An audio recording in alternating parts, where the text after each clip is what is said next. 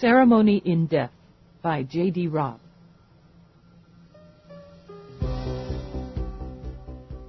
Death surrounded her. She faced it daily, dreamed of it nightly, lived with it always. She knew its sounds, its scents, even its texture. 10 years as a cop hadn't hardened her toward it. A decade on the force hadn't made her accept it. When she looked death in the eye, it was with the cold steel of the warrior. Eve Dallas looked at death now, and she looked at one of her own. Frank Wojcinski had been a good cop, solid. Some would have said plodding. He'd been affable, she remembered, a man who hadn't complained about the bilge disguised as food at the NYPSD eatery, or the eye-searing paperwork the job generated, or, Eve thought, about the fact that he'd been 62 and had never made it past the rank of detective sergeant. He'd been on the pudgy side and had let his hair gray and thin naturally. It was a rare thing in 2058 for a man to bypass body sculpting and enhancements. Now, in his clear-sided view casket, with its single spray of mournful lilies, he resembled a peacefully sleeping monk from an earlier time. A family man, she thought, one who left behind great grief. Indeed, she could think of no one who had known Frank Wojcinski who hadn't loved him. He had died with half his life still ahead of him, died alone when the heart everyone had thought so huge and so strong had just stopped. God damn it. Eve turned, laid a hand on the arm of the man who stepped up beside her. I'm sorry, Feeney. He shook his head, his droopy camel's eyes filling with misery. On the job could have been easier. I could handle line of duty. But to just stop, to just check out in his easy chair watching arena ball on the screen, it's not right, Dallas. A man's not supposed to stop living at his age. I know. Not knowing what else to do, Eve draped an arm over his shoulder and steered him away. He trained me, looked after me when I was a rookie, never let me down. Pain radiated through him and glinted dully in his eyes, wavered in his voice. Frank never let anyone down in his life. I know, she said again, because there was nothing else that could be said. She was accustomed to Feeney being tough and strong. The delicacy of his grief worried her. She led him through the mourners. The viewing room was packed with cops as well as family. I haven't talked to Sally yet. My wife's with her. I just can't do it. It's all right. I haven't talked to her either. Since she had nothing to do with her hands, Eve poured a cup of coffee for herself that she didn't intend to drink. Everybody shook up by this. I didn't know he had a heart problem. Nobody did, Feeney said quietly. Nobody knew. She kept a hand on his shoulder as she scanned the overcrowded, overwarm room. When a fellow officer went down in the line of duty, cops could be angry. They could be focused, fix their target. But when death snuck in and crooked a capricious finger, there was no one to blame and no one to punish. It was helplessness she felt in the room and that she felt in herself. You couldn't raise your weapon to fate or your fist. Why don't we go talk to the family together? Feeney nodded. He liked you, Dallas. That kid's got balls of steel and a mind to match, he used to tell me. He always said if he was ever jammed, you'd be the one he'd want guarding his back. It surprised and pleased her, and it simultaneously added to her sorrow. I didn't realize he thought of me that way. He thought of you that way. So do I. While she blinked at him, Feeney squared his hunched shoulders. Let's talk to Sally and the kids. They slipped through the crowd, jammed together in a room oppressed with dark simulated wood, heavy red draperies, and the funereal smell of too many flowers crammed into too small a space. Ryan. Sally held out her hands and lifted her cheek to Feeney's. I'm so glad you're here, she murmured. I'll miss him. We'll all miss him. Feeney patted her back awkwardly before drawing away. You know, if there's anything... I know. Her lips curved slightly, and she gave his hand a quick and comforting squeeze before turning to Eve. I appreciate your coming, Dallas. He was a good man, a solid cop. Yes, he was. Recognizing it as high tribute, Sally managed to smile. He was proud to serve and protect. Commander Whitney and his wife are here, and Chief Tibble, and so many others. Her gaze drifted blindly around the room. So many. He mattered. Frank mattered. Of course he did, Sally. Feeney shifted from foot to foot. You know about the Survivors Fund. She smiled again, patted his hand. We're fine there, don't worry. Dallas, I don't think you really know my family. Lieutenant Dallas, my daughter, Brenda. Short, with rounded curves, Eve noted, as they clasped hands. Dark hair and eyes, a bit heavy in the chin. Took after her father. My son, Curtis. Slim, small-boned, soft hands, eyes that were dry but dazed with grief. My grandchildren. There were 5 of them. The youngest, a boy of about 8, with a pug nose dashed with freckles. He eyed Eve consideringly. How come you've got your zapper on? Flustered, Eve tugged her jacket over her sidearm. I came straight from Cop Central. I didn't have time to go home and change. Pete? Curtis shot Eve an apologetic wince. Don't bother the lieutenant. If people concentrated more on their personal and spiritual powers, weapons would be unnecessary. I'm Alice. A slim blonde in black stepped forward. She'd have been a stunner in any case, Eve mused, but having sprung from such basic stock, she was dazzling. Her eyes were a soft, dreamy blue, her mouth full and lush and unpainted. Alice, you're such a zip-head. She flicked a cool glance over her shoulder toward a boy of about 16. My brother Jamie, she said in a silky voice. He still thinks name-calling deserves a reaction. My grandfather spoke of you, Lieutenant Dallas. I'm flattered. Your husband isn't with you tonight? Eve arched a brow. Not just grief, she deduced, but nerves. It was easy enough to recognize the signals, but they weren't clear. The girl was after something, she mused. But what? No, he's not. She shifted her gaze back to Sally. He sends his sympathies, Mrs. Wojcinski. He's off-planet. Frank won't be forgotten, she said, offering her hand. She started to step back, but Alice laid a hand on her arm and leaned close. It was interesting meeting you, Lieutenant. Thank you for coming. Eve inclined her head and slipped back into the crowd. Casually, she reached into the pocket of her jacket and fingered the slip of paper Alice had pushed inside. It took her another 30 minutes to get away. She waited until she was outside and in her vehicle before she took the note out and read it. Meet me tomorrow, midnight, Aquarian Club. Tell no one. Your life is now at risk. In lieu of a signature, there was a symbol, a dark line running in an expanding circle to form a sort of maze. Nearly as intrigued as she was annoyed, Eve stuffed the note back in her pocket and started home. Because she was a cop, she saw the figure, draped in black, hardly more than a shadow in the shadows. And because she was a cop, she knew he was watching her. Whenever Roarke was away, Eve preferred to pretend the house was empty. Both she and Somerset, who served as Rourke's chief of staff, did their best to ignore the other's presence. The house was huge, a labyrinth of rooms, which made it a simple matter to avoid one another. She stepped into the wide foyer, tossed her scarred leather jacket over the carved newel post because she knew it would make Somerset grind his teeth. He detested having anything mar the elegance of the house, particularly her. She took the stairs, but rather than go to the master bedroom, she veered off to her office suite. If Roarke had to spend another night off-planet as expected, she preferred to spend hers in her relaxation chair rather than in their bed. She often had bad dreams when she slept alone.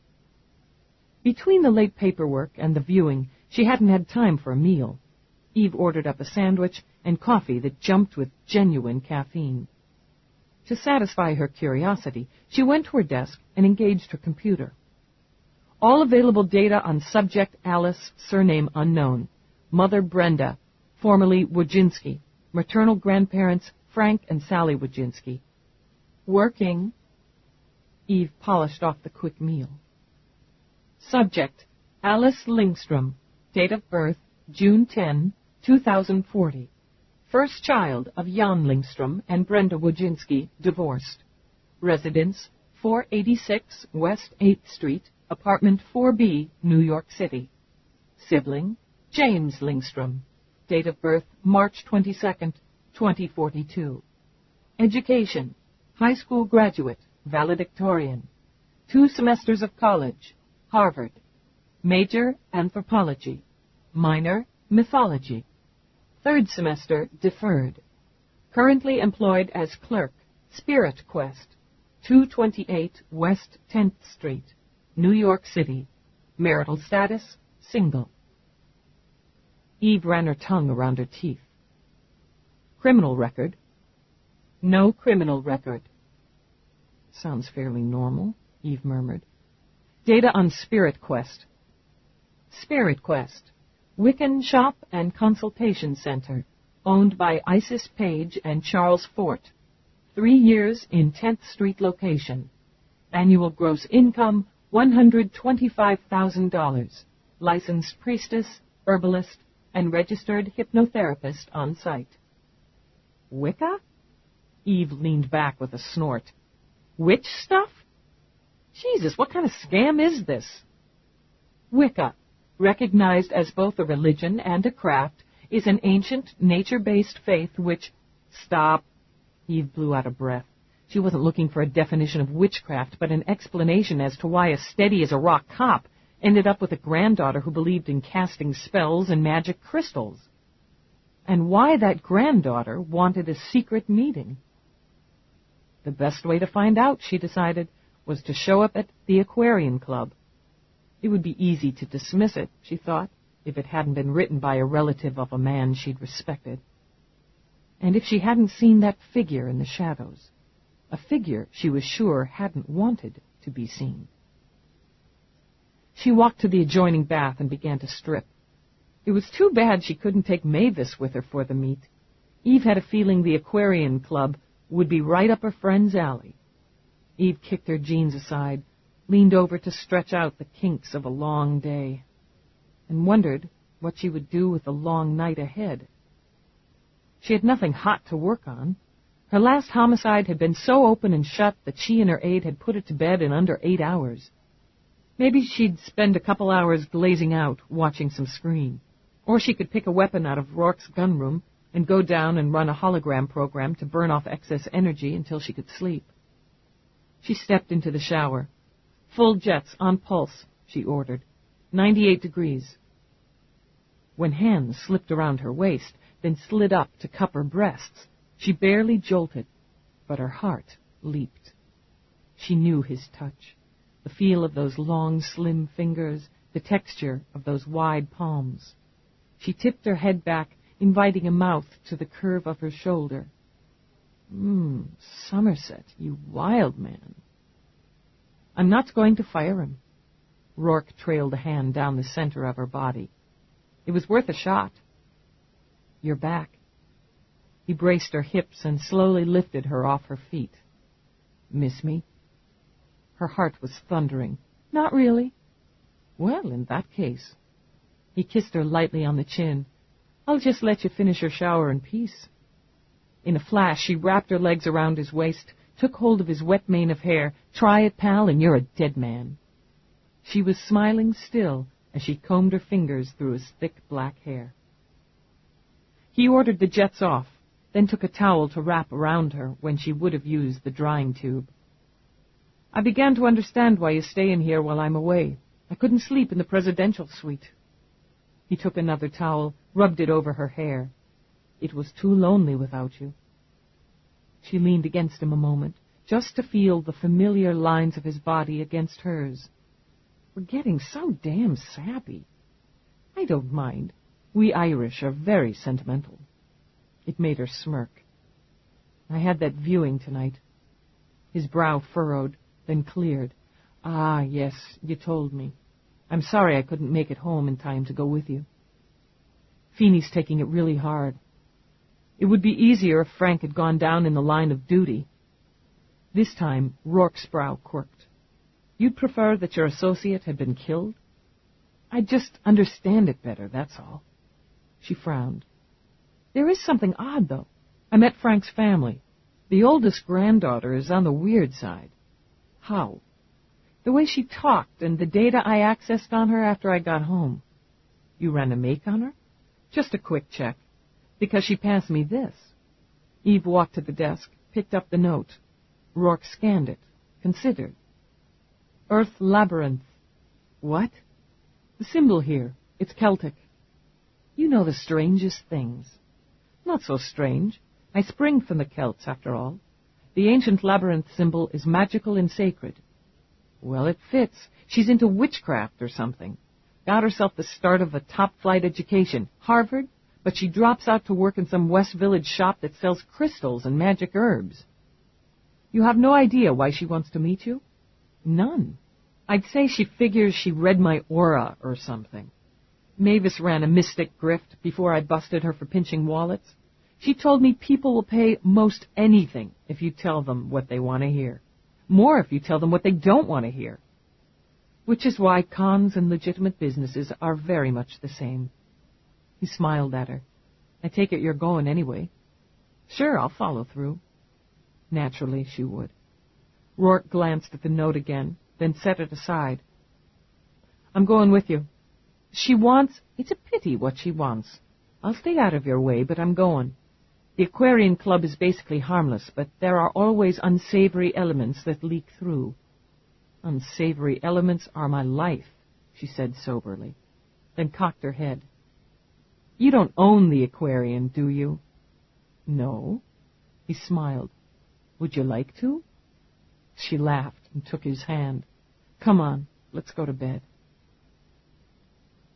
By the time Eve was elbow-deep in paperwork the next morning, it seemed like a good time to take a few hours and organize her office. Or rather, to delegate Peabody to organize it. How can your files be this skewed? Peabody demanded. Her earnest square face expressed deep remorse and disappointment. I know where everything is, Eve told her. I want you to put everything where I'll still know where it is, but where it also makes sense for it to be. Too tough an assignment, officer? I can handle it. Peabody rolled her eyes behind Eve's back. Sir.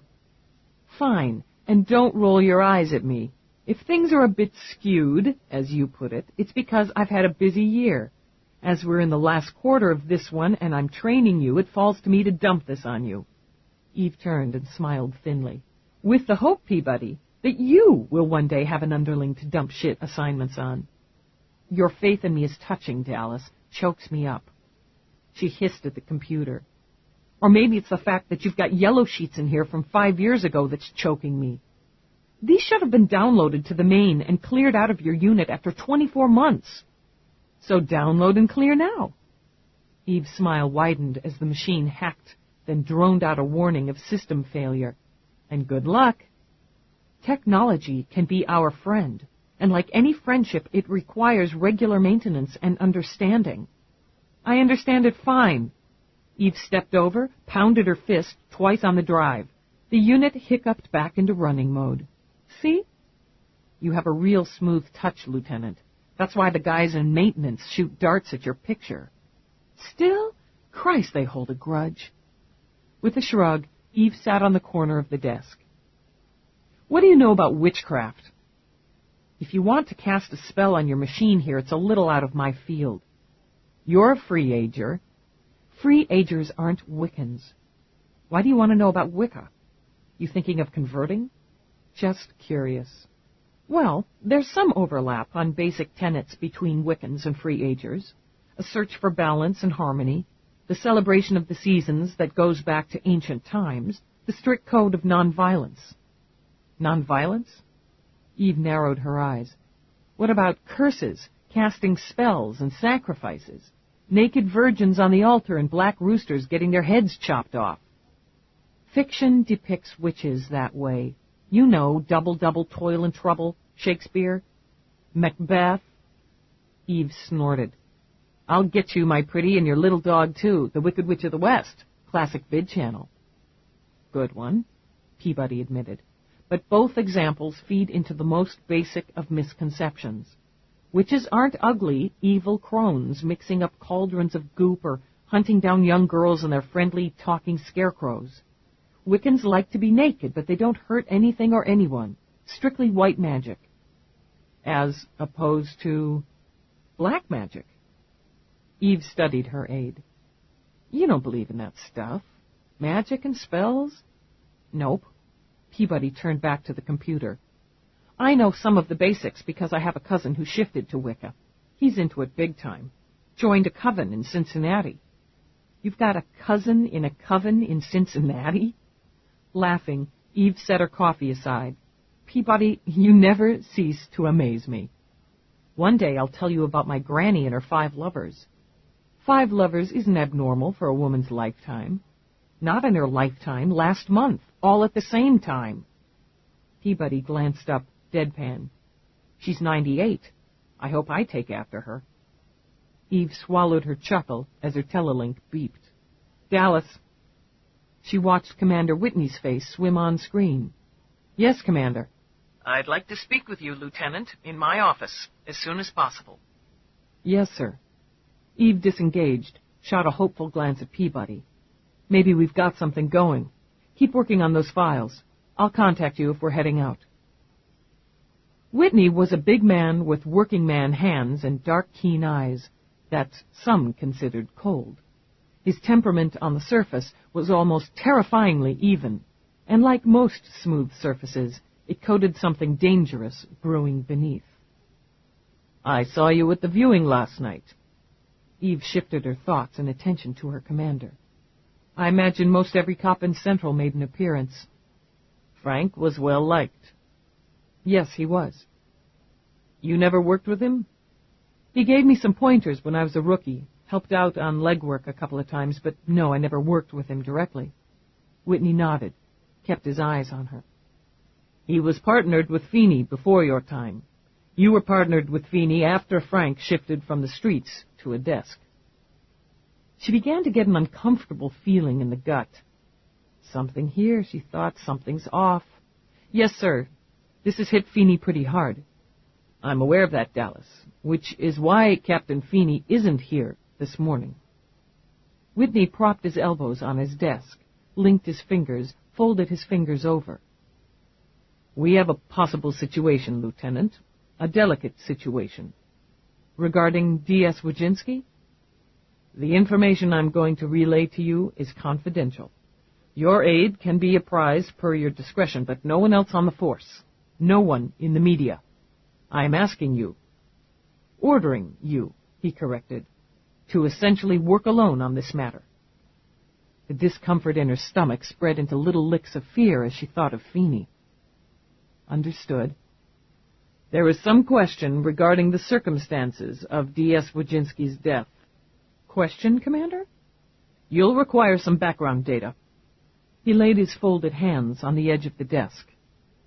It has come to my attention that D.S. Wojcinski was either pursuing an investigation of his own off the clock or involved with illegals. Drugs? Frank? Nobody was cleaner than Frank. Whitney didn't so much as blink. On September 22nd of this year, D.S. Wojcinski was spotted by an undercover illegals detective allegedly conducting business in a suspected chemical distribution center. The Athame is a private club, religious in theme, which offers its members group and individual ritual services and is licensed for private sexual functions. The illegals division has had it under investigation for nearly 2 years. Frank was seen making a buy. Eve said nothing. This situation was subsequently reported to me. I questioned Frank, and he was not forthcoming. Frankly, Dallas, the fact that he would neither confirm nor deny seemed very out of character, and it worried me. I ordered him to submit to a physical, including a drug scan, and advised him to take a week's leave. He agreed to both. The scan was clear.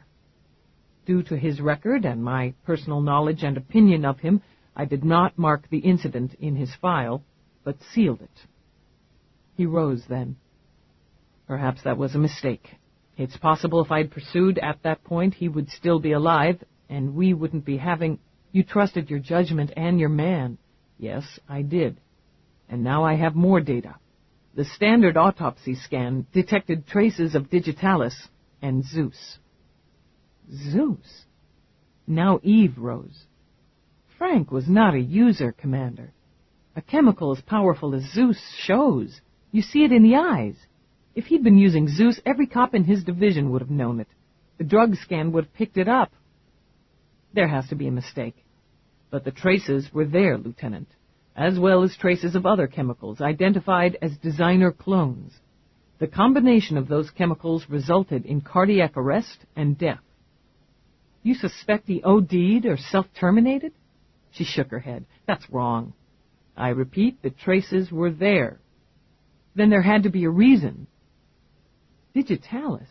She frowned. That's heart medicine, isn't it? You said he'd had a physical a couple of weeks ago. Why didn't it show he had heart trouble?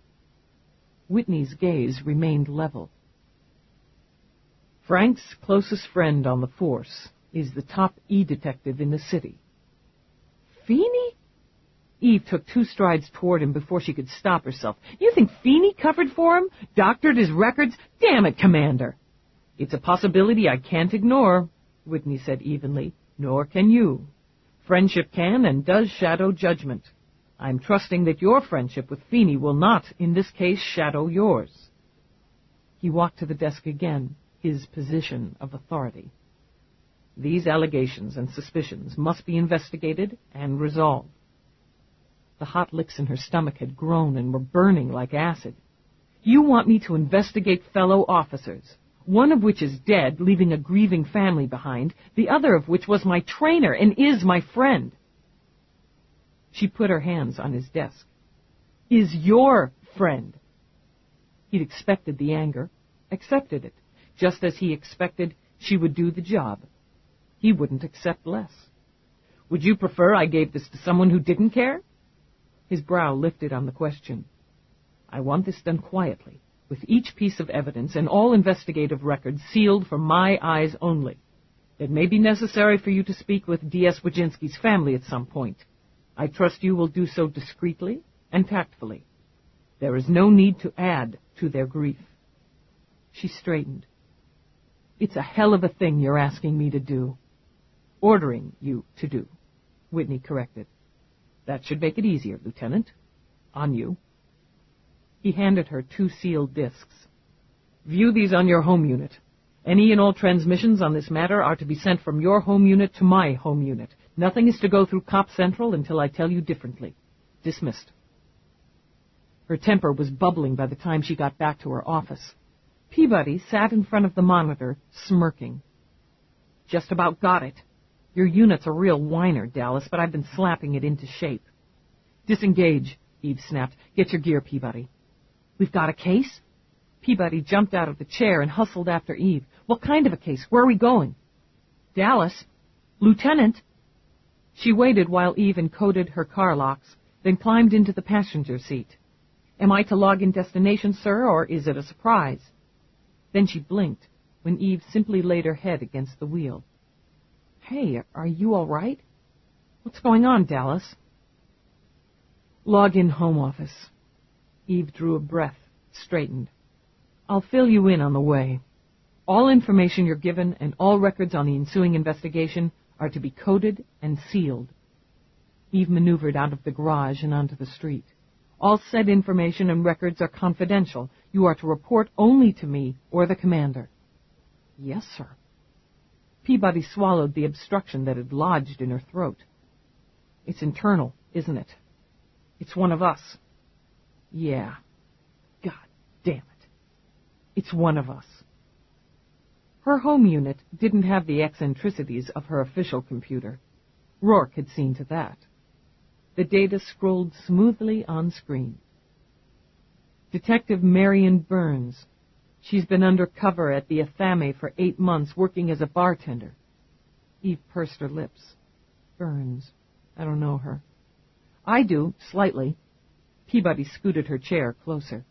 I met her when I was, during the Casto thing. She struck me as a solid, eyes-on-the-job sort. If memory serves, she's third-generation cop. I don't know why she'd have fingered D.S. Wojcinski. Maybe she reported what she saw. Or maybe it was something else. We'll have to find out.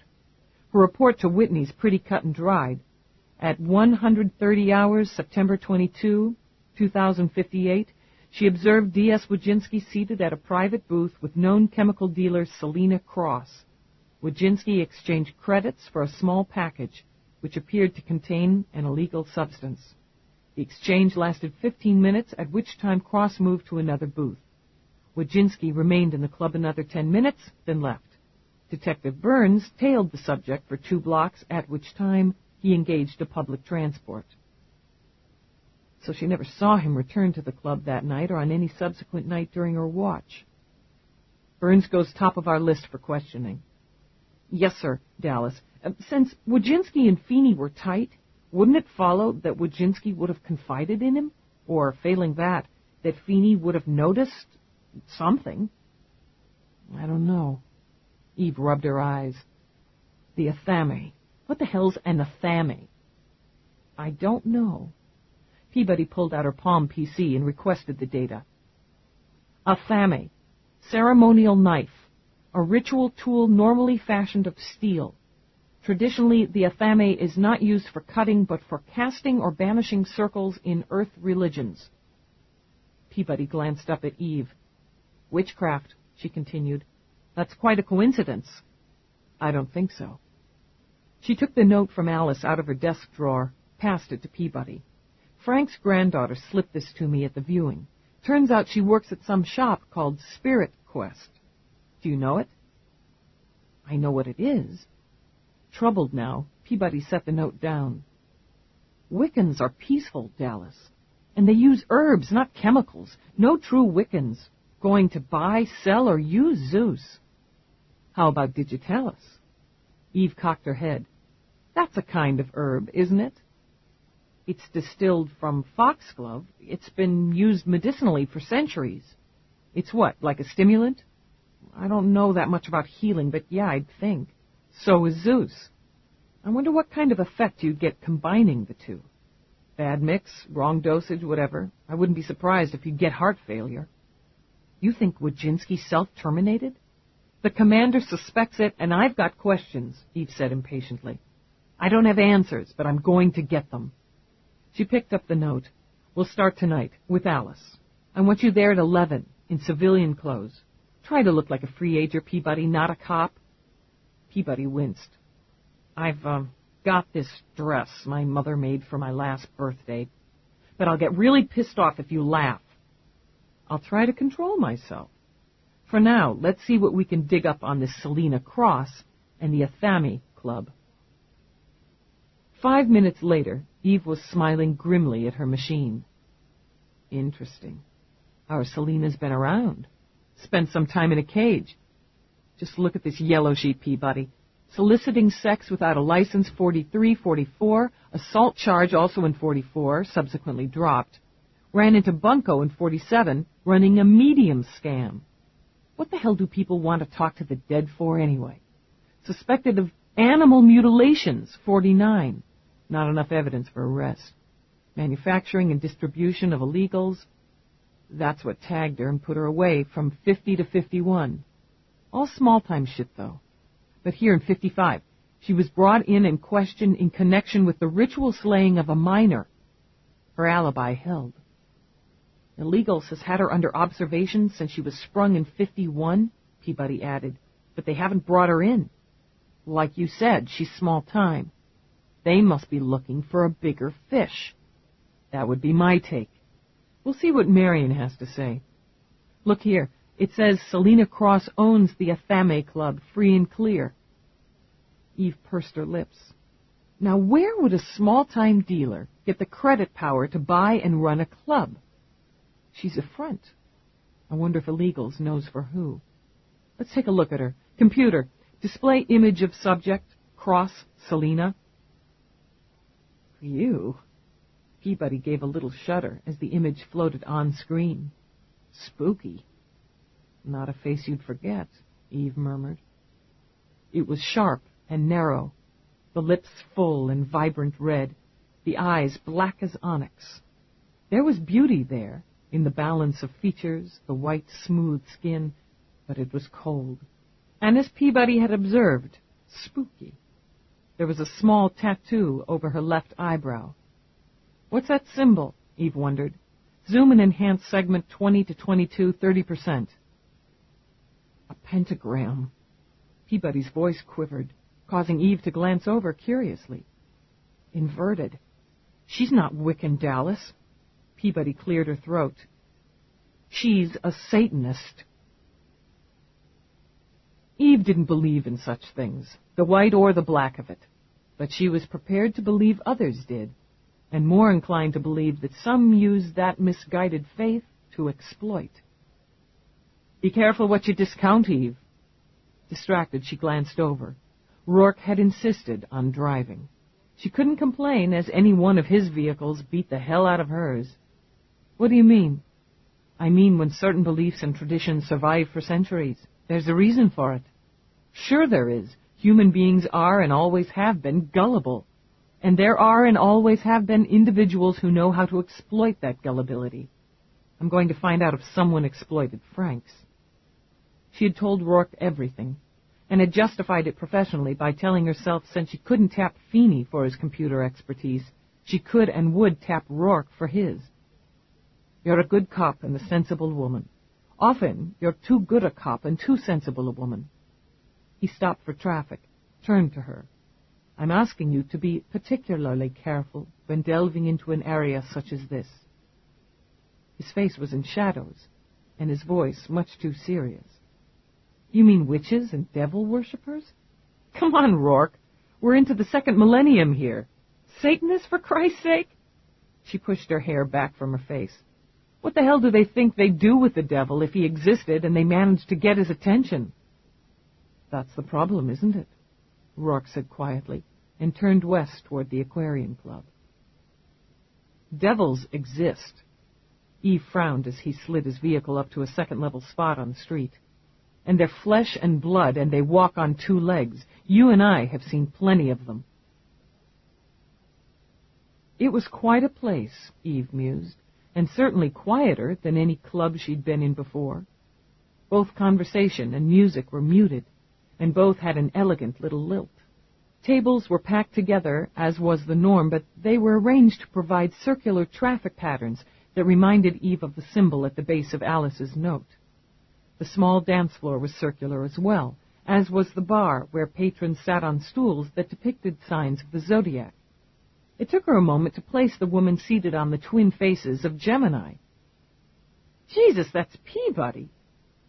Roarke shifted his gaze, focused on the woman in a long, sweeping dress in swirling hues of blue and green. 3 long strands of beads sparkled to her waist, and earrings of various red metals jingled beneath the fringes of her straight, cropped hair.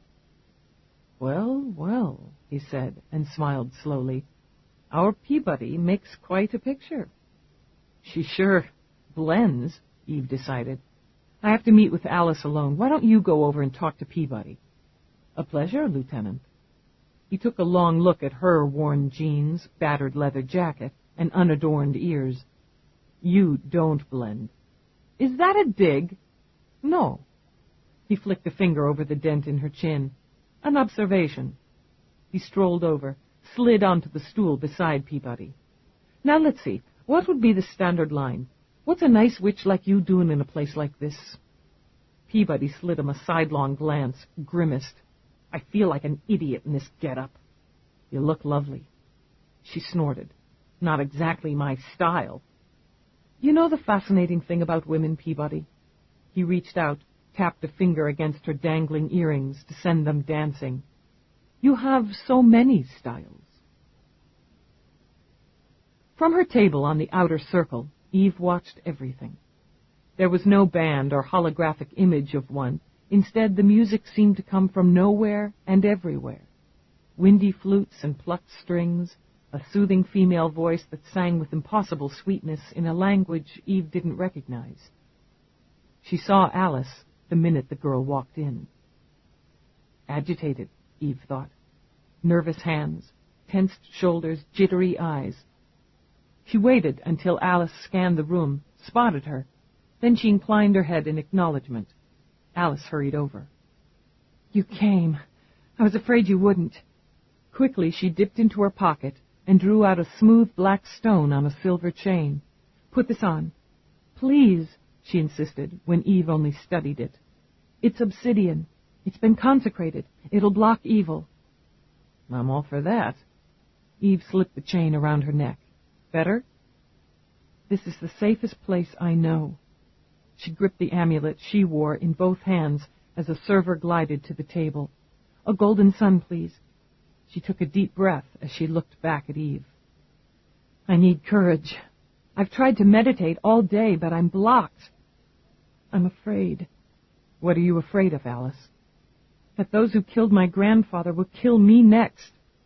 "Who killed your grandfather?" "Evil killed him. Killing is what evil does best." "You won't believe what I tell you. You're too grounded in what can be seen only with the eyes." She accepted the drink from the server, closed her eyes a moment as if in prayer, then slowly lifted the cup to her lips. "But you won't ignore it either. You're too much a cop." "I don't want to die," Alice said, and set her cup down. That, Eve thought, was the first sensible statement she'd heard. The fear was genuine enough, she decided, and unmasked tonight. At the viewing, Alice had been careful to slick on a layer of composure and calm. For her family, Eve realized. "Who are you afraid of, and why?" "I have to explain. All of it. I have to purge before I can atone. My grandfather respected you, so I come to you in his memory. I wasn't born a witch." "Weren't you?" Eve said dryly. "Some are, and some, like me, are simply drawn to the craft. I became interested in Wicca through my studies, and the more I learned, the more I felt a need to belong. I was drawn to the rituals, the search for balance, the joy, and the positive ethics. I didn't share my interests with my family. They wouldn't have understood." She dipped her head. "I enjoyed the secrecy of that, and was still young enough to find the experience of going sky-clad at an outdoor celebration slightly wicked. My family," she lifted her head again, "they're conservative, and a part of me simply wanted to do something daring." "A small rebellion?" "Yes, that's true, if I had left it at that." Alice murmured, "If I had truly accepted my initiation into the craft and what it meant, everything would be different now. I was weak, and my intellect too ambitious."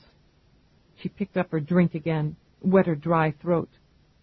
"I wanted to know, to compare and analyze, rather like a thesis, the contrasts of white and black magic. How could I fully appreciate the one without fully understanding its antithesis? That was my rationale." "Sounds logical." "False logic," Alice insisted. "I was deluding myself. The ego and the intellect are so arrogant. I would study the black arts on a purely scholarly level. I'd talk to those who'd chosen the other path and discover what had turned them away from the light. It would be exciting." She smiled tremulously.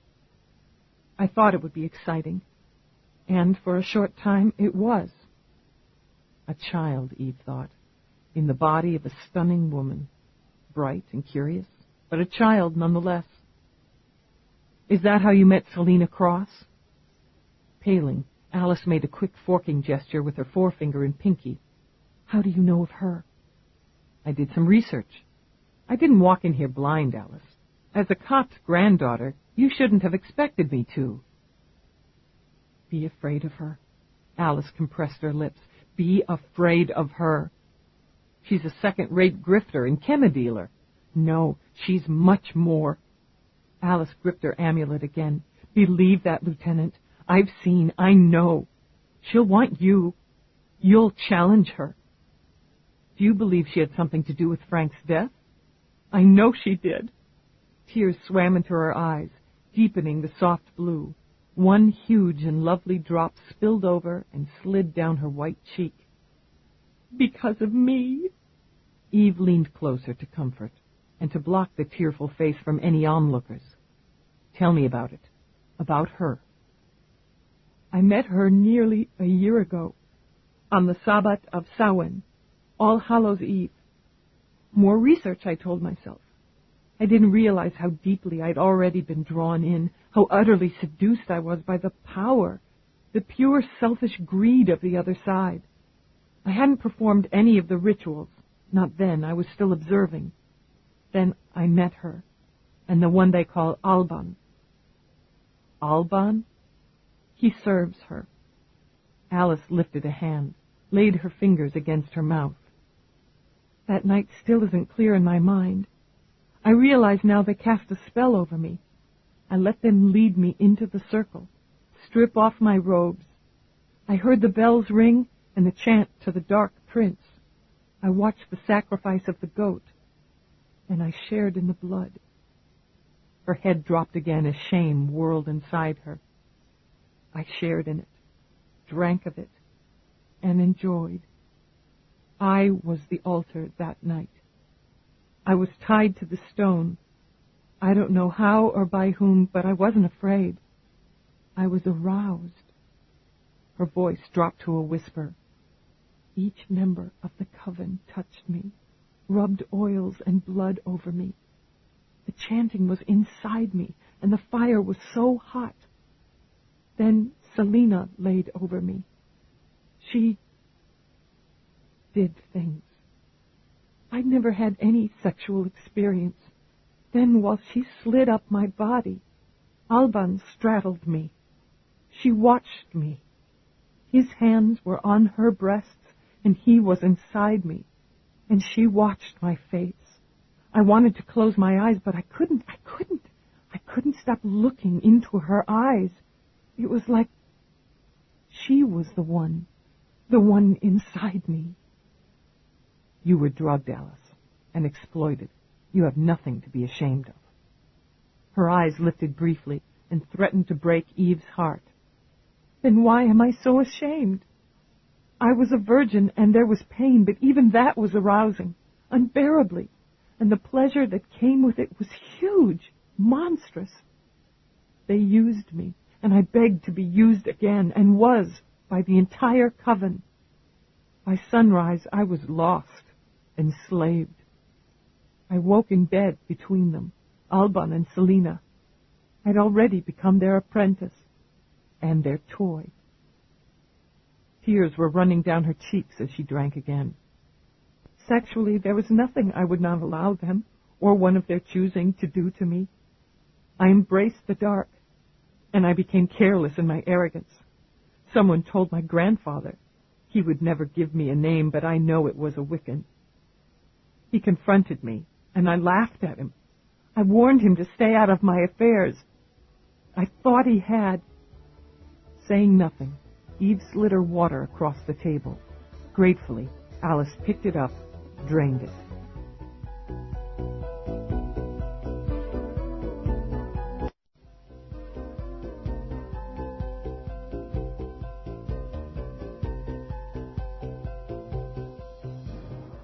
Saying nothing, Eve slid her water across the table.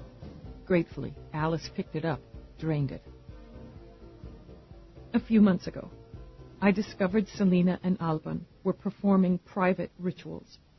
I'd come down from college a day early. I went to their house, and I heard the ceremonial chant. I opened the door of the ritual room. They were there together, performing a sacrifice. Her hand shook. Not a goat this time, but a child, a young boy. Eve's hand closed tight over Alice's wrist. You saw them murder a child? Murder is too tame a word for what they did. The tears dried up in horror. Don't ask me to tell you. Don't ask me that. She would have to, Eve knew, but it could wait. Tell me what you can. I saw Selina, the ritual knife, the blood, the screams. It was too late to stop it. She looked at Eve again, those swimming eyes begging to be believed in this one thing. I was too late to do anything for the boy, even if I'd had the power or the courage to try. You were alone, shocked, Eve said carefully. The woman was armed. The boy was dead. You couldn't have helped him. For one long moment, Alice stared at her, then covered her face with her hands. I tried to believe that. I ran away. I just ran. You can't change it. Eve kept her hand on Alice's wrist, but her grip gentled. You can't go back and change it. You have to live with what is. I know. Isis tells me that. Alice took a shuddering breath, lowered her hands. They were engrossed in their work and never saw me, or I pray they never saw me. I didn't go to my grandfather or the police. I was terrified, sick. I don't know how much time went by, but I went to Isis, the high priestess who had initiated me into Wicca. She took me in. Even after all I'd done, she took me in. You didn't tell Frank what you'd seen? Alice winced at the bite in Eve's voice. Not then. I spent time in reflection and purification. Isis performed several cleansing rites and auric healings. Isis and I felt it best that I stay in seclusion for a while, concentrate on finding the light and atonement. Alice, you saw a child murdered and told no one but your neighborhood witch? I know how it sounds. Her lip quivered. The child's physical being was beyond help. I could do nothing for him but pray for the safe passage of his soul to the next plane. I was afraid to tell Grandpa, afraid of what he might do and what Selina would do to him. When I did go to him last month, I told him everything. Now he's dead, and I know she's responsible. How do you know? I saw her. Wait. Eyes narrowed, Eve held up a hand. You saw her kill him? No. I saw her outside my window. I looked out the night he died, and she was standing there, looking up at me. The call came from my mother to tell me Grandpa was dead, and Selina smiled. She smiled and she beckoned to me. Alice buried her face in her hands again. She sent her forces against him, used her power to stop his heart, because of me.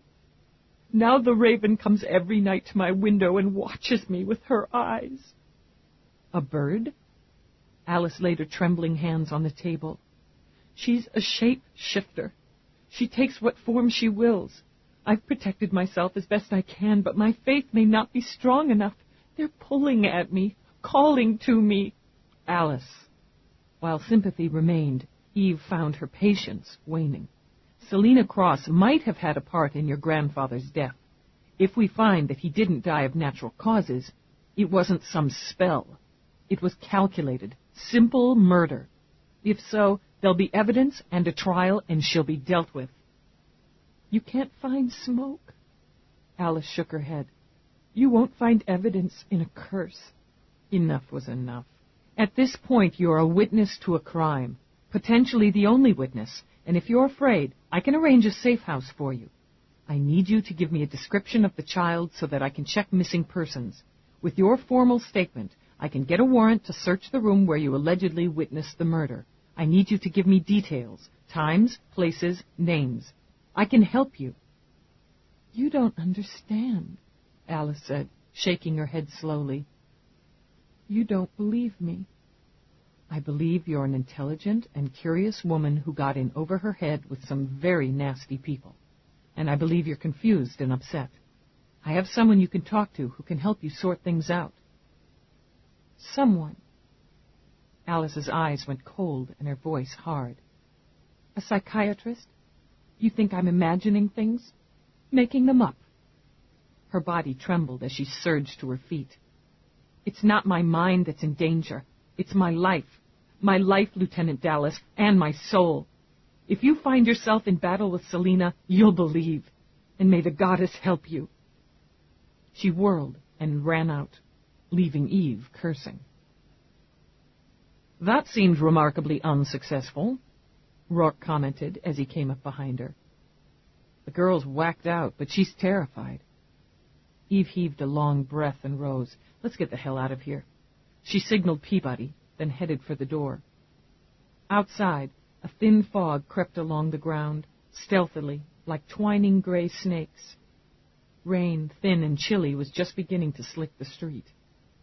There she is, Eve murmured when she caught sight of Alice rushing around the corner. Headed south. Peabody Taylor. Make sure she gets home safe. Got her. Peabody headed off at a half-trot. That kid's a mess, Roarke.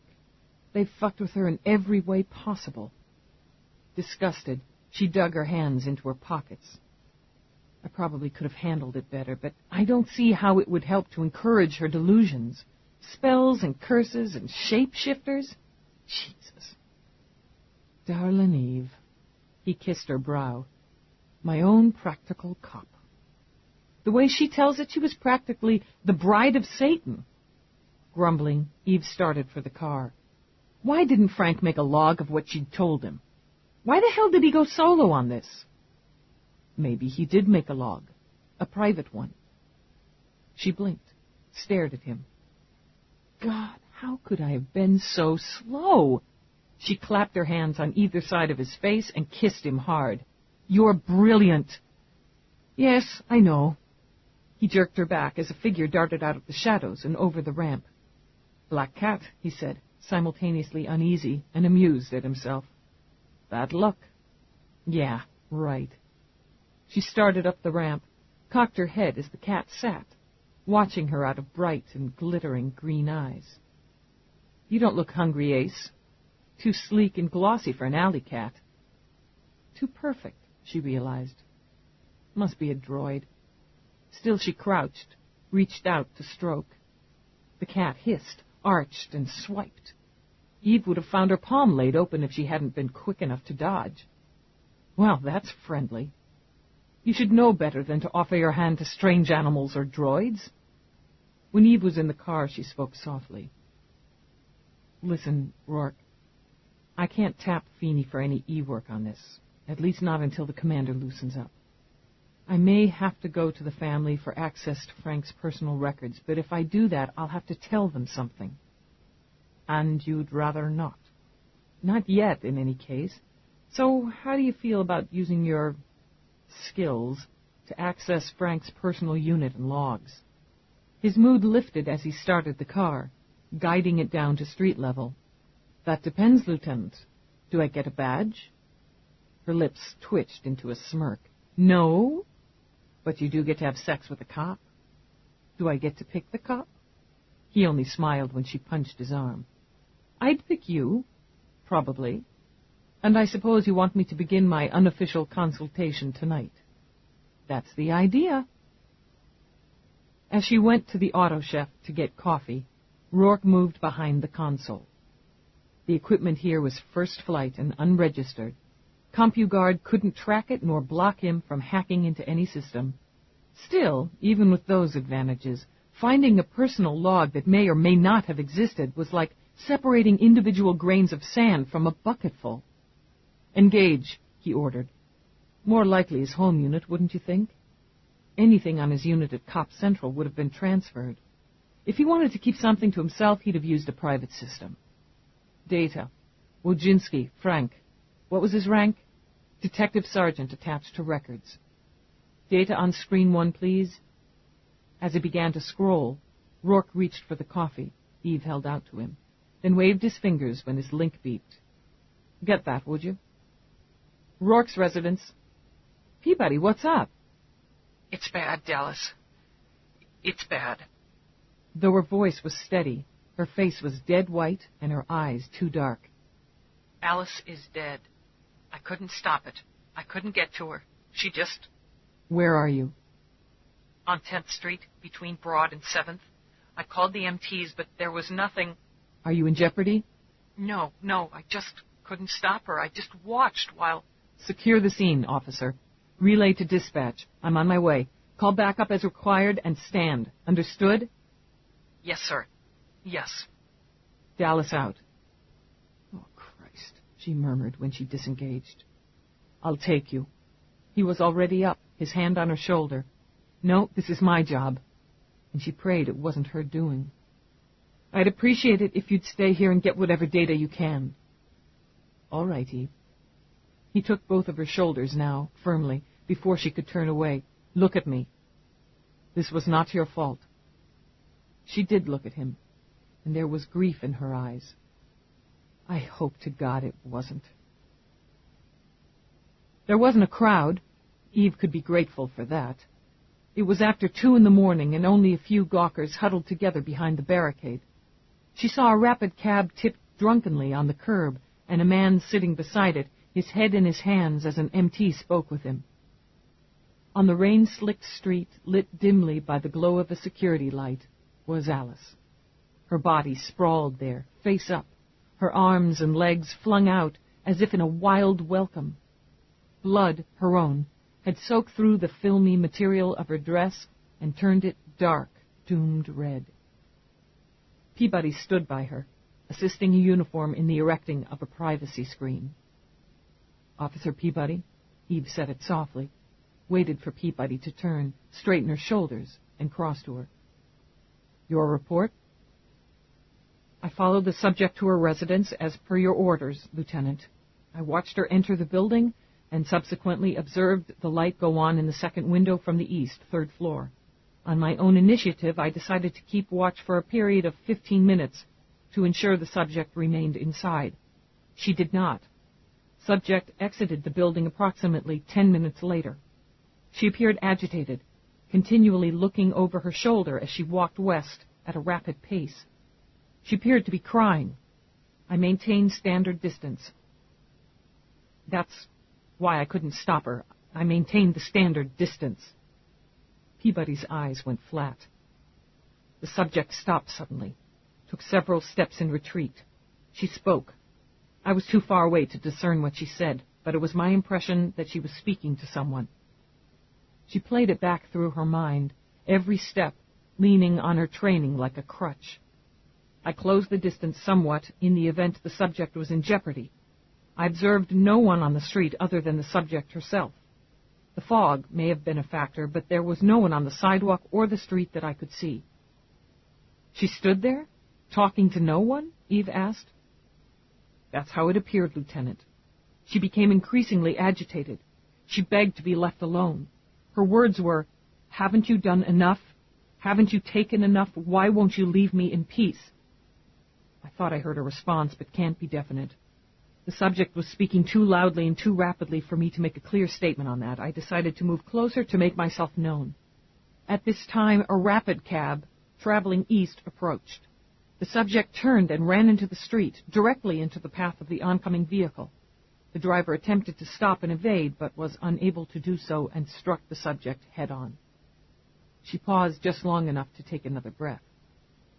Road conditions were fair to poor and played a minor factor. Even with optimum conditions, it would be my opinion the driver would have been unable to avoid the collision. Understood. Continue. I reached the body within seconds, and though I observed that she was already dead, I called for the medical technicians, then utilized the portal link in my bag and reached you at home to report the situation. Following your orders, I relayed to dispatch and requested a uniform, then secured the scene.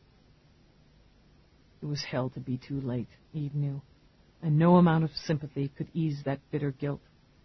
So she offered none. Very well, officer. That's the driver? Yes, Lieutenant. Arrange for his vehicle to be taken in for analysis, then consult with the MTs and find out if he's in shape to give a statement. Yes, sir. Opening her field kit, Eve crouched down to do her job. It wasn't homicide. Technically, Eve should have turned the matter over to traffic after Peabody's report and ensuing statement from the weeping cabbie, but she watched Alice's body being loaded into the morgue wagon and knew she had no intention of doing so.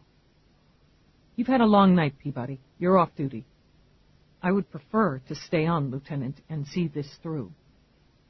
You won't help her unless you see it through objectively. I can do my job, sir. My feelings are my own business. Eve hitched up her field kit, took a long look at her aide. Yes, they are. Just don't let them get in my way. She took her recorder out of her kit, held it out to Peabody. On record, officer. We'll examine the subject's residence. Do you intend to notify the next of kin, sir? When we're done here. They headed east, back to Alice's building. She hadn't gotten far, Eve thought. Barely a block. What had driven her back out? And what had driven her into the path of the cab? There were 3 apartments on the 3rd floor, and Eve used her master to gain entrance. Dallas, Lieutenant Eve and Aide Peabody, Officer D, entering residence of deceased for standard examination. Lights, she ordered, then frowned when the room remained dark. Peabody reached around the door, flicked a switch. She must have preferred manual to voice-activated. The room was cluttered and colorful. Pretty scarves and throws were draped over chairs, tables. Tapestries depicting attractive naked people and mythological animals romped over the walls. Candles were everywhere, on tables, on shelves, on the floor, as were bowls of colored stones, of herbs, of dried flower petals. Chunks and wands of crystal, sparkling clean, crowded every flat surface. She liked pretty things, Eve observed, and lots of them. Eve stepped onto a small area rug with the face of a smiling sun. It's cluttered, but tidy in its way, no sign of disturbance or struggle. Struggle? You said she was agitated, crying when she came back out. There's the possibility someone was here when she got home, someone who upset or frightened her. We'll check the security logs. Eve engaged the link, requested a replay of the last call transmitted or received, and the room filled with low, rhythmic chanting. What the hell is that? I don't know. Uneasy, Peabody stepped closer. Replay, Eve demanded. Hear the names and fear them. Loki, Beelzebub, Baphomet. I am annihilation. I am revenge. In nomine Dei nostri Santanas Luciferi excelsi. Vengeance for you who strayed from the law. Hear the names and fear. Stop. Eve gave a quick, involuntary shudder. Beelzebub, that's devil shit, isn't it? The bastards were playing with her, tormenting her, and she was already on the edge. No wonder she ran out of here. Where were you, you son of a bitch? Where were you? Location of last transmission, display. Her mouth thinned as she read the data. 10th and 7th. Right down the goddamn street. Probably a public link. Fuckers. She was headed right for them. There wasn't anyone there. But Peabody was watching Eve's face now, and the fury that fired in her eyes. Even with the fog, the rain, I would have seen someone if they'd been laying for her. There wasn't anything there but a cat. Eve's heart took a jump. A what? Just a cat. I caught a glimpse of a cat, but there was no one on the street. A cat. Eve walked to the window. Suddenly she felt the need for a good gulp of air. There, on the sill, she saw the long black feather. And a bird, she murmured. She took out tweezers, held the feather up to the light. We've still got the occasional crow in New York. A crow's the same thing as a raven, isn't it? More or less, I think. Bag it, Eve ordered. I want it analyzed. Next of kin would be Brenda Wojcinski, mother. Run that for an address. Yes, sir. Eve thought that a cop's daughter knew when another cop knocked on the door at 5 a.m.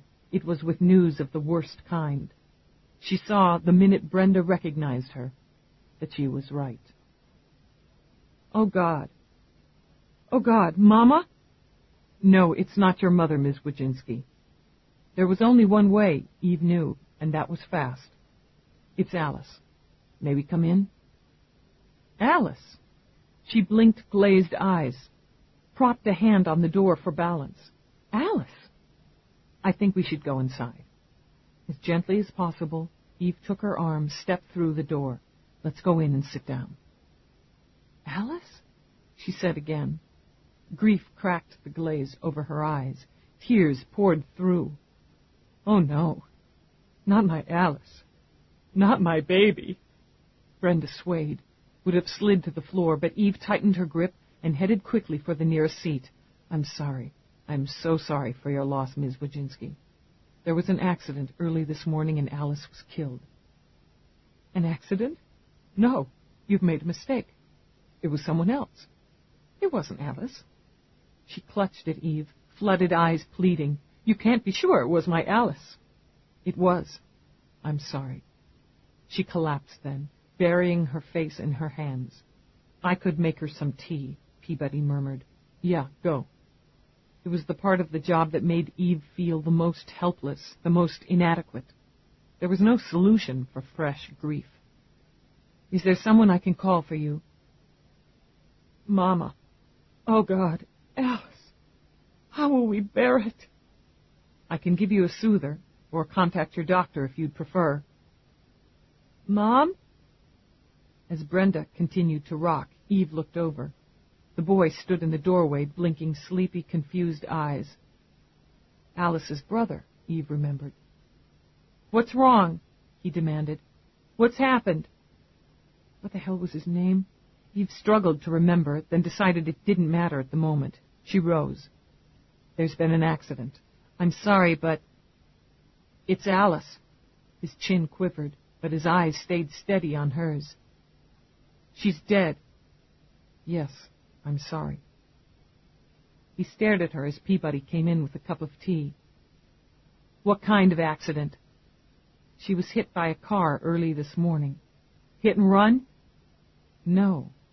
Eve watched him carefully, considering. She stepped into the path of a cab. The driver was unable to stop. We're in the process of analyzing his vehicle and scene, but there was a witness who corroborates the driver's statement. I don't believe he was at fault. He didn't attempt to flee the scene, and his driving record is clean. The boy simply nodded, dry-eyed, while his mother's weeping filled the room. I'll take care of her. It'd be best if you left us alone now. All right. If you have any questions, you can reach me at Cop Central. I'm Lieutenant Dallas.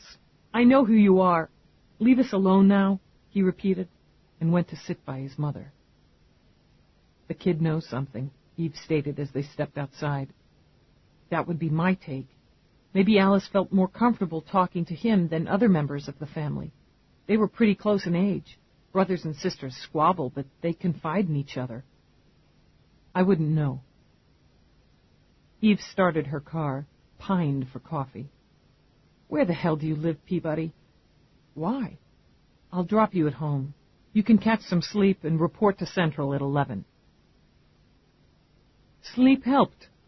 So did the hot shower and the food Roarke ordered up. Eve shoveled eggs into her mouth as she studied the data he'd unearthed on screen.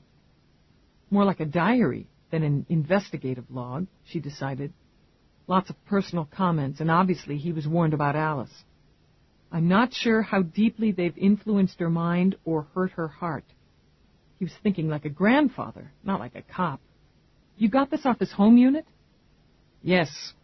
He had it coded and passkeyed. I suspect he didn't want his wife stumbling across it. His personal thoughts and worries aren't going to be a lot of help. I need to know what he found out and how far his private investigation went before he died. There's more. Roarke scrolled over dates. There, he talks about tailing Selina Cross and lists some of her associates. But there's nothing there. He suspects she's dealing illegals. He believes she's holding unacceptable ceremonies in her club and perhaps her home. He observes suspicious characters coming and going, but he bases it all on emotion. No facts. Frank had been off the streets too long. She set her plate aside and rose. If he didn't want to involve cops, why the hell didn't he at least hire a PI to handle the legwork? Wait, what's this? Frowning, she stepped closer to the screen. She read, I think she made me. Can't be sure, but it's almost as though she's leading me along now. I'm going to have to make a move soon. Alice is terrified, begging me to stay away from Cross and from her. The poor kid spends too much time with that Isis character. Isis may be a harmless weirdo, but she can't be a good influence on Alice. I've told Sally I'm working late. Tonight I'm going in. Cross spends Thursday nights at the club. The apartment should be empty. If I can get inside and find anything at all to prove Alice saw a child murdered, I can report to Whitney anonymously. She's going to pay for what she and her filthy lover did to my little girl. One way or the other, she's going to pay. Christ. Nighttime breaking and entering? Illegal search and seizure? Frustrated, Eve dragged both hands through her hair. What the hell was he thinking? He had to know that anything he found would get tossed out in court. He'd never nail them this way. I have a feeling he wasn't worried about court, Eve. He wanted justice. And now he's dead, isn't he? And so's Alice. Where's the rest? Roarke scrolled to the last entry. She read, "Security's too tight on the building. Couldn't get through it. I've been off the streets too damn long. I may have to tag someone to help me on this after all. I'm going to see that witch pay if it's the last thing I do." That's all on this. That entry was logged the night before he died. There may be more under a different code. So he hadn't made her pay, Eve thought. And he hadn't had time to get help. Not enough time, she thought again, with twin surges of relief and sorrow. The entries went a long way toward clearing both Frank and Feeney. But you don't think so? You don't think there's anything else? No, I don't. There's the timing, of course. And he wasn't that clever with electronics, Roarke explained. It was child's play to find this. Still, we'll look. It'll take some time to break through if there's anything there. And it'll have to be later. I have several meetings this morning. She turned to him. Odd. She realized she'd forgotten for a moment he wasn't working with her. His business and the direction of it was in a much different sphere from hers. So many billions, so little time. How true. But I should be able to fiddle a little bit more this evening. I'm taking up a lot of your time. You are, indeed. And the payment will be your time, Lieutenant. A day or two away when we can both manage it. She kissed him lightly. I'll let you know if I'm going to be late. Do that, he murmured, and watched her go. No drugs, Eve stated, as she looked over the toxicology report on Alice. No alcohol. She wasn't under the influence. But you heard her talking to someone who wasn't there, and she runs out into the path of an oncoming cab. She's worked herself up into a state of terror, then was triggered by the chanting on the phone. They knew how to get to her, how to manipulate her. It's not illegal to chant over a link. No, Eve considered, but it is illegal to threaten to harm over a public transmitter. That's reaching, Peabody returned. And it's only a misdemeanor. It's a start. If we manage to tie the transmission to Selena Cross, we can hassle her. In any case, I think it's time we met. How about a little trip to hell, Peabody? I've been dying to go. Who isn't? But before she could rise, Feeney burst into her office. His eyes were shadowed, his face unshaven. Why are you primary on Alice's case? A traffic accident? Why the hell is a homicide lieutenant handling a traffic fatality? Feeney, she was my goddaughter. You didn't even call me. I heard it on the goddamn news. I'm sorry. I didn't know. Sit down, Feeney. He jerked away when she touched his arm.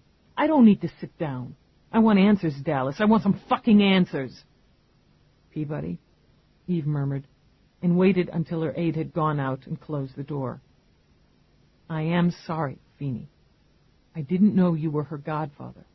I spoke to her mother and assumed they would let the rest of the family know.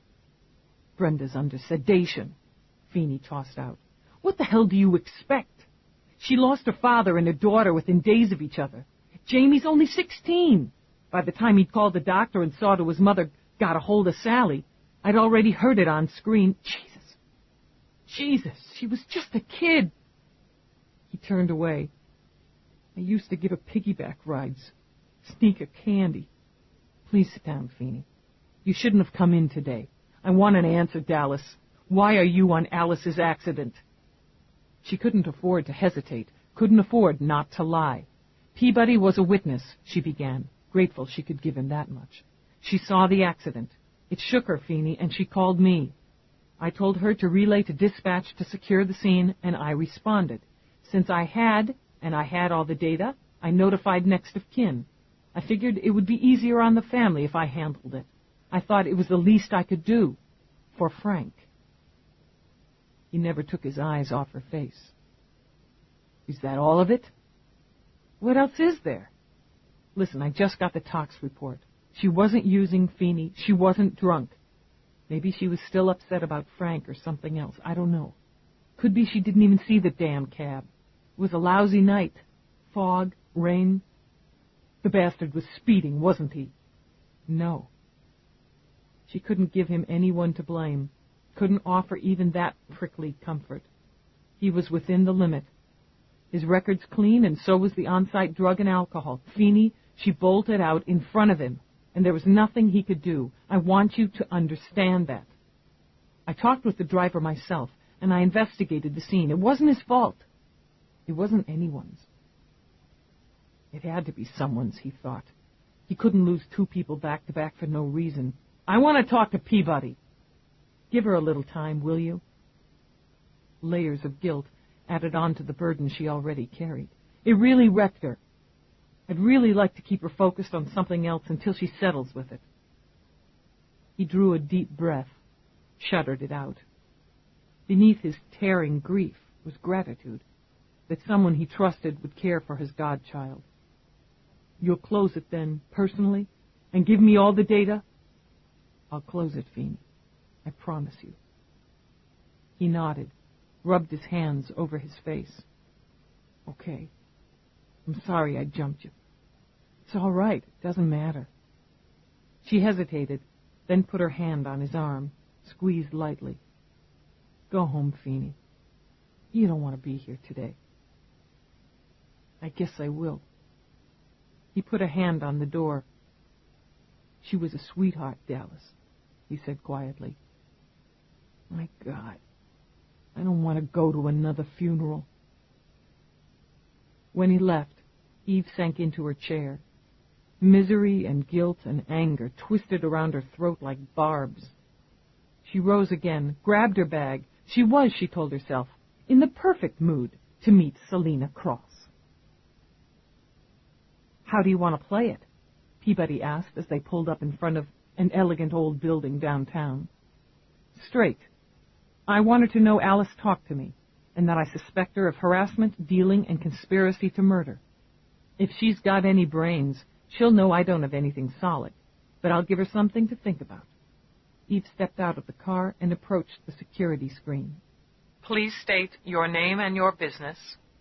Lieutenant Eve Dallas and aide, NYPSD. She held up her badge to be scanned. To see Selina Cross. Are you expected? Oh, I don't think she'll be surprised. You are cleared to enter, Lieutenant. Please proceed to Elevator 1. It is already programmed. Fine. Eve looked up, caught the shadow of movement behind the topmost glass. Look, Official Peabody, she murmured as they approached the heavily grilled front doors. We're under observation. Like a viewing parlor, the lobby area was heavily into red. A two-headed serpent slithered over the blood-red carpet. The gold threads of its eyes glinted as it watched a black-robed figure slice a curved knife over the throat of a white goat. Lovely art. Eve lifted a brow as Peabody carefully picked her way around the snake. Wool doesn't bite. You can't be too careful.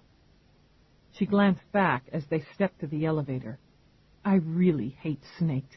My brother used to catch them out in the woods and chase me with them. Always had a phobia. The ride up was smooth and fast, but it gave Eve enough time to detect yet another security camera in the small mirrored car. The doors opened into a spacious foyer with floors of black marble. Twin red velvet settees flanked an archway and boasted carved arms of snarling wolves. A floral arrangement speared out of a pot shaped like a boar's head. Wolfbane, Peabody said quietly. Belladonna, foxglove, skullcap, peyote. She shrugged at Eve's considering look. My mother's an amateur botanist. I can tell you that's not your usual flower arrangement. But the usual is so tedious, isn't it? They got their first face-to-face look at Selina Cross exactly as she wanted to be seen. Flanked by the archway in a snug black dress that brushed the floor, her feet bare with the toenails painted a violent red, she posed and smiled. Her skin was vampire white. the slash of red over her full lips, glossy as fresh blood. Her eyes glittered green and feline in a narrow, undoubtedly witch-like face that wasn't beautiful, but was eerily compelling. Her hair fell black against black from that rigid center part to her waist. Lieutenant Dallas and Officer Peabody, isn't it? What interesting visitors on such a dull day. Will you come in? Are you alone, Miss Cross? It would simplify this if we could speak with Mr. Alban as well. Oh, what a shame. Alban's busy this morning. Sit down. She gestured. Every seat boasted the heads or claws or beaks of some predator. Can I offer you something? We'll skip the refreshments. What can I do for you? Alice Lingstrom was killed early this morning.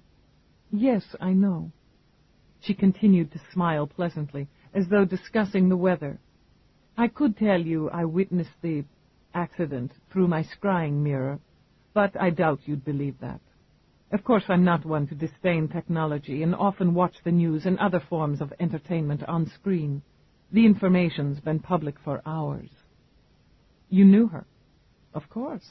She was a pupil of mine for a time. A dissatisfactory one, as it turned out. Alice complained to you about my tutelage. It wasn't framed as a question, but she waited, as if for an answer. If you mean she reported to me that she was drugged, sexually abused, and was a witness to an atrocity, then yes, she complained. Drugs, sex, and atrocities. Selina let out a laugh. What an imagination our little Alice had. A shame she couldn't use it to broaden her vision. How is your imagination, Lieutenant Dallas? She flicked a hand. In the small marble fireplace, flames burst to life. Peabody jolted, didn't manage to muffle a yelp, but neither woman acknowledged her. They continued to stare, unblinking, at each other. Or may I call you Eve? No, you can call me Lieutenant Dallas. It's a little warm for a fire, don't you think? And a bit early in the day for parlor tricks.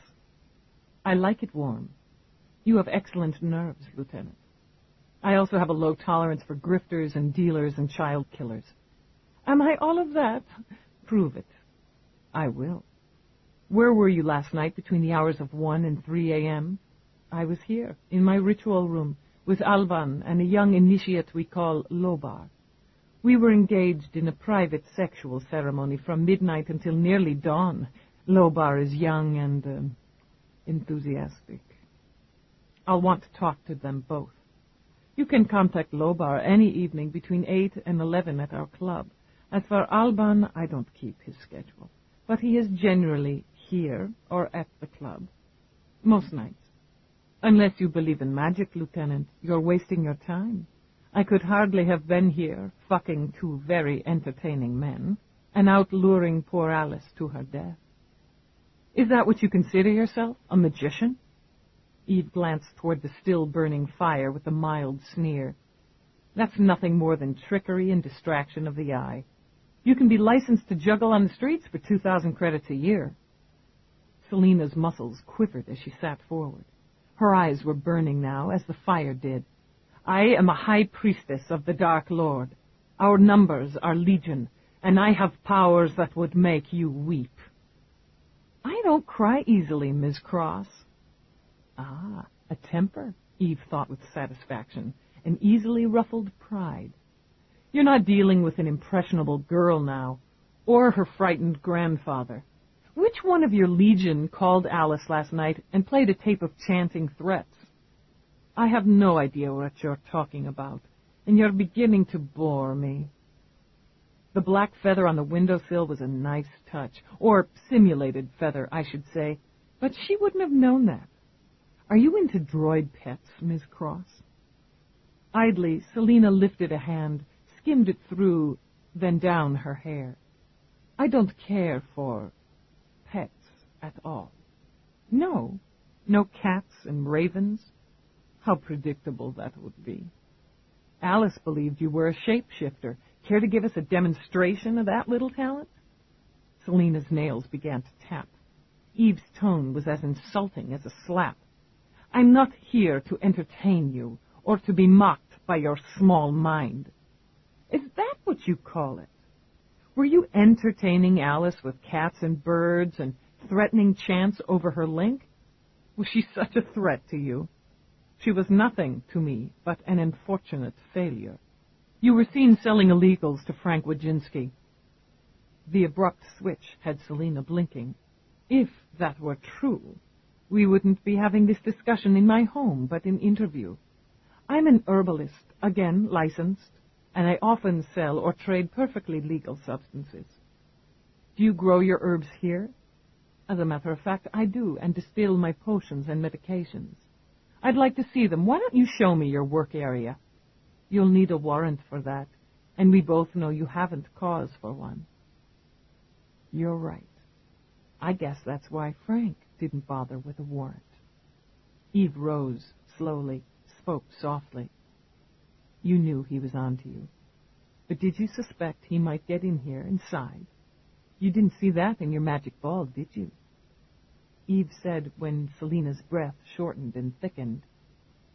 What would you think if I told you he was in your house, and he documented what he saw and what he found? You have nothing. Nothing. Selina sprang to her feet. He was an aging man with slow wits and bad reflexes. I made him for a cop the first time he tried to tail me. He was never in my home. He told you nothing when he was alive, and he can't tell you anything now. No? Don't you believe in talking to the dead, Ms. Cross? I make my living at it. And do you think I don't recognize smoke and mirrors, Lieutenant? Her spectacular breasts strained against the material of her dress as she struggled to even her breathing. Alice was a foolish girl who believed she could flirt with dark forces, then run back to her pathetic white magic and tidy little family. She paid the price for her ignorance and her cowardice. But not at my hand. I have nothing more to say to you. That'll do for now. Peabody. She started toward the archway. Your fire's going out, Miss Cross, she said mildly. Pretty soon, you're going to have nothing but a mess of ashes. Selina stood where she was, shaking with rage. When the door closed and security engaged, she balled her hands into fists and screamed with temper. A panel on the wall slid open. The man who stepped out was tall and golden. His chest gleamed and rippled with muscle. The tattoo over his heart was of a horned goat. Alban! Selina ran to him, threw her arms around him. There, my love. His voice was deep, soothing. You mustn't unbalance your chakras. Fuck my chakras! She was weeping now. I hate her! I hate her! She has to be punished! With a sigh, he let her go, to storm the room, cursing, smashing crockery.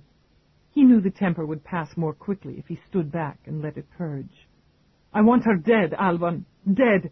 I want her to suffer agonies, to scream for mercy, to bleed and writhe and bleed. She insulted me. She challenged me. She all but laughed in my face. She doesn't believe, Selina. She has no vision. Exhausted as always after a fit of temper, she collapsed on the settee. Cops. I've hated them all my life. We'll have to be careful with her. She's very high profile.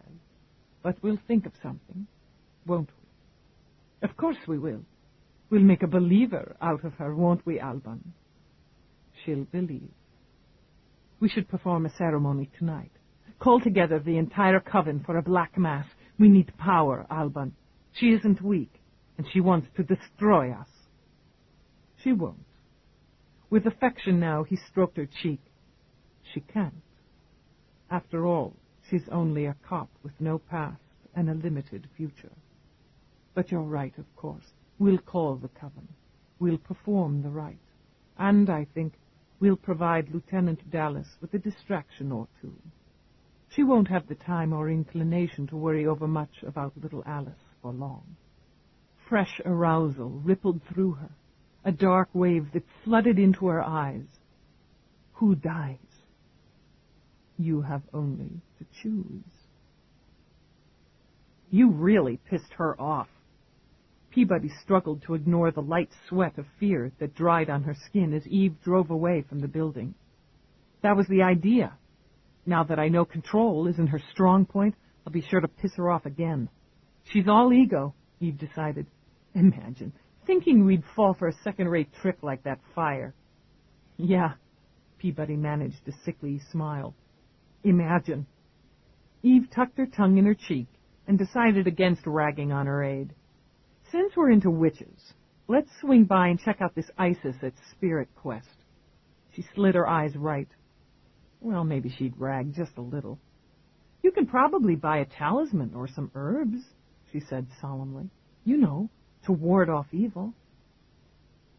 Shopping wasn't something Eve considered one of the small pleasures in life. She avoided, whenever possible, the shops and boutiques in, above, and below Manhattan.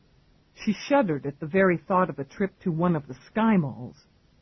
She imagined her outward resistance to the consumption of merchandise was the primary reason Isis pegged her as a cop the minute she stepped into Spirit Quest. If witches were what she was dealing with, Eve decided, Isis and Selina couldn't have been more dramatically opposed in appearance. Selina had been pale and slim and feline. Isis was an exotic Amazon of a female with gypsy curls of flaming red, round black eyes, and cheekbones that could have carved wood. Welcome. Her lips curved, but it was a smile of grieving rather than pleasure. Alice's cop. Eve lifted a brow as she took out her shield. You'd be Isis, then? I would.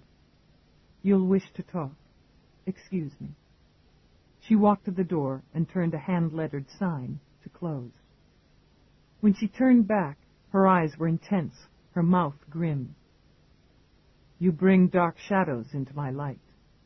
She clings. Oh, such a stench. At Eve's narrowed look, she inclined her head. Selina. I came here to talk about Alice. Yes, I know. Will you sit? She gestured to a corner where two chairs flanked a round table etched with symbols.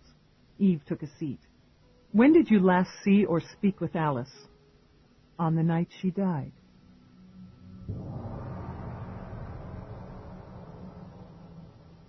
This is the end of this cassette. This program is continued on side 1 of cassette number 2.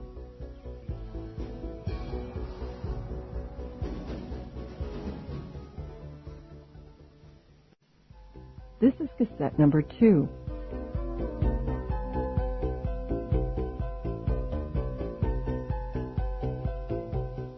Eve took a seat. When did you last see or speak with Alice? On the night she died. At what time? I believe it was about 2 a.m. She was already dead, Isis added, folding her large, beautiful hands. You saw her after she was dead. Her spirit came to me. You find this foolish, I understand, but I can only tell you what is and was. I was asleep, and I awoke. She was there, beside the bed. I knew we'd lost her. She feels she's failed. Herself, her family, me. Her spirit is restless and full of grief. Her body's dead, Isis. That's my concern. Yes. Isis picked up a smooth, rose-colored stone from the table, worried it in her hand. Even for me, with my beliefs, it's difficult to accept her death. So young, so bright. The huge dark eyes swam. I loved her very much, as you would a younger sister. But it wasn't meant for me to save her in this life. Her spirit will return, be reborn. I know we'll meet again. Fine. Let's concentrate on this life and this death. Isis blinked back the tears and managed a quick, genuine smile. How tedious you must find all of this. You have such a logical mind. I want to help you, Dallas. For Alice, for myself, perhaps for yourself as well. I recognize you. I gathered that. No, from another time, another place, another plane. She spread her hands. I last saw Alice alive on the day of her grandfather's memorial service. She blamed herself, was determined to make an atonement. She'd strayed for a time, been misled, but she had a strong and bright heart. Her family was dear to her, and she was afraid, desperately afraid of what Selina would do to her body and soul. You know Selina Cross? Yes, we've met. In this life? Eve asked dryly, and made Isis smile again. In this life, and others. She's no threat to me, but she is dangerous. She seduces the weak, the confused, and those who prefer her way. Her claims to be a witch, she is no witch. We who embrace the craft do so in the light and live by an unbreakable code. And it harm none. She used what pitiful power she has to call on the dark, to exploit its violence, its ugliness. We know what evil is, Dallas. We've both seen it. Whatever form it takes doesn't change its basic nature. We can agree on that. Why would she harm Alice? Because she could. Because she would enjoy it. There's no question that she's responsible for this death. You won't find it easy to prove it. You won't give up. Isis kept her eyes on Eve's. Selina will be surprised and infuriated by your tenacity, your strength. Death offends you, and the death of the young cuts small slices from your heart. You remember too well, but not all. You weren't born Eve Dallas, but you've become her, and she you. When you stand by the dead, stand for the dead, nothing moves you aside. His death was necessary for your life. Stop, Eve ordered. Why should it haunt you? Isis's breathing was slow and thick, her eyes dark and clear. The choice was made correctly. Innocence was lost, but strength took its place. For some, it must be so. Abruptly, she blinked. Her eyes clouded as she lifted a hand to press fingers to her temple. I'm sorry, I didn't intend... She let out a quiet moan, squeezed her eyes shut. Headache. Vicious. Excuse me 1 minute. She got shakily to her feet and hurried into the back. Jesus. Dallas, do you know what she was talking about?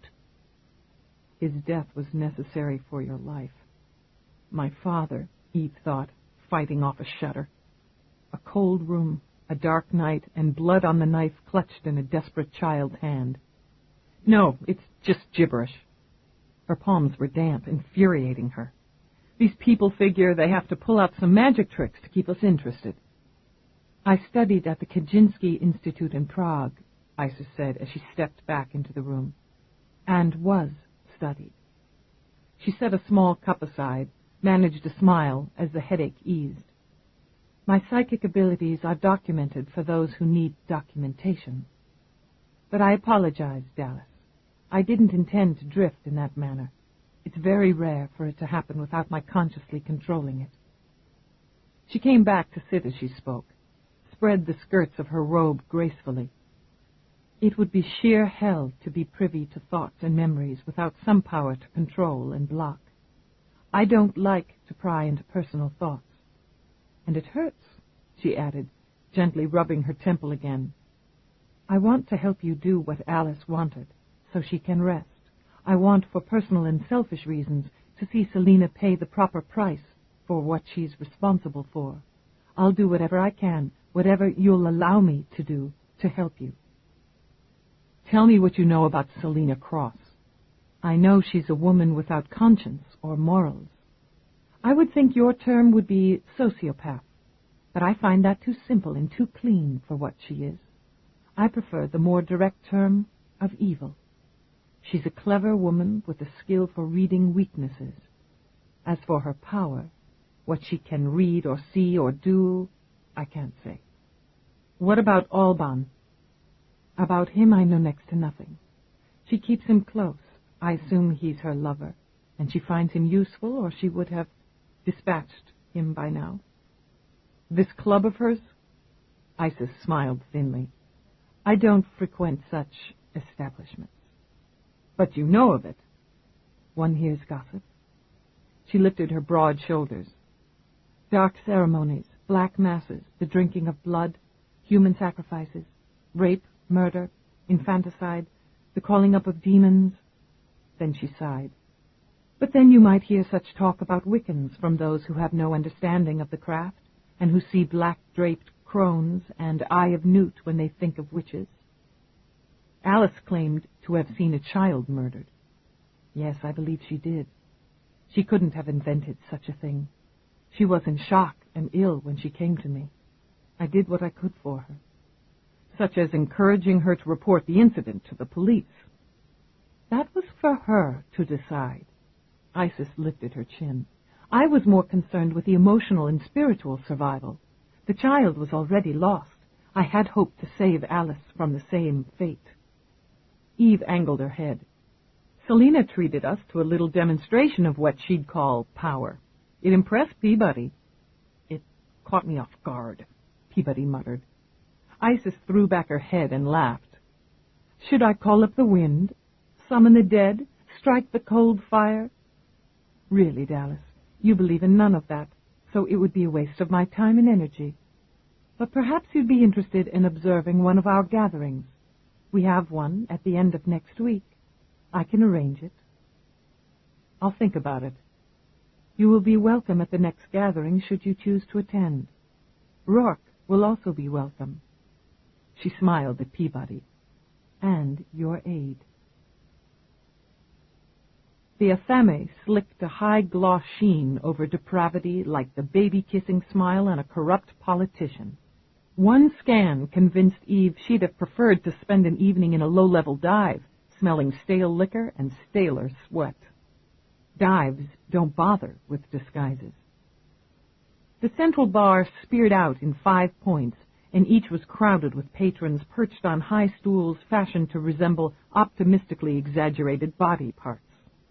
A couple of women decked out in microskirts sat spread-legged on a pair of bulging flesh-toned cocks and laughed uproariously. All the walls were mirrored, and they pulsed with cloudy red lights. Some of the tables flanking the dance floor were tubed for privacy. Some were smoked so that silhouettes of couples in various states of fornication wavered against the glass to entertain the crowd, and all were coated with a shiny black lacquer that made them resemble small, dark pools. On a raised platform, the band pumped out harsh and clever rock. Eve wondered what Mavis would think of their wildly painted faces, tattooed chests, and black leather studded with silver spikes. She decided her friend would probably have dubbed them Mag. Do we sit? Roarke murmured in her ear, or case the joint? We go up, she decided, for the overview. What's that smell? He stepped onto the auto stairs with her. Cannabis? Incense? Sweat? She shook her head. There was something under that mix, something metallic. Blood. Fresh blood. He'd caught it as well. In a place like this, they put it in the air vents for mood enhancement. Charming. They stepped off onto the second level. There were a dozen privacy rooms on this level, all with heavy black doors. A woman in a sheer black gown glided up to them. Welcome to the master's level. Do you have a reservation?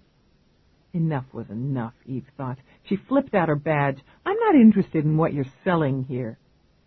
Fine food and wine, the hostess said, after only a quick hitch at the sight of police identification. You'll find we're completely within code here, Lieutenant. However, if you wish to speak with the owner, I've already done that. I want to see Lobar. Where do I find him? He doesn't work this level. With the subtlety and discretion that would have made the poshest maitre d' proud, the hostess steered Eve back toward the stairs. If you will go to the main level, you will be met, and a table provided. I'll contact Lobar and send him to you. Fine. Eve studied her, saw an attractive woman in her mid-20s. Why do you do this? She asked, and glanced at one of the screens where a woman screamed and struggled as she was strapped to a raised slab of marble. How can you do this? The hostess merely glanced down at Eve's badge, then smiled sweetly. How can you do that? She countered, and drifted away. I'm letting it get to me, Eve admitted as they headed down to the main level. I know better. Pigs, was all Eve had to say, then looked into gleaming red eyes. Your table is this way. The young man smiled, revealing gleaming teeth with incisors sharpened to vicious fangs. He turned. His hair streamed down his naked back, black, tipped with red like flames. He opened the rounded door on a privacy tube, stepped in ahead of them. I'm Lobar. He grinned again. I've been expecting you. He might have been pretty without the affectation of vampire fangs and demon eyes. As it was, Eve thought he looked like an overgrown child dressed up for Halloween. If he was of legal age, she deduced it couldn't have been by much. His chest was thin and hairless, his arms slim as a girl's, but she didn't think it was the red tint of his eyes that took away his innocence. It was the look in them. Sit down, Lobar. Sure. He dropped into a chair. I'll have a drink. You're buying, he told Eve. You want my time during work hours? You gotta pay. He punched out a selection on the electronic menu, adjusted his chair so that he could see the view screen. You got ID, Lobar? He peeled his lips back from his fangs, lifted his hands palm out. Not on me, unless you think I got secret pockets in my skin. What's your legal name? His smile disappeared, and his eyes were suddenly the sulky eyes of a child. It's Lobar. That's who I am. I don't have to answer your questions, you know. I'm cooperating. You're a real sterling citizen. Eve waited while his drink slid out of the serving slot. Alice Lingstrom. What do you know about her? Not much, except she was a dumb bitch. He sipped the drink. She hung around for a while, then went crying off. It was fine with me. The master doesn't need any weaklings. The master? He sipped again, smiled. Satan, he said, relishing it. You believe in Satan? Sure. He leaned forward, slid his hand with its long, black-painted nails toward Eve. And he believes in you. Careful, Roarke murmured. You're too young and stupid to lose a hand. Lobar snorted, but he slid his hand back again. You watchdog, he said to Eve. You rich watchdog. We know who you are, he added, fixing his red eyes on Roarke. Big fucking deal. You don't have any power here, and neither does your cop bitch. I'm not his cop bitch, Eve said mildly, shooting a warning glance at Roarke. I'm my own cop bitch. And as to power, she leaned back. Well, I've got the power to take you down to Cop Central and slap you into interview.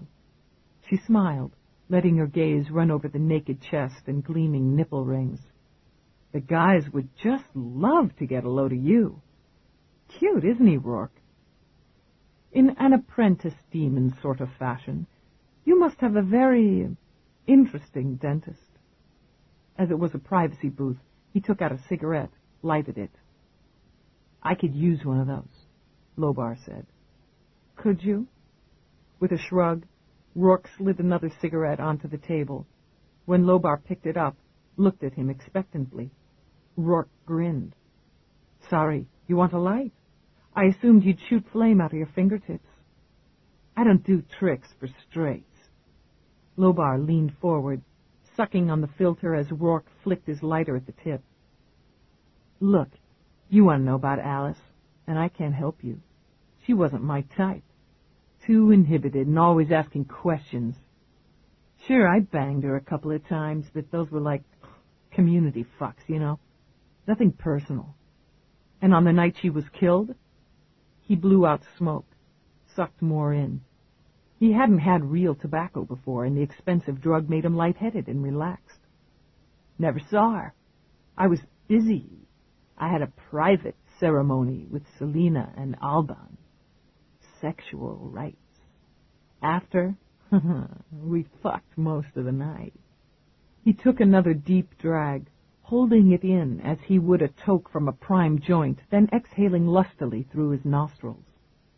Selina likes double bangers, and when she's done, she likes to watch and get herself off. It was dawn, easy before she'd had enough.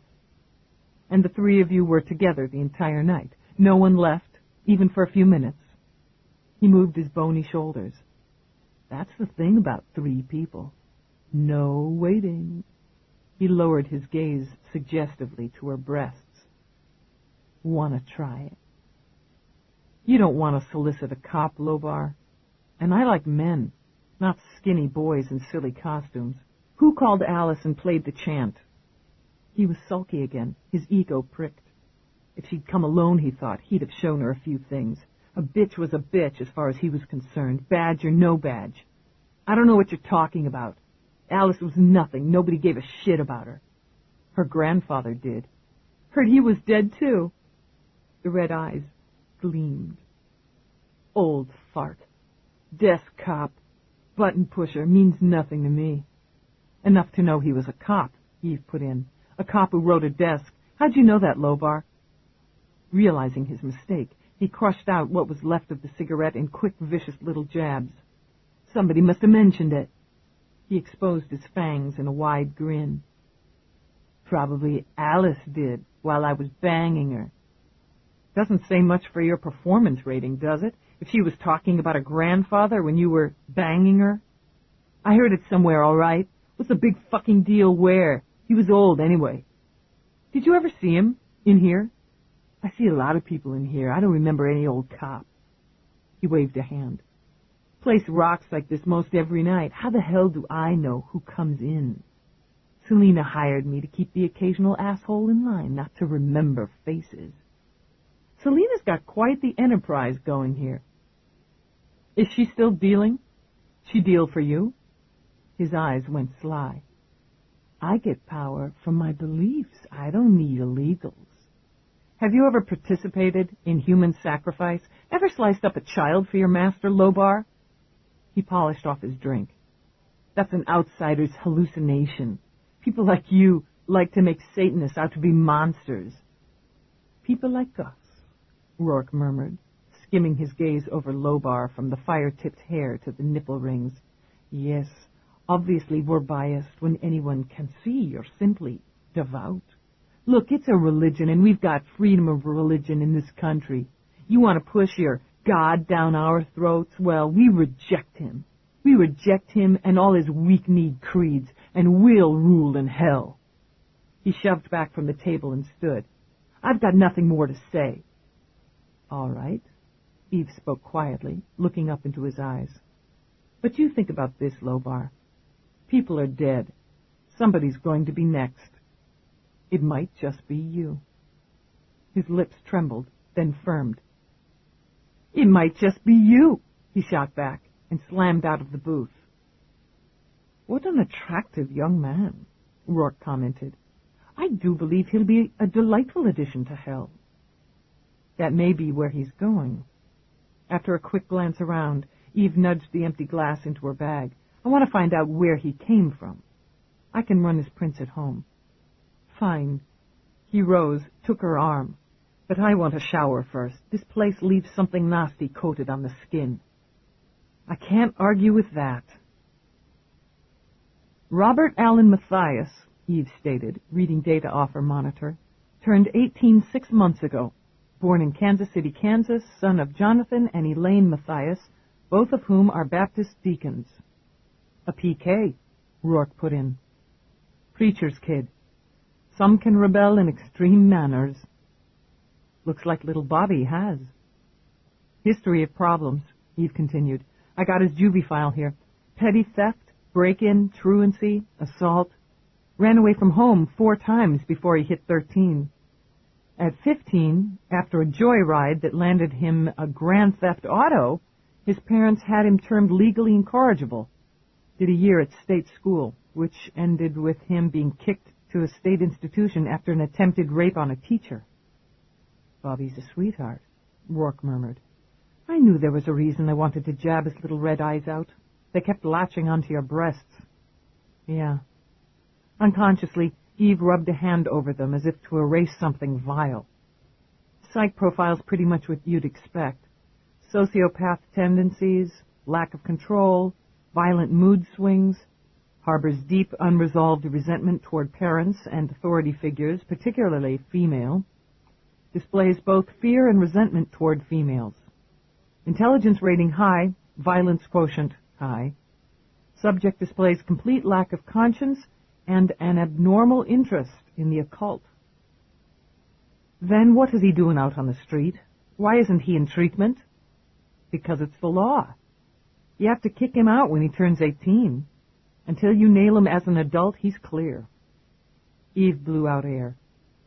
He's a dangerous little bastard, but there's not much I can do about him. He corroborates Selina's statement for the night of Alice's death. He'd have been instructed to, Roarke pointed out. Still sticks unless I can break it. She pushed back. I've got his current address. I can check it out, knock on doors, see if his neighbors can give me something on him. If I can get him in on something, lay on some pressure, I think little Bobby would break. Otherwise we keep digging. She rubbed her eyes. Sooner or later, he'll revert to type, bust somebody's face, assault some woman, kick the wrong ass. Then we'll lock him in a cage. Your job is miserable. Most of the time, she agreed, then looked over her shoulder. Are you tired? Depends. He glanced at the screen where Lobar's data scrolled. He had an image of her diving deeper, spending the quiet hours of night wading through the muck. He didn't bother to sigh. What do you need? You. She could feel her color rise as he lifted a curious brow. I know it's late, and it's been a long day. I guess I was thinking of it kind of like the shower. Something to wash away the grime. Embarrassed, she turned back, stared hard at the screen. Stupid. It was always hard for her to ask, he mused, for anything. Not the most romantic proposal I've ever had. He laid his hands on her shoulders, massaged gently, but far from stupid. Disengage, he ordered, and the screen went dark. He turned her chair around, drew her to her feet. Come to bed. Roarke. She put her arms around him, held tight. She couldn't explain how or why the images she'd seen that night had left something inside her shaky. With him she didn't have to. I love you. Smiling a little, she lifted her head and looked into his eyes. It's getting easier to say. I think I'm starting to like it. With a short laugh, he pressed a kiss to her chin. Come to bed, he repeated, and say it again. The steady beep of an alarm had Eve rolling over and cursing. It can't be time to get up. We just went to bed. It's not. That's security. What? Now she sat up quickly. Our security? Roarke was already out of bed, already pulling on slacks, and answered with a grunt. Instinctively, Eve reached for her weapon first, clothes second. Someone's trying to break in? Apparently, someone has. His voice was very calm. As the lights were still off, she could see only his silhouette in the scattered light of the moon through the sky window. And joining that silhouette was the unmistakable outline of a gun in his hand. Where the hell did you get that? I thought they were all locked up. God damn it, Roarke, that's illegal. Put it away. No. Damn it. She snatched up her communicator, shoved it in the back pocket of her jeans out of habit. You can't use that thing. I'll check it out. That's my job. You call dispatch, report a possible intruder. No, he said again, and started for the door. She was on him in 2 steps. If someone's on the grounds or in the house, and if you shoot him with that, I'm going to have to arrest you. Fine. He opened the door, and there was Somerset. It appears there is someone on the grounds. Where's the breach? Section 15, southwest quadrant. Run a full video scan. Employ full house security when we're out. Even I will check the grounds. Absently, he ran a hand down her back. A good thing I live with a cop. She looked down at the gun in his hand. Attempting to disarm him would likely prove unsuccessful, and it would take too much time. We're going to talk about this, she said between her teeth. I mean it. Of course you do. They went side by side down the stairs, through the now silent house. They haven't gotten in, he said, as he paused by a door leading onto a wide patio. The alarm for a breach of the house is different, but they're over the wall, which means they could be anywhere. The moon was waxing toward full, but the clouds were thick and shadowed its light. Eve scanned the dark, the sheltering trees, and the huge ornamental bushes. All provided excellent cover for observation, or ambush. She heard nothing but the air teasing leaves going brittle with age. We'll have to separate. For Christ's sake, don't use that weapon unless your life's threatened. Most B&E men aren't armed. And most B&E men, they both knew, didn't attempt to ply their trade on a man like Roarke. Be careful, he said quietly, and slipped like smoke into the shadows. He was good, Eve reassured herself. She could trust him to handle himself in the situation. Using the dim and shifting moonlight as a guide, she headed west, then began to circle. When she reached the wall, she scanned for any breach. It was 8 feet high, 3 feet thick, and wired to deliver a discouraging electric shock to anything over 20 pounds. Security cameras and lights were set every 12 feet. She whispered out an oath when she noted the narrow beams were blinking red rather than green. Disengaged, son of a bitch. Weapon drawn and ready, she circled to the south. Roarke did his own circuit in silence, using the trees. He'd bought this property 8 years before, had had it remodeled and rehabbed to his specifications. He'd supervised the design and implementation of the security system personally. It was, in a very real sense, his first home. Beneath the icy control, as he slipped from shadow to shadow, was a babbling, grinding fury that his home had been invaded. He wondered if he was up against a very ballsy thief. Or it could be someone much more dangerous. A pro hired by a business competitor. An enemy. And he hadn't fought his way to where he was without making them, particularly since many of his interests had been on the dark side of the law. Or the target could be Eve. She, too, had made enemies. Dangerous enemies. He glanced over his shoulder, hesitated, then told himself not to second-guess his wife. He knew of no one better equipped to take care of herself. But it was that hesitation, that instinctive need to protect, that turned his luck. As he paused in the shadows, he caught the faint sound of movement. Roarke took a firmer grip on the gun, stepped back, and stepped to the side, and waited. The figure was moving slowly, in a crouch. As the distance between them melted away, Roarke could hear the puff of nervous breathing. Though he couldn't make out features, he judged male, perhaps 5'10", and on the lean side. He could see no weapon, and thinking of the difficulty Eve might have explaining why her husband had held off an intruder with a banned handgun, tucked it into the back of his slacks. He braced, looking forward to a little hand-to-hand, then lunged when the figure slunk by. Roarke had an arm around a throat, a fist clenched and raised in anticipation of quiet, perhaps petty revenge, when he realized it wasn't a man, but a boy. "Hey, you son of a bitch, let go! I'll kill you!" A very rude and very frightened boy, Roarke decided. The struggle was short and all one-sided. It took seconds only for Roarke to pin the boy against the trunk of a tree. "How the hell did you get inside?" Roarke demanded. The kid's breath was coming in whistles, and his face was pale as a ghost.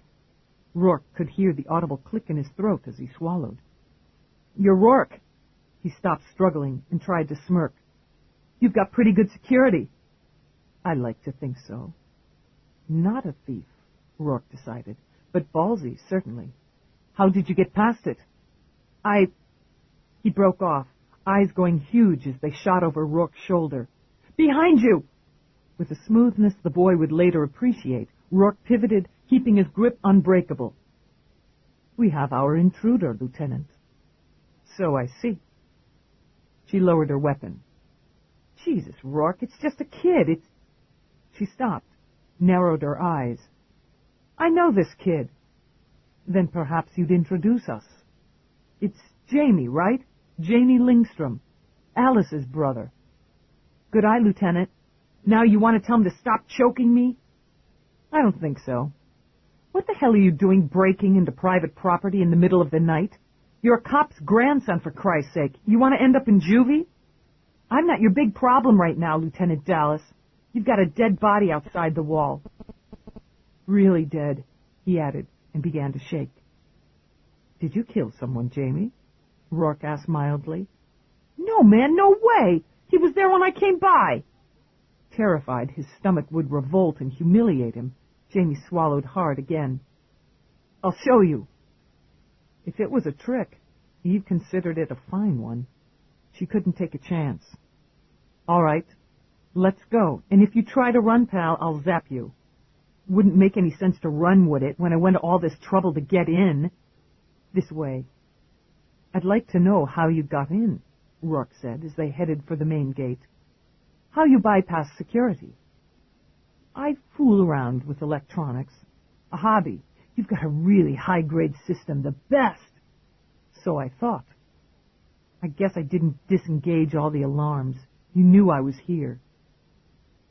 You got in, Roarke repeated. How? This.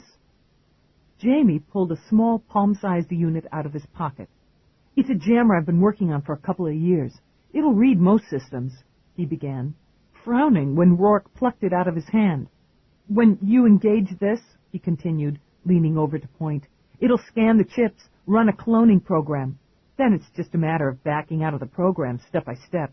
Takes some time, but it's pretty efficient. Roarke stared at the mechanism. It was no bigger than one of the games one of his companies manufactured. Indeed, the casing looked distressingly familiar. You adapted a game unit into a jammer.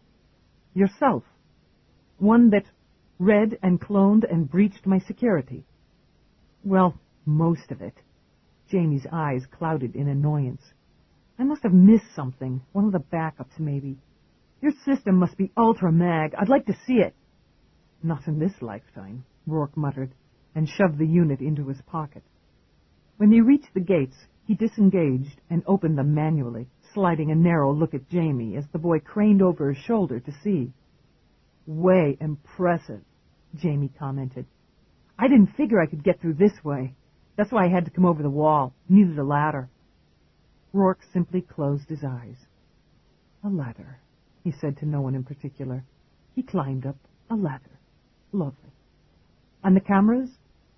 Oh, I blanked them from across the street. The unit's got a range of 10 yards. Lieutenant, Roarke snagged Jamie by the collar. I want him punished. Later. Now where's this body you're supposed to have seen? The cocky smile fell away from his face.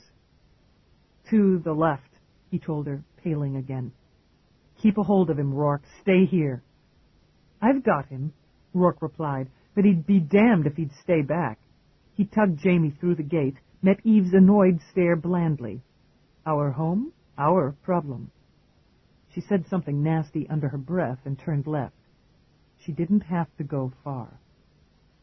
It wasn't hidden. It wasn't subtle.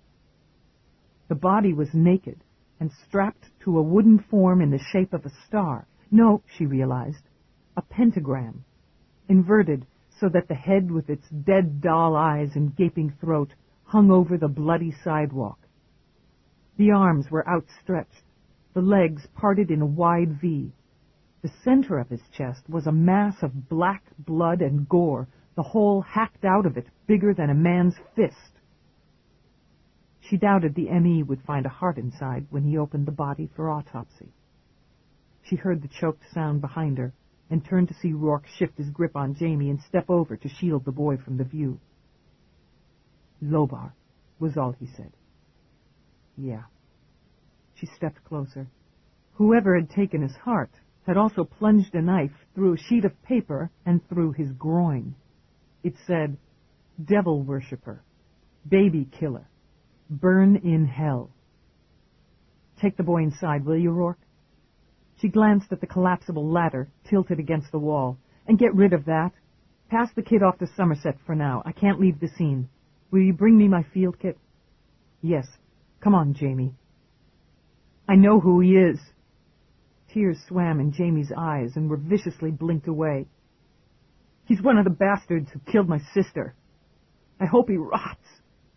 Because his voice had broken at the end, Roarke slipped an arm around his shoulder. "He will. Come inside. Let the lieutenant do her job." With her gaze still fixed on the body, Eve pulled out her communicator. "Dispatch. Dallas, Lieutenant Eve." Dispatch acknowledged. "Reporting homicide. Requesting assistance." She gave the necessary data, then replaced her communicator. Turning, she stared across the wide, quiet street into the dark, shifting shadows of the great park. In the east, the sky was stripping off the first layers of night, and the stars, such as they were blinking out. Murder had come into her life before, and would again. But someone would pay for bringing it into her home. She turned as Roarke approached, not only with her field kit, but her battered leather jacket. "It gets chilly this close to dawn," he said, and handed it to her. "Thanks. Jamie all right?" He and Somerset are eyeing each other with mutual dislike and distrust. "I knew I liked that kid. You can go inside and referee," she told him as she took out Sealit and clear-coated her hands, her boots. "I've called it in. I'm staying." Since she'd already figured he would, she didn't argue. "Then make yourself useful and record the scene." She took her recorder out of the kit, passed it to him, and then covered his hand with hers. "I'm sorry." "You're too smart to be sorry for something that isn't your responsibility." "He wasn't killed here, was he?" "No." Confident that Roarke could function as her aide until Peabody arrived, Eve approached the body again. "Not nearly enough blood. He'd have gushed from the jugular. That was likely the cause of death. We'll find the other wounds are post-mortem. In any case, there'd be splatters all over hell and back. We'd be wading in it." "Record on?" "Yes." Victim identified as Robert Matthias, also known as Lobar. White male, 18 years of age. Preliminary visual exam indicates death was caused by a sharp-bladed instrument that severed the throat. She took out a pencil light, examined the chest wound.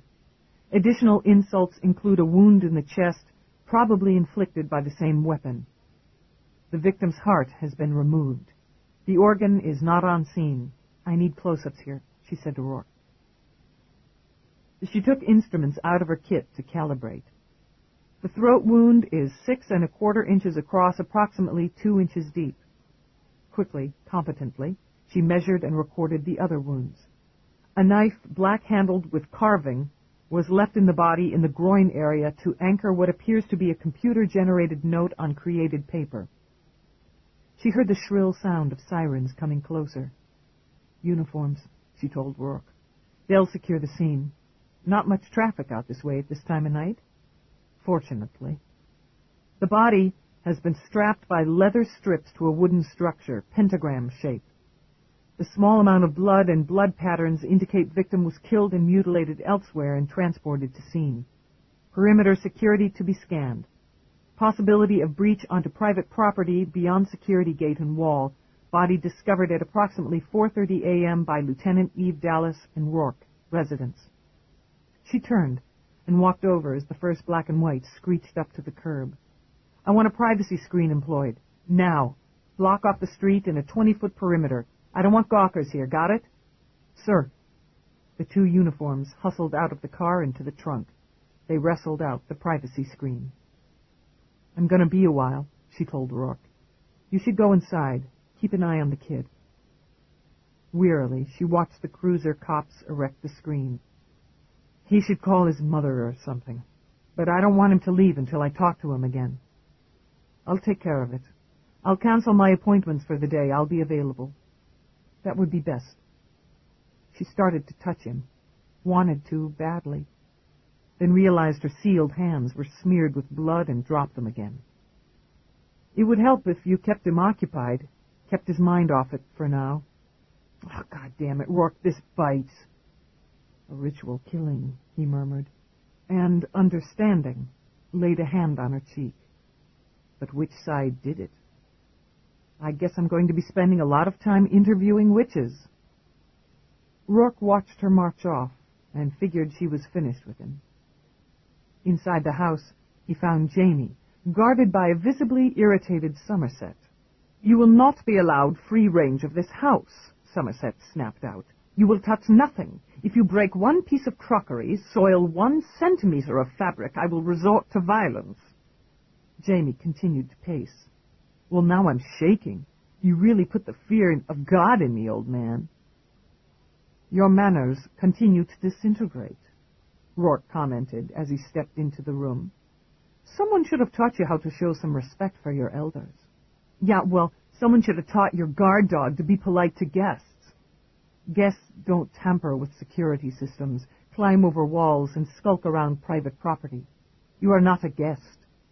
"I wanted to see the lieutenant. I didn't want anyone to know." "Next time, try the link," Roarke suggested. "It's all right, Somerset. I'll deal with this." "As you wish." "Where'd you find Count Boredom?"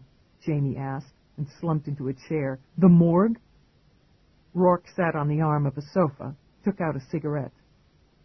"Somerset can eat runts like you for breakfast," he said mildly. "Right." Still, Jamie sent a cautious look toward the doorway.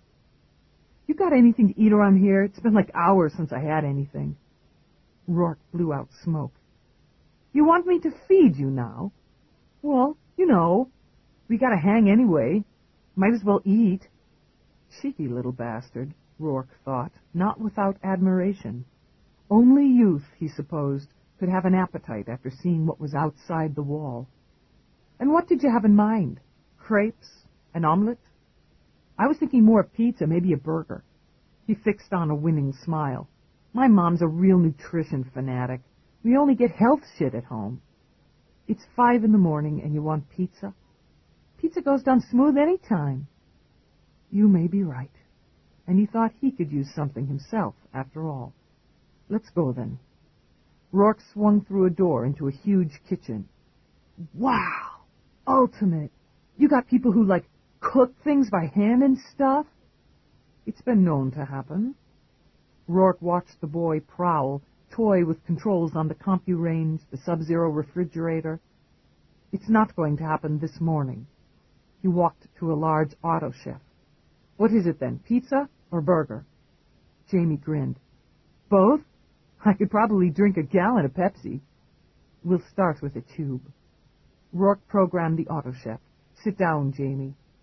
Frigid. But he kept his eye on Roarke as he slid onto the padded bench of a breakfast nook. "You'll want to contact your mother," he said. "You can use the link there." "No, she's zoned. She can't handle it." "Alice. She's tranked out. The viewing's tonight." "I see." And because he did, Roarke let it drop. He took a large bubbling pizza from the auto chef. He set it, then the burger that followed, on the table. Rockin' A! With the appetite of the young, Jamie grabbed the burger and bit in. "Man, it's meat!" he said with his mouth full. "It's meat!" It took a master not to let his mouth twitch. "You'd prefer soy?" Roarke asked politely. "Veggie?" "No way!" Jamie grinned. "Really decent, thanks." Without shame, Jamie transferred pizza to his plate. "Mom's real worried about junk intake, so I've got to sneak real food in. You know how moms are." "No, actually, I don't. I'll take your word." Jamie shrugged. "Mom's okay, really. She's just..." He trailed off, stared down at his plate as if he wondered how food had gotten there. "She doesn't deserve this. She does the best she can. She doesn't deserve this. She loved Grandpa. They were really tight, and now Alice. Alice was really weird, but she was your sister," Roarke said quietly. "You loved her." "It shouldn't have happened to her." He lifted his gaze slowly, met Rourke's with a kind of terrifying fury. "When I find them, the one who hurt her, I'm going to kill them." "You want to be careful what you say, Jamie." Eve stepped in. Her eyes were shadowed, her face pale with fatigue. and you want to put away any thoughts of revenge and leave investigation to the cops. They killed my sister. It hasn't been determined that your sister was a victim of homicide. Eve headed to the auto chef, programmed coffee.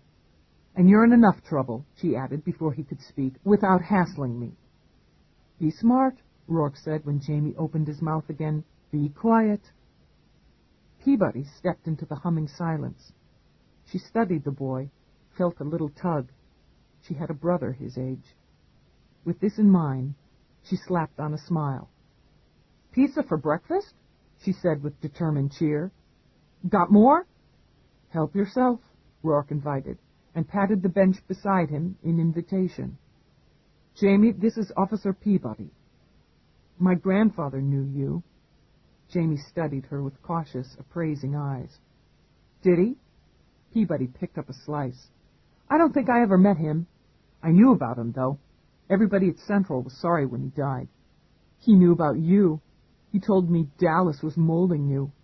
Peabody's a cop, Eve broke in, not a lump of clay. Annoyed, she picked up the last slice of pizza, bit in. This is cold. It's great cold. Peabody winked at Jamie. Nothing better than cold pizza for breakfast. Eat while you can. Respecting her own advice, Eve took another bite. It's going to be a long day. She pinned Jamie with a glance. Starting now. Until you have a guardian or representative present, I can't record your statement or officially question you. Do you understand? I'm not an idiot, and I'm not a child. You can be quiet, Eve interrupted. With or without representation, I can toss you into juvenile lockup for trespassing if Roarke chooses to press charges. Eve, really? You be quiet, too. She rounded on him, all frustration and fatigue. This isn't a game. It's murder.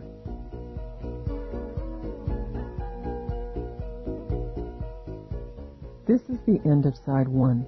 This program is continued on Side 2 of this cassette.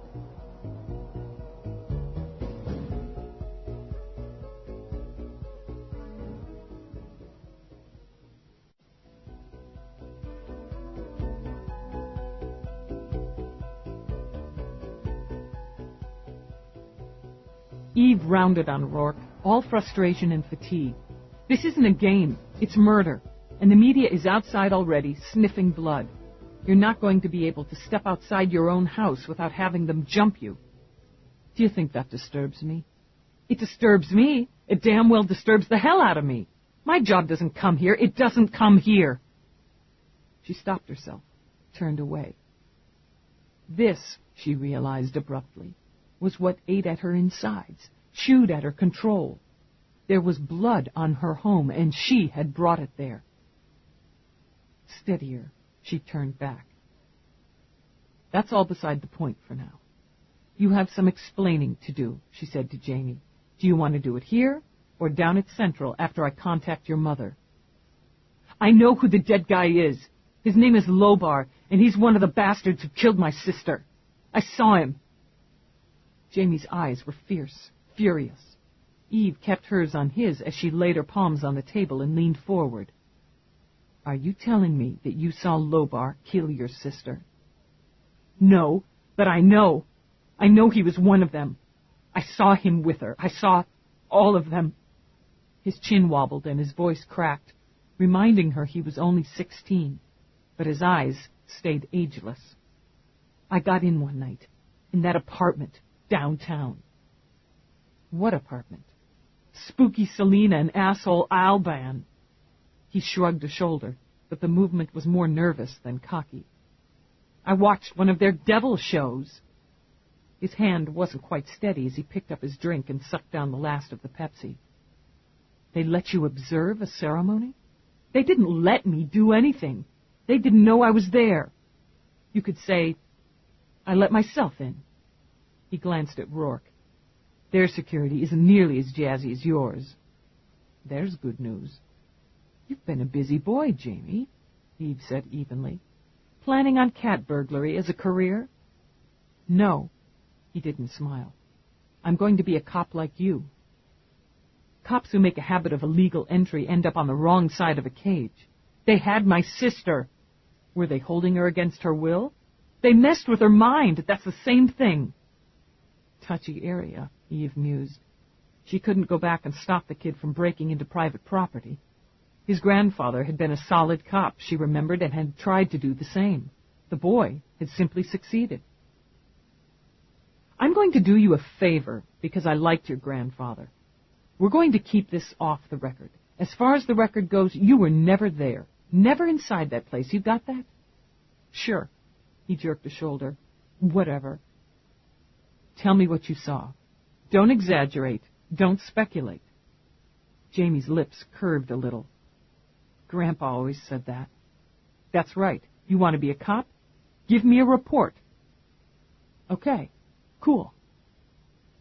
Alice was in Weird City, right? She'd been cutting classes, making noises about dropping out. Mom was really wrecked over it. She thought it was a guy, but I knew it wasn't. Not that she was talking to me. She'd stopped talking to me. He broke off then, his eyes dark and miserable. Then he shook his head, sighed once, and continued. But I knew her. Alice would get all moony over a guy, dreamy-eyed and spastic, but with this, she was different. I figured she'd started experimenting, illegals. I know my mom had talked to my grandfather, and he'd talked to Alice, but nobody was getting anywhere. So I figured I'd check it out. I followed her a couple of times. I thought it would be good practice. Surveillance. She never tagged me. None of them did. A lot of people don't see kids, or if they do, they think they're harmless idiots. Eve kept her eyes hard on his face. I don't think you're harmless, Jamie.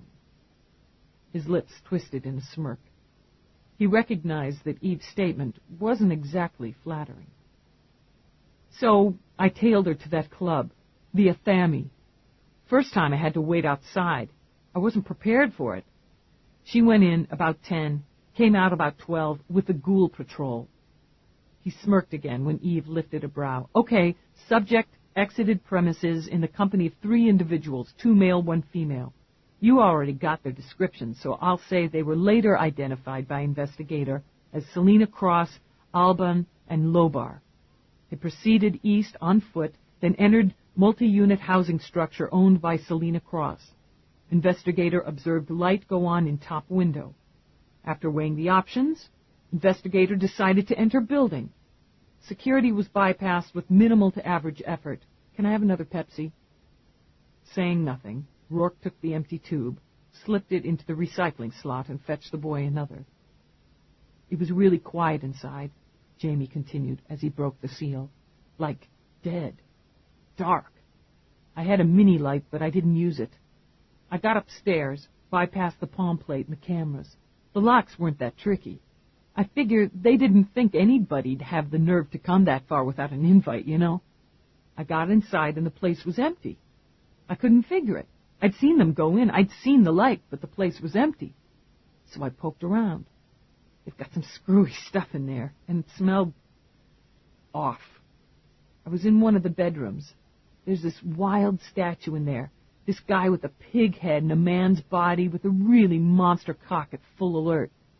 He stopped, flushed a little as he remembered he was talking to females as well as cops.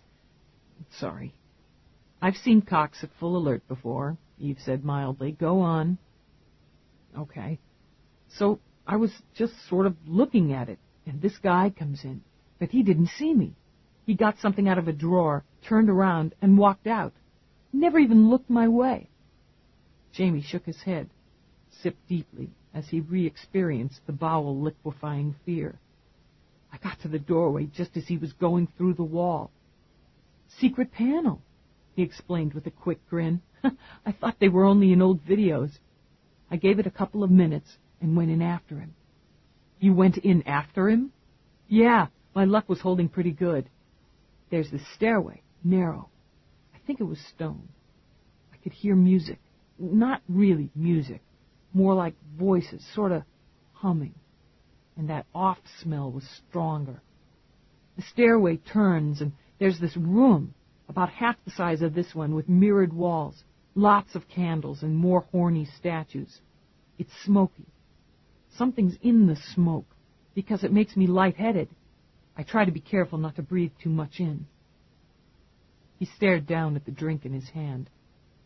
This part was hard, he realized. Harder than he'd thought it would be. There's this raised platform, all this carving, some sort of words, I think, but I can't make it out. Alice is lying on it. She's naked. The three of them are standing over her saying something. Singing it, I guess, but I can't understand them. They're doing things to her, to each other. He had to swallow again. His face was bone white with high red blotches on the cheeks. They've got like sex toys and she's letting them. Both of them. And she lets them do her while that cross bitch watches. Alice just lets them. Without realizing it, Eve reached out, took his hand, let him grip her fingers hard enough to rub bone. I couldn't stay there. I was sick seeing that and the smoke, the sounds. I had to get out. His eyes were wet now as he looked up. She wouldn't have let them do that if they hadn't messed with her mind. She wasn't a slut. She wasn't. I know. Did you tell anyone? I couldn't. He swiped the back of one hand over his face. It would have killed my mom. I wanted to hit Alice with it, hit her hard with it. I was so pissed off. But I couldn't. I was embarrassed I'd seen her like that. I guess my sister. It's all right. I went back to the club a couple nights later and got in. They let you inside. I got fake ID. Places like that, they don't care if you look 12 if you got ID that says different. Security's tighter there. They've got scanners, electronic and human, every damn where. I spotted Alice with that Lobar creep. They went upstairs, all the way up to the fancy level. I couldn't get in, but I got close enough to see they'd disappeared again. So I figured there must be a room up there, too, like the one in the apartment. I was working out a way to get in after hours. Then Alice ditched them. She moved in with that ISIS character for a while, got her own place and that job, and she didn't go to the club anymore or back to the apartment. He let out a sigh. I thought she'd straightened herself out, that it had gotten through to her what creeps they were. She talked to me a little. Did she tell you about the people she'd been involved with? Not really. She just said she'd made a mistake, a terrible one, that she was like atoning, cleansing, that zip brain stuff of hers. I knew she was scared, but she talked to my grandfather, so I figured things would be mellow again. Did they kill him too? There's no evidence of that. I'm not going to discuss it with you, she added, when he lifted his haunted eyes to hers.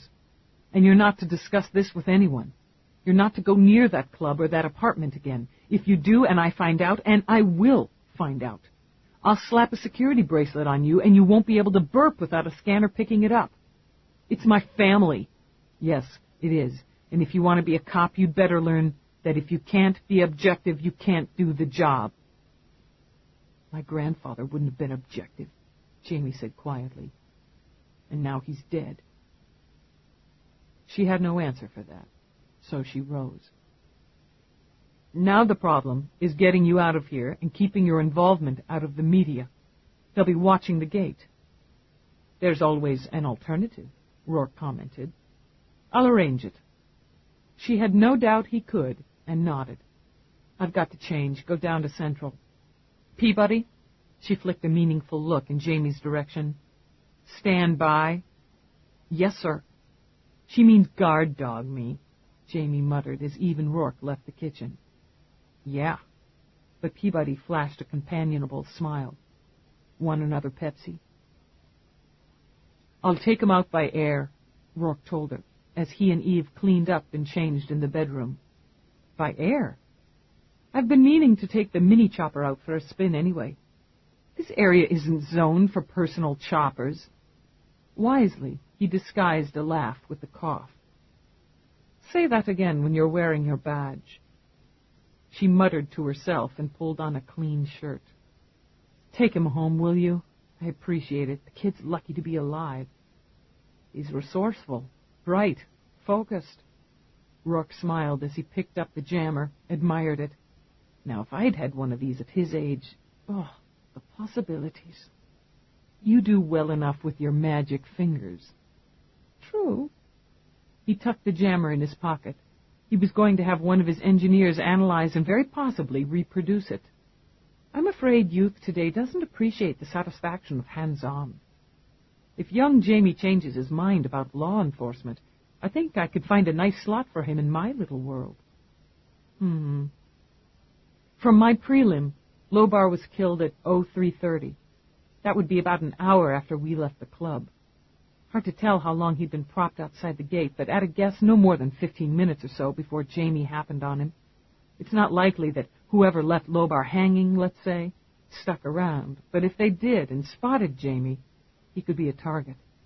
I want the kid under surveillance, and until Whitney uncuffs me, I can't use a cop. Would you like me to put one of my trusted employees on him? No, but that's what I'm going to ask you to do. I'm bringing this home. Too many angles of it. I'm sorry. He walked to her, turned her around, caught her face in his hands. You can't separate what you do from who you are. I don't expect or want you to. What touches you touches me. That's what I expect and what I want. The last case that touched me almost killed you. She wrapped her hands around his wrist, squeezed. I need you too much. It's your own fault. Exactly. He bent down, kissed her. That's what I want as well. Go to work, Lieutenant. I'm going. She strode to the door, paused, glanced back. I don't want to hear from traffic that my husband was hot-dogging the skyways in his mini-chopper. You won't. I bribed too well. It made her laugh as she headed back down to fetch Peabody and face the first media onslaught. I don't see Nadine, Peabody murmured. She's around. Eve hit the remote for the gates. First wouldn't miss this one. Reporters streamed forward, engulfing the car, aiming their cameras, shouting their questions. Eve switched the volume on her outside speakers to blast. The investigation is ongoing. There will be an official statement at noon. Any media representative who trespasses on this property will not only be prosecuted, but will be blocked from all data. She all but slammed the gates on scrambling feet. Eve wanted to see Whitney first, but wasn't surprised to find Nadine waiting in ambush at the first-level interior glide at Central. Busy night, Dallas. That's right, and I'm still busy. There'll be a press release by noon. You can give me something now. Nadine elbowed her way onto the glide. Just a nibble, Dallas. Something I can take to the public for my 10 o'clock bumper. Dead guy, Eve said shortly. Identification withheld until next of kin are notified. So you know who he was. Got any leads on who opened his throat? My professional opinion would be someone with a sharp implement, Eve said dryly. Nadine's eyes narrowed. There's a rumor rolling around that there was a message left at the scene and that it was a ritual killing. Goddamn leaks, she thought. I can't comment on that. Nadine took Eve's arm. You want me to hold something? You know I'll hold it. Give me something and let me work. Trusting the media was a dicey business, but she'd trusted Nadine before, to their mutual benefit. If it was a ritual killing, which is not substantiated and not for broadcast, my next step would be to gather all pertinent data on established cults and their members, registered and otherwise, in the city. There are all kinds of cults, Dallas. Then you'd better get busy. She shook her arm free before dropping one more crumb. Funny. Cult must be the root word for a cult. Or maybe it's just a coincidence. Maybe it is. Nadine swung to the downward glide. I'll let you know. That was tidy, Peabody decided. Let's hope it stays that way. I'm going to fill in Commander Whitney. I want you to find out the names of every uniform that was on scene this morning. I want to have a talk about internal security with every one of them. Ouch. Damn right, Eve muttered, and stalked to the elevator. Whitney wouldn't allow her to clear Feeney and bring him in on the investigation yet. With feelings of guilt, she grabbed her bag, beeped Peabody, and headed out. She didn't miss Peabody's wary expression as they pulled up in front of Selina's apartment, but she ignored it. It was starting to rain, a nasty, surprisingly cold drip out of suddenly leaden skies. Perfect day to pay a visit to Satan's handmaid. Peabody strained for false cheer and surreptitiously fingered a bit of St. John's wort she'd stuck in her pocket, her mother's advice for protection against black magic. The stalwart Peabody had discovered she believed in witches after all. They went through the same routine with security, only the wait was longer and more unpleasant as the rain began to stream down in earnest. It was Alban who greeted them. Lieutenant Dallas. He offered a beautifully sculptured hand graced with a single ring of thick brushed silver. I'm Alban, Selina's companion. I'm afraid she's meditating at the moment. I hesitate to disturb her. Let her meditate. You'll do for now. Well then, come in and sit down, please. His manner was sophisticated, faintly formal, and at odds with the bare-chested black leather unisuit he wore. Can I get you something? Some tea, perhaps, to ward off the chill. Such an interesting change in the weather. Nothing. Eve thought she'd have preferred a quick hit of Zeus to anything brewed in that place. I'd like your whereabouts for last night between 300 and 500 hours. 3 and 5 a.m.? He blinked as if translating the military time. Last night, or this morning, rather. Why, here, I think we got back from the club at a bit before 2. We haven't been out yet today. We? Selina and myself. We had a coven meeting, which concluded around 3. We cut it a little short, as Selina wasn't feeling herself. Normally, we might entertain afterwards, or continue with a smaller, more private rite. But you didn't do so last night. No, as I said, Selina wasn't feeling well, so we went to bed early. Early for us, he explained with a smile. We are night people. Who attended the coven meeting? Lieutenant, religion is a private matter. Our membership prefers discretion. One of your membership was indiscreetly murdered last night. No. He rose slowly, keeping his hand braced on the arm of his chair as if unsteady. I knew it was something horrible. She was so disturbed. Who? Lobar. Selina said the name as she stepped through a narrow archway. She was deathly pale, her cat's eyes shadowed. It was Lobar, she repeated. I saw it just now in the smoke. Alba. She pressed a hand to her head, swayed. Quite a show, Eve murmured, as Alban rushed across the room to catch her, to hold her against him. You saw it in the smoke. Eve cocked her head. That's handy. Maybe I should take a look at the smoke myself and see who cut his throat. There's nothing in the smoke for you but your own ignorance. Leaning on Alban, Selina walked slowly to the sofa. She sat with a rustle of her robes, lifted a hand to Alban. I'm all right. My love. He brought her hand to his lips. I'll get you a soother. Yes, thank you. She bowed her head while he went quietly out. Oh, it was hard to keep a cat grin off her face, to stop the glorious images from playing back in her brain of the rite, the sacrifice, the blood. Imagining the shock, the fury Eve must have felt when she'd found Lobar so carefully positioned at the entrance to her own sanctuary, Selina nearly snickered. She pressed her fingers to her lips a moment, as if holding back a sob. Alban was a genius, she thought, for truly only a genius would have created such beautiful irony. Visions can be a blessing or a curse, she continued in a voice strained with weariness. I prefer to think of them as blessings, even when they cause me sorrow. Lobar is a heavy loss. Laying it on thick, aren't you? Selina's head shot up, and her eyes glimmered with something more of hate than grief. Don't mock my feelings, Dallas. Do you think power such as mine means I don't have them? I feel, experience, I bleed, she added, and with a lightning movement raked one of her long lethal nails over her own palm. Blood welled dark and red. A demonstration wasn't necessary, Eve said easily. I know you bleed. Lobar certainly did. His throat. Yes, that's what I saw in the smoke.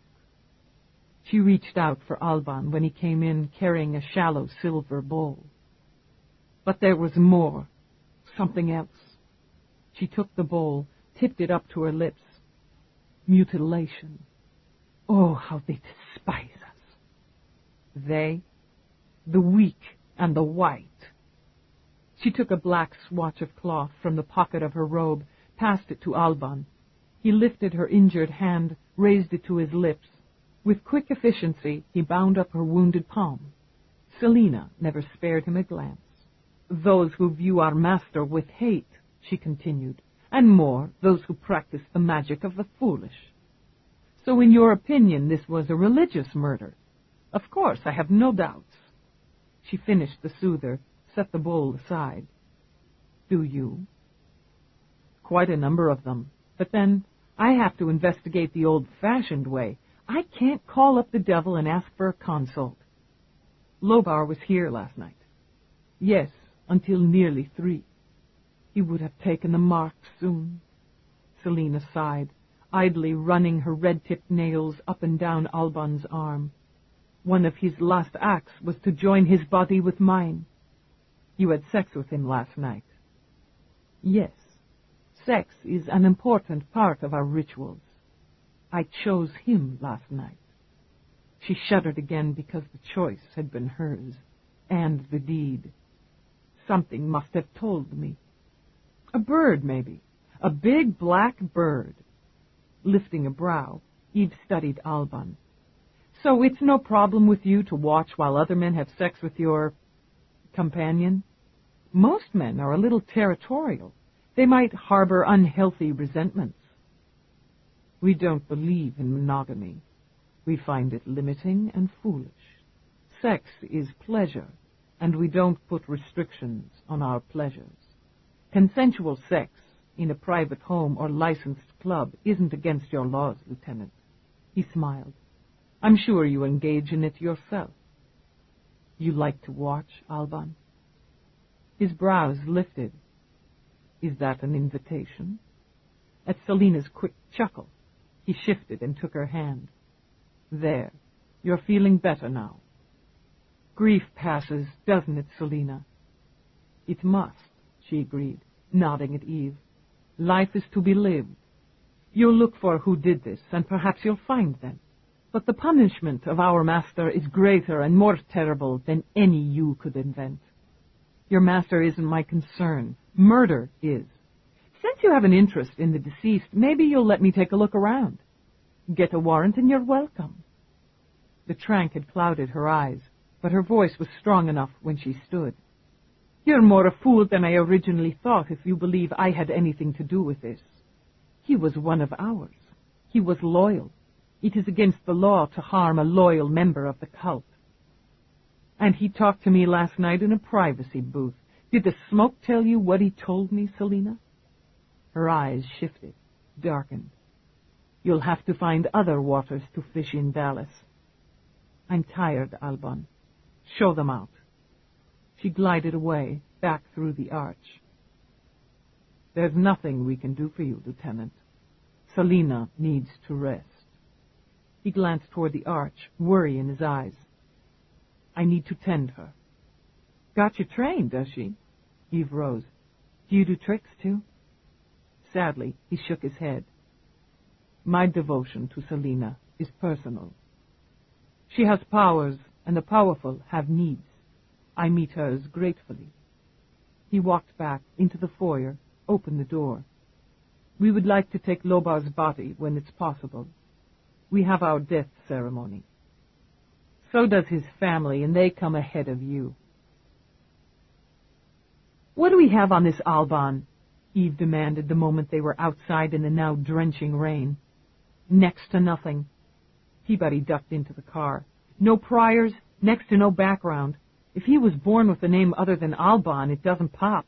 There's more. There's always more. Not so, Eve thought, drumming her fingers against the wheel. She'd once investigated another suspicious character and had found little to nothing. His only name was Roarke. Look again, she ordered, and pulled away from the curb. Dallas, your car unit isn't cooperating here. I should be able to transfer data to... She broke off as Eve leaned over, smacked the dash above the car screen. An image popped on, wobbling drunkenly. That's better, Peabody decided, and requested a run on Alban. Alban, no known alternate name, born 3/22/2020, Omaha, Nebraska. Funny, Eve interrupted. He didn't look corn-fed. ID number 31666-LRT-99. Parents unknown. Marital status single. No known means of support. No financial data available. Interesting. Sounds like he's leeching off Selena. Criminal records. All arrests. No criminal record. Education? Unknown. Our boy's wiped, or had somebody wipe records, Eve told Peabody. You don't get to be nearly 40 years old without generating more data than this. He's got connections somewhere. She needed Feeney, she thought grumpily. Feeney could tickle the computer and trick additional data.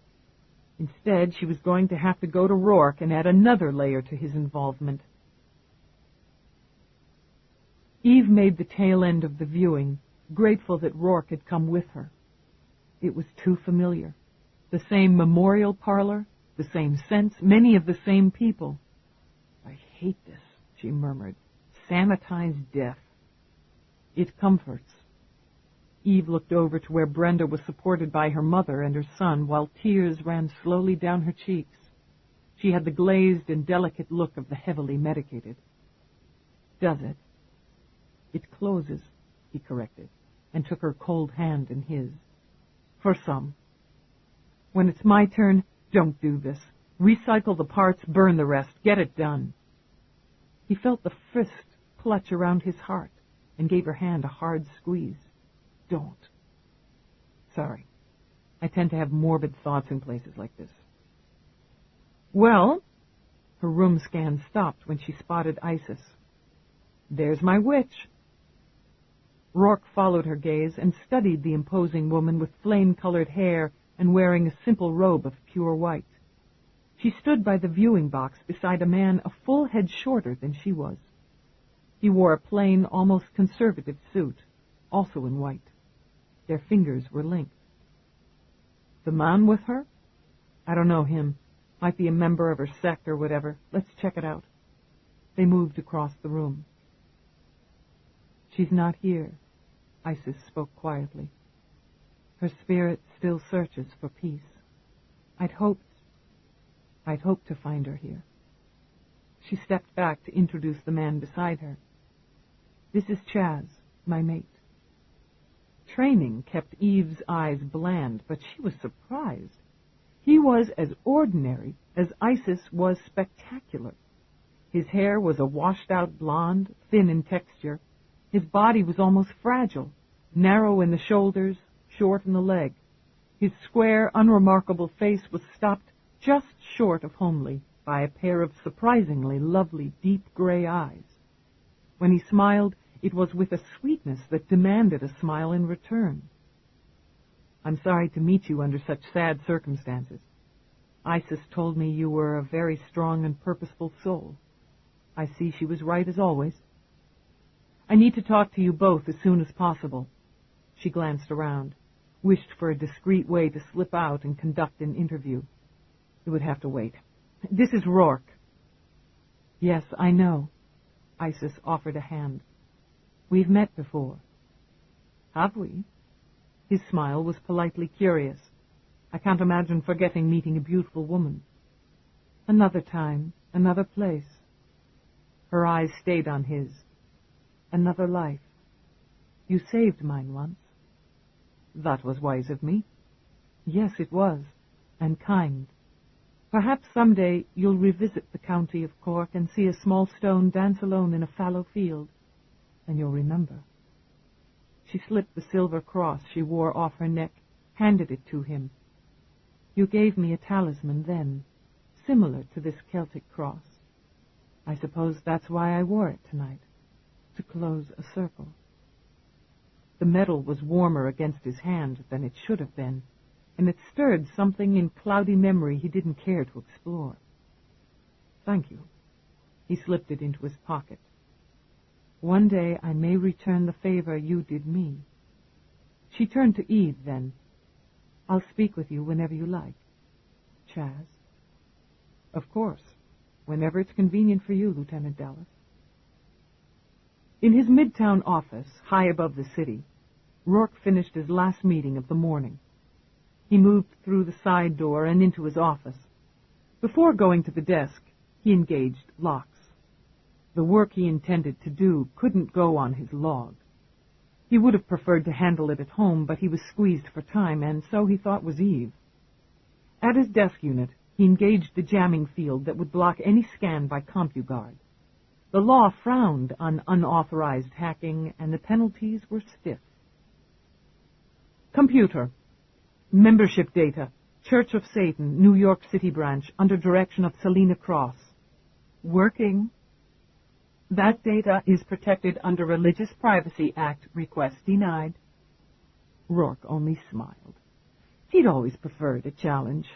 Oh, well, I think we can change your mind about that. Prepared to enjoy himself, he slipped off his suit jacket, rolled up his sleeves, and got to work. Eve passed Peabody in the bullpen as she swung through. My vehicle, 15 minutes. I want to check my messages, make a couple of calls. Yes, sir. Lieutenant, later, Eve said shortly, running by and missing Peabody's wince. The reason for it was waiting in her office. Feeney? She tugged her jacket off, tossed it on a chair. She broke off when Feeney stood up, walked over, and shut her door. It had taken only one look at his face to know. You lied to me. There was a quaver in his voice that came as much from hurt as anger, but his eyes were flat and cold.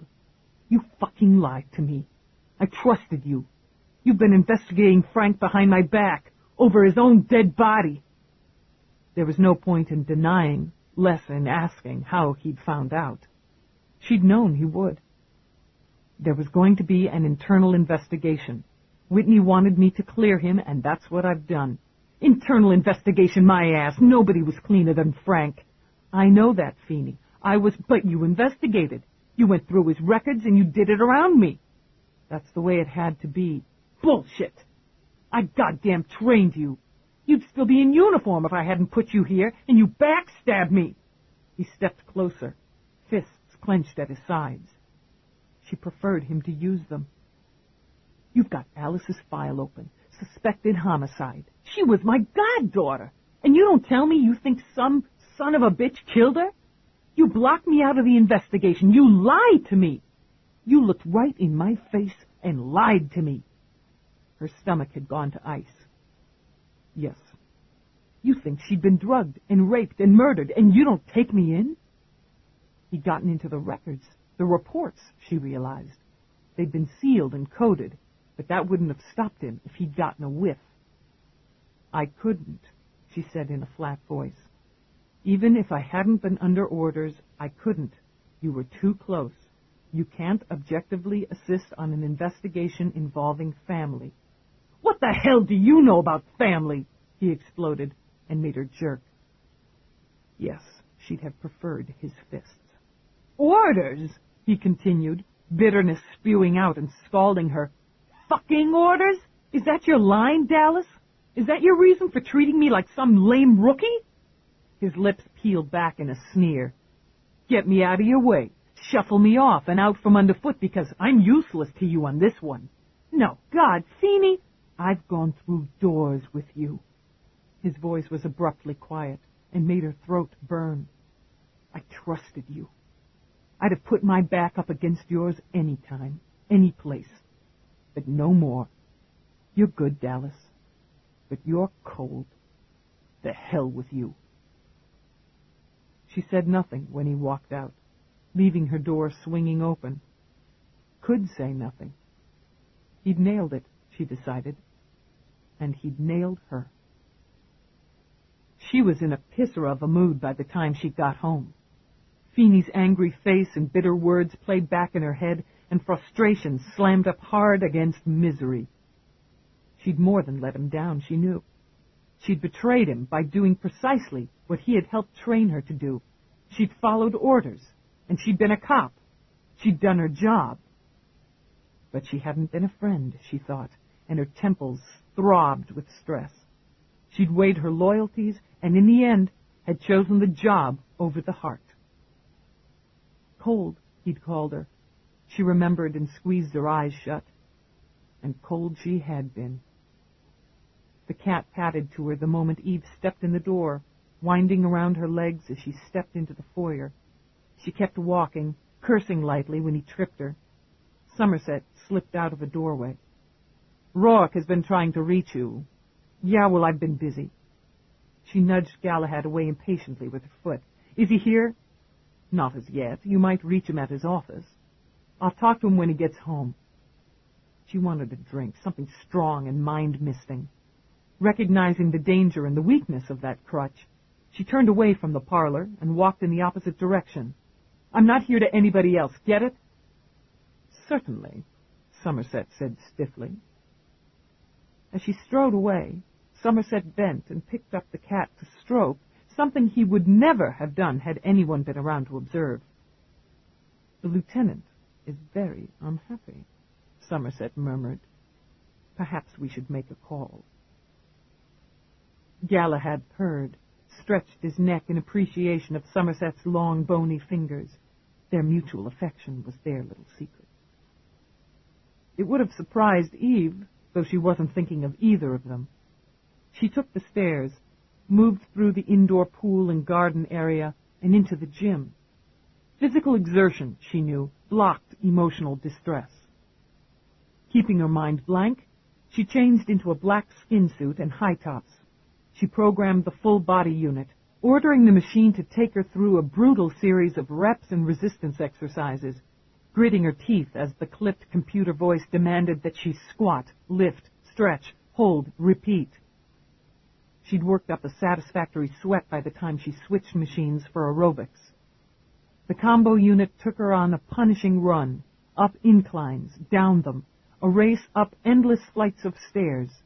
She'd set it for variety and found the change of texture on her running surface from simulated asphalt to sand to grass to dirt interesting, but it wasn't doing anything to ease the ache in her belly. You could run, she thought with dull fury, but you couldn't hide. Her heart was pumping hard, her skin suit soaked with sweat, but her emotions were still fragile as glass. What she needed, Eve decided as she tugged on soft protective gloves, was to pound on something. She'd never tried out the sparring droid. The unit was 6 feet, 190 and firmly muscled. Good reach, Eve decided with her hands on her hips as she sized him up. She punched in the code on his storage tube. The unit opened dark, light brown eyes. "You wish a match?" "Yeah, pal, I wish a match." "Boxing, karate, Korean or Japanese, taekwondo, kung fu, street style. Self-defense programs are also available. Contact is optional." "Straight hand-to-hand," she said, backing up and gesturing. "Full contact." "Timed rounds?" "Hell no. We go till one of us is down, pal, and out." She curled her fingers in a come-ahead gesture. "Acknowledged." When Roarke walked in 10 minutes later, he watched his wife fly through the air and go skidding across the mat.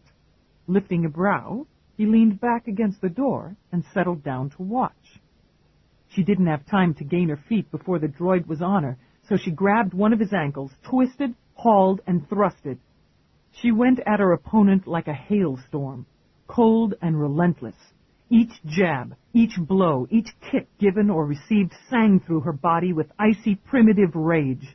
Her eyes were flat with violence now, her fists merciless, as she concentrated on the head, working the droid back. Frowning, Roarke straightened. Her breath was wheezing out now, all but sobbing, yet still she didn't stop. When the droid staggered, went down on its knees, she crouched for the kill. "End program," Roarke ordered, and caught his wife's rigid arm before she could kick the droid's lolling head. "You're going to damage the unit," he said mildly. "It isn't designed for to the death."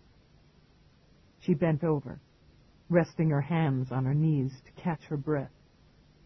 "Sorry. I guess I got carried away." She eyed the droid, who remained slumped on his knees, mouth slack, eyes blank as a doll's. I'll run a diagnostic on it. Don't worry about it." He started to turn her to face him, but she broke away, moved across the room for a towel. "In the mood for a fight? I guess I wanted to pound something. Should I suit up?" He was smiling a little, until she lowered the towel. The rage had drained from her face. All that was left in her eyes was misery.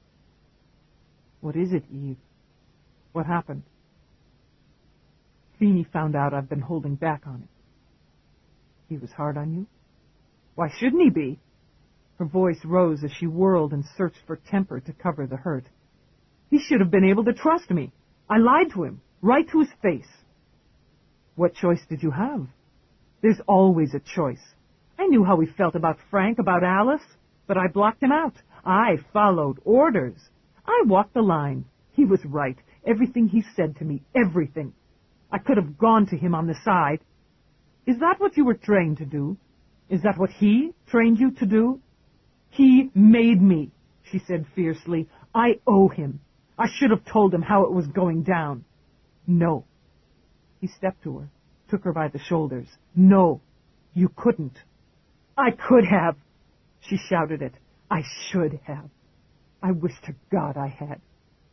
And broke. Covered her face with her hands and broke. "Oh, my God. What am I going to do?" Roarke gathered her close. She cried rarely. A last resort, and always, when the tears finally came, they were vicious. "He needs time. He's a cop, Eve.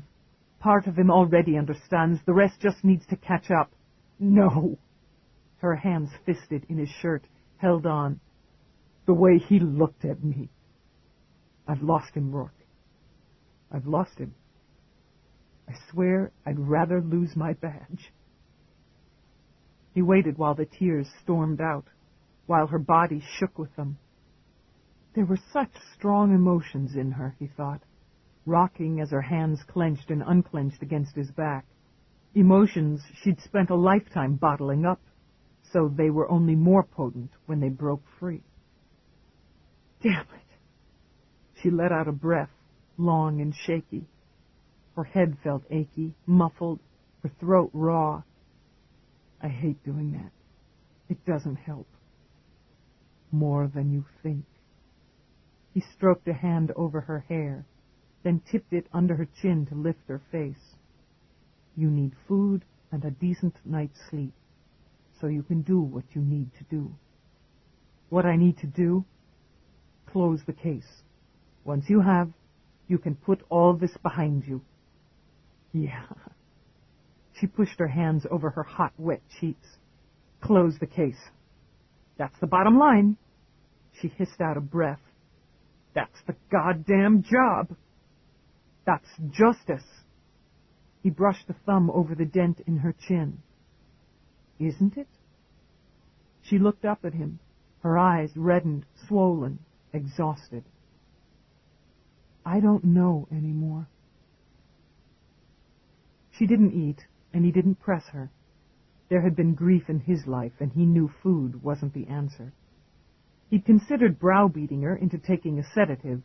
That, he knew, would have been an ugly business, so he was grateful when she went to bed early. He made some excuse about a conference call. From his office, he watched on the monitor until her restless twists and turns stopped, and she slept. What he had to do would take no more than an hour or two. He doubted she'd surface before then and miss him. He'd never been to Feeney's. The apartment building was comfortably shabby, well-secured, and unpretentious.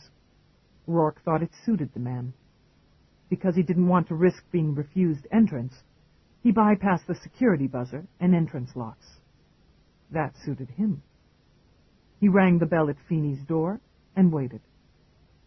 His eyes stared soberly at the peep screen, continued to stare when Feeney's irritated voice came through the intercom. What the hell do you want? You slumming? I don't think this building qualifies as a slum. Anything does, compared to that palace you live in. Do you want to discuss the difference in our living arrangements through the door, or are you going to ask me in? I ask what you want. You know why I'm here. He quirked a brow, making sure it was just insulting enough. You've got guts enough to face me, don't you, Feeney? It had, as Roarke had expected, the right effect. The door swung open. Feeney stood braced for war, his rumpled face bright with fury. It's none of your fucking business. On the contrary, Roarke stood where he was, kept his voice even. It's very much my fucking business. But I don't believe it's any of your neighbors. Teeth clenched, Feeney stepped back. Come in and say what you have to say and then get the hell out. Is your wife at home? Roarke asked when Feeney slammed the door at his back. She's got a girls' thing tonight. Feeney inclined his head, much like a bull, Roarke thought, preparing to charge. You want to take a shot at me? You go ahead. I wouldn't mind pounding that pretty face of yours. Jesus Christ, she's just like you. Shaking his head, Roarke wandered the living room.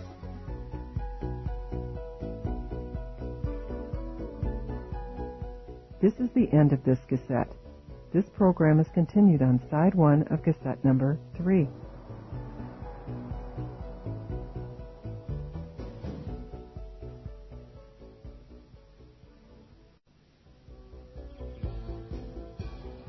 This is cassette number 3.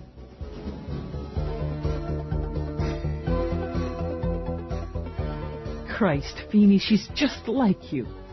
Shaking his head, Roarke wandered the living room. Eve told you, didn't she? Filled you in right from the get-go. She wasn't under orders not to, and she thought I could help. He could help, Feeney thought, and tasted bitterness. Her rich, fancy husband could help, but not her former trainer, not her former partner, not the man who had worked side by side with her with pride and, goddammit, affection for 10 years. Doesn't make you less of a civilian. His tired eyes went broody. You didn't even know Frank. No, I didn't. But Eve did. She cared. We'd been partners, me and Frank. We were friends, family.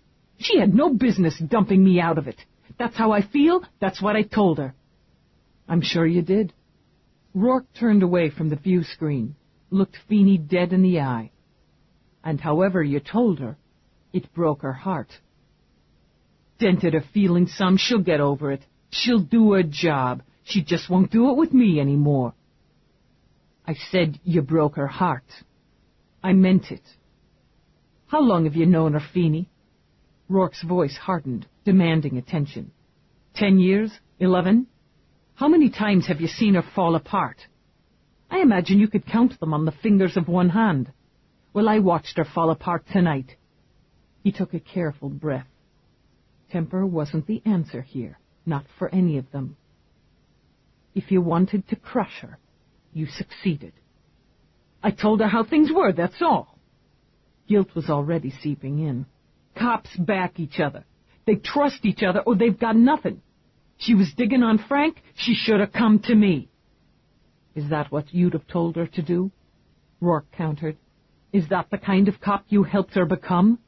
It wasn't you in Whitney's office taking the orders, doing the job, he went on, without giving Feeney time to answer, and suffering for it. No. A fresh wave of bitterness passed through him. It wasn't me. You did me a favor once, Roarke began.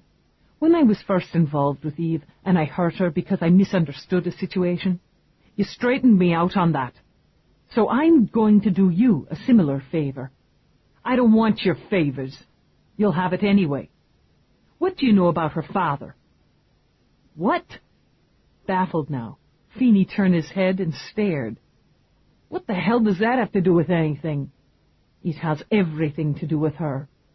Do you know he beat her, tortured her, raped her repeatedly until she was 8 years old? A muscle worked in Feeney's jaw as he turned away. He'd known that she'd been found in an alley at 8, beaten, broken, sexually abused. That was on record. And he never worked with anyone without knowing their official data. But he hadn't known it was her father who'd done it. He'd suspected as much, but he hadn't known. His stomach twisted, his hands clenched. I'm sorry for that. She never brought it up. She didn't always remember. Or more likely she did and refused to remember. She still has nightmares, flashbacks. You got no business telling me this.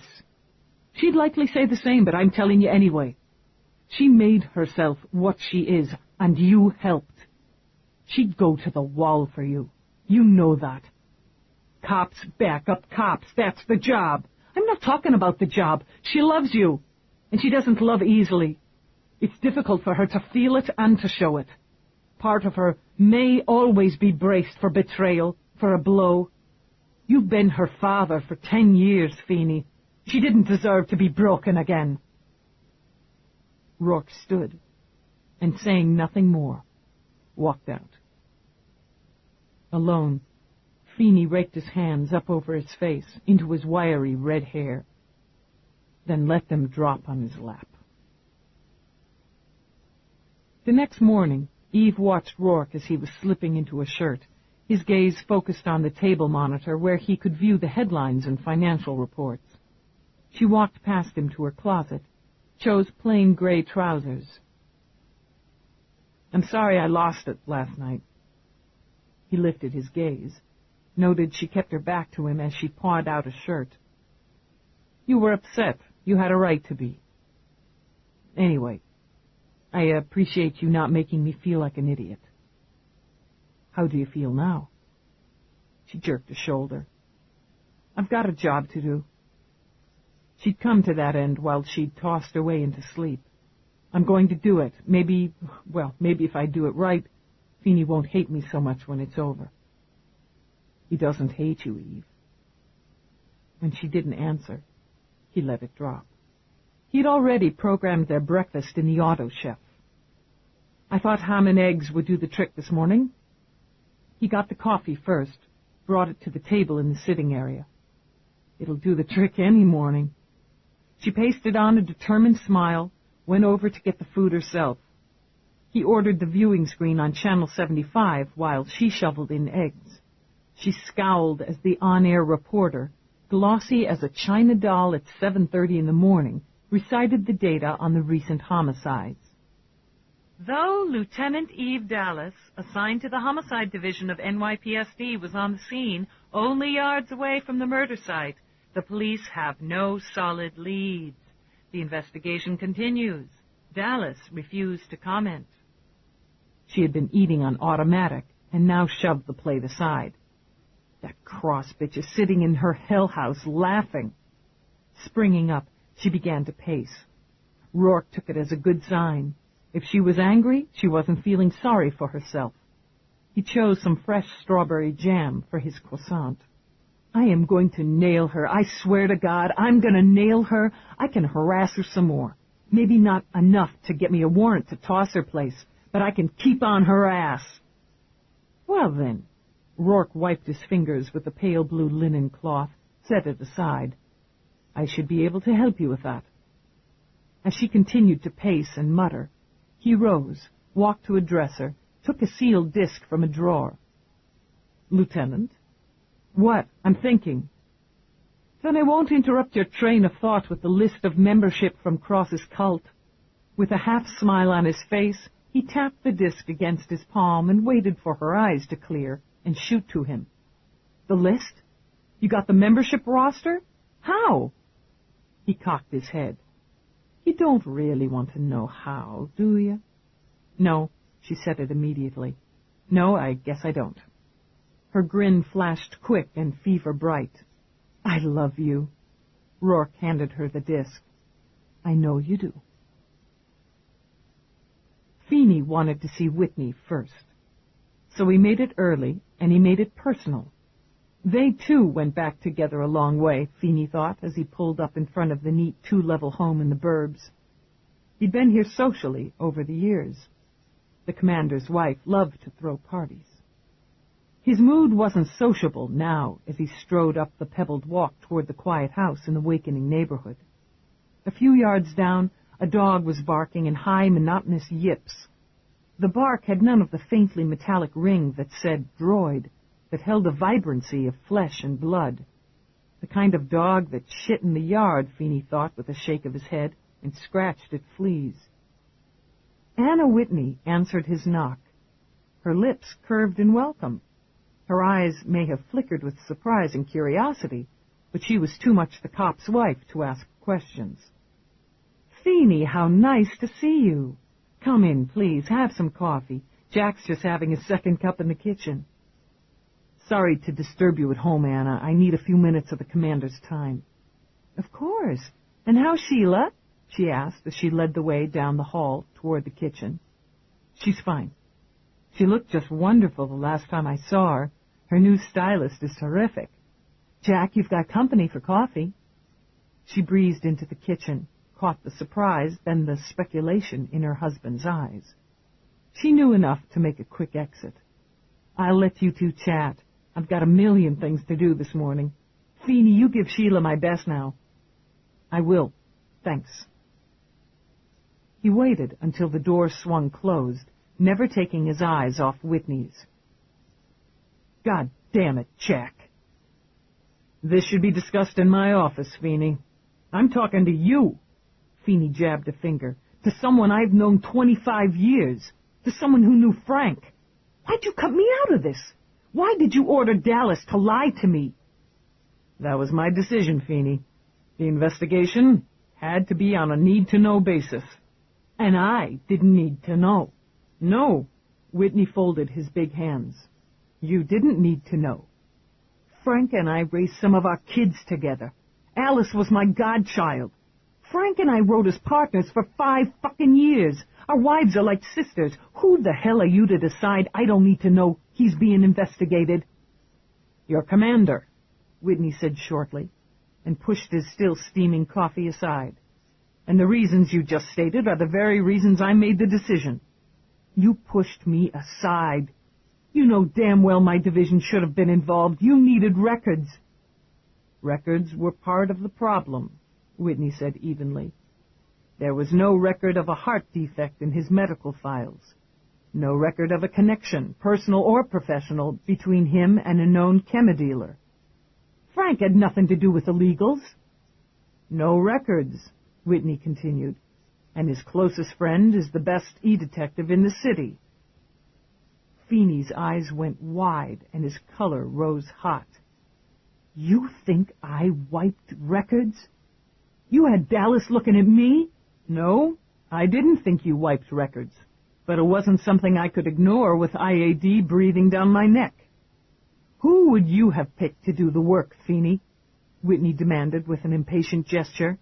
"I knew that Lieutenant Dallas would be thorough and careful, and that she'd bust her ass to clear both you and Frank. I knew she had contacts that could access those records." "You put her in a bad spot. You ordered her into a lousy position, Jack. Is that what happens when you command? You put your troops' backs to the wall?" "Yeah, that's what happens."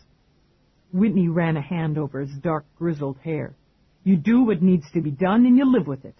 I had IAD drooling. My priority was to clear Frank and shield his family from any more hardship. Dallas was my best shot. You trained her, Feeney. You know she was my best shot." "I trained her," Feeney agreed, sick inside. "What would you have done?" Whitney demanded. "Straight, Feeney.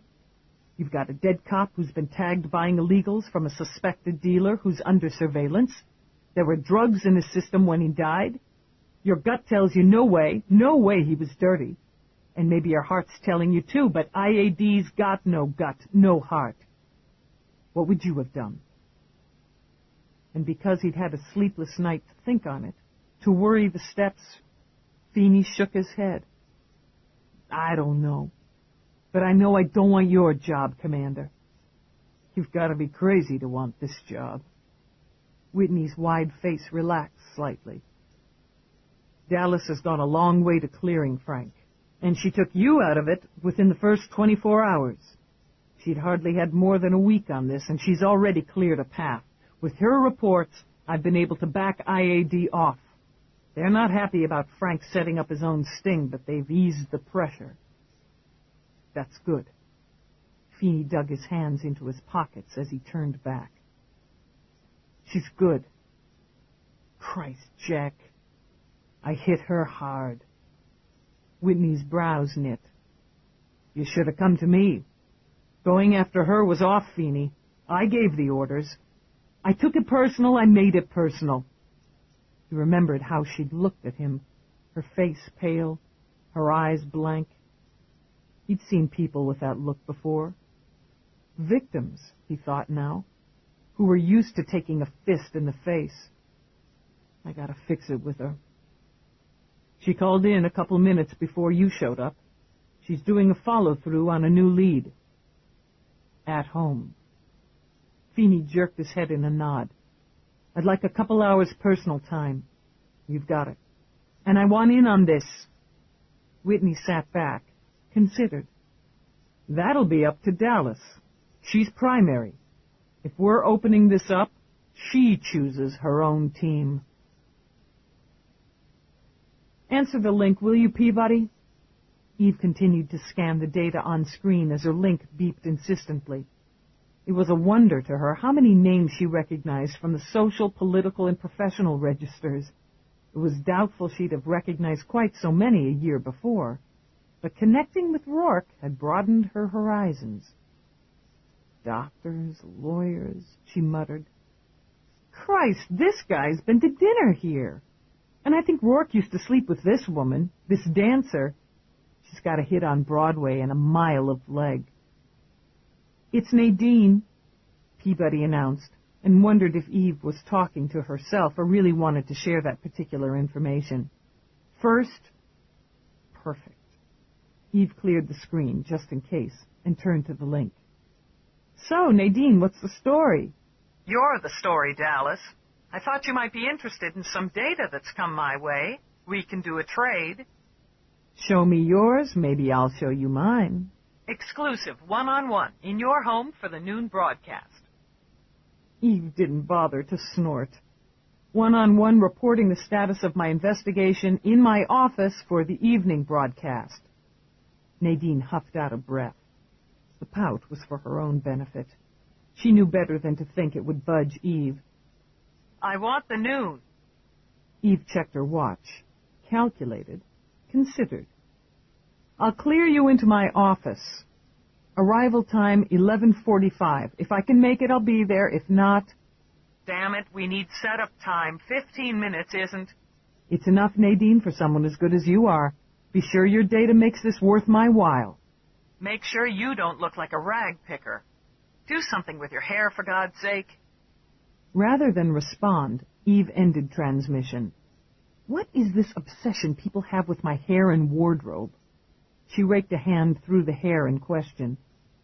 Mavis told me you're overdue for a style session. Leonardo's bummed about it. You hanging with Mavis? I've gone down to catch her act a couple times. I like watching her. I haven't had time for a style session, Eve muttered. I trimmed it myself a couple days ago. Yeah, I could tell.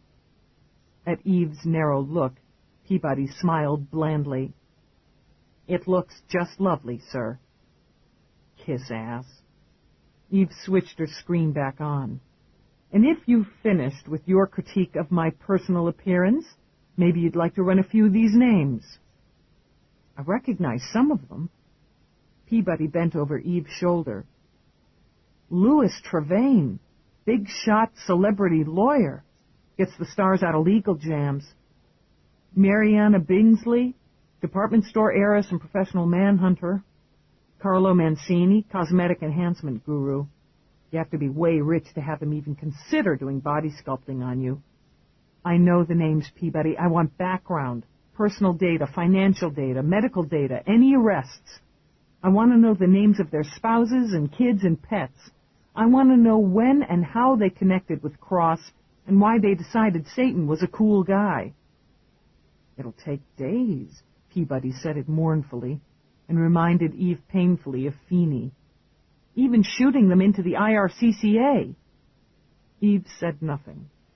The International Resource Center on Criminal Activity was one of Feeney's prides and joys. If I could tag someone in the E division for help, we could cut the time in half, maybe less. Peabody jerked a shoulder. So, where do you want me to start? Lobar, Robert Matthias. Then start at the top and work down. I'll start at the bottom and work up. Look for withdrawals of large amounts at regular intervals. We damn well better have what we need when we meet in the middle. She narrowed her eyes, thinking. The financial data on Selena's cult would be protected by the Privacy Act and its status as a registered religion. Still, there was a chance, a slim one, that she'd been cocky enough to make deposits in her personal account. That was a simple matter to check on. For the other, she would have to decide if the data would hold solid if she was able to access it, and to access it, she needed Roarke. She'd wait, she decided, a day or two. Once they ascertained how much money the membership list was suspected of feeding into Selena's pockets, she'd reassess. It would be tough to sell the PA on religious contributions as extortion, but it might be a start. I can pull her into interview. I think we'll make it, say, around 11:30. You've got the spot with Nadine at 11:45. Yeah. Eve's smile spread. That'll work. Oh. It's not my fault if some big-nosed reporter finds out I'm questioning Selena Cross, knows I'm primary on the homicide, then puts two and two together, and goes on air with it. Might shake up some of these fine upstanding Satanists. Some people get real chatty when they're shook. Get me that data, and I can shake them harder. I bow to you. Save it until we see if it works. You use this unit. I can use one of Roarke's to make the first pass. Computer, copy disk, print out hard copy. She glanced up at the movement in the doorway. Went very still. Abort, she murmured, and braced to take the next hit from Feeney. Peabody. He sent her a quiet look. I need a moment with your lieutenant. Sir? Though she rose, Peabody waited for Eve's signal. Take a break, Peabody. Get yourself some coffee. Yes, sir. She headed out, feeling the needles of edgy tension prickling the air. Eve didn't speak, simply stood. Her body was set, he noted, not to defend, but to absorb the next blow. Her eyes were carefully empty, but the hand that she braced on the desk shook. He stared at it a moment, amazed and ashamed that he'd caused that. Your, Somerset said I should just come up. It was warm in the room, but he didn't remove his rumpled overcoat. Instead, he shoved his hands in the pockets. I was off yesterday. Coming down on you was off. You were doing your job. He saw her lip tremble, as if she would speak or make some sound. Then she firmed it again and said nothing. She looked, he realized, whipped. He was remembering what Roarke said to him. You broke her heart. Her father beat her, tortured her, raped her. You've been her father for 10 years. How the hell was he supposed to deal with that? And how could he possibly ignore it? The things I said, I shouldn't have. He pulled his hands free to scrub them hard over his face. Jesus, Dallas. I'm sorry. Did you mean them? It was out before she could stop it. She held up a hand, turned away, stared blindly out of the window. I wanted to mean them. I was pissed. He crossed to her, his hands flapping uselessly. "I got no excuse," he began. He touched her, then snatched his fingers away from her shoulder when she cringed. "I got no excuse," he said again after a steadying breath. "And you got a right to step back from me. I jumped hard where I shouldn't have jumped." "You don't trust me now." She skimmed the back of her hand over her cheek, ashamed the single tear had gotten past her guard. "That's bullshit, Dallas. There's nobody I'd trust more. Look, goddammit, it takes a laser hit to get me to apologize to my own wife. I'm telling you, I'm sorry." Impatient now, he grabbed her arm, pulled her around. She froze. Her eyes were bright, tears sheening them, but not, thank Christ, falling. "Don't go female on me, Dallas. I can't kick myself in the ass much harder than I already am." He jerked up his chin, tapped a finger on it. "Go ahead. Free shot. We won't say anything about you punching out a superior officer." "I don't want to hit you." "God damn it, I outrank you. I said take your shot." A ghost of a smile flitted around her mouth. He looked so fierce, she thought, those drooping camel eyes sparkling with temper and frustration. "Maybe after you shave. That stubble'd skin my knuckles." Relief flooded through him at the slight curve of her lips. "You're going soft. Living the high life with that rich Irish son of a bitch. I beat hell out of a sparring droid last night, one of Roarke's finest."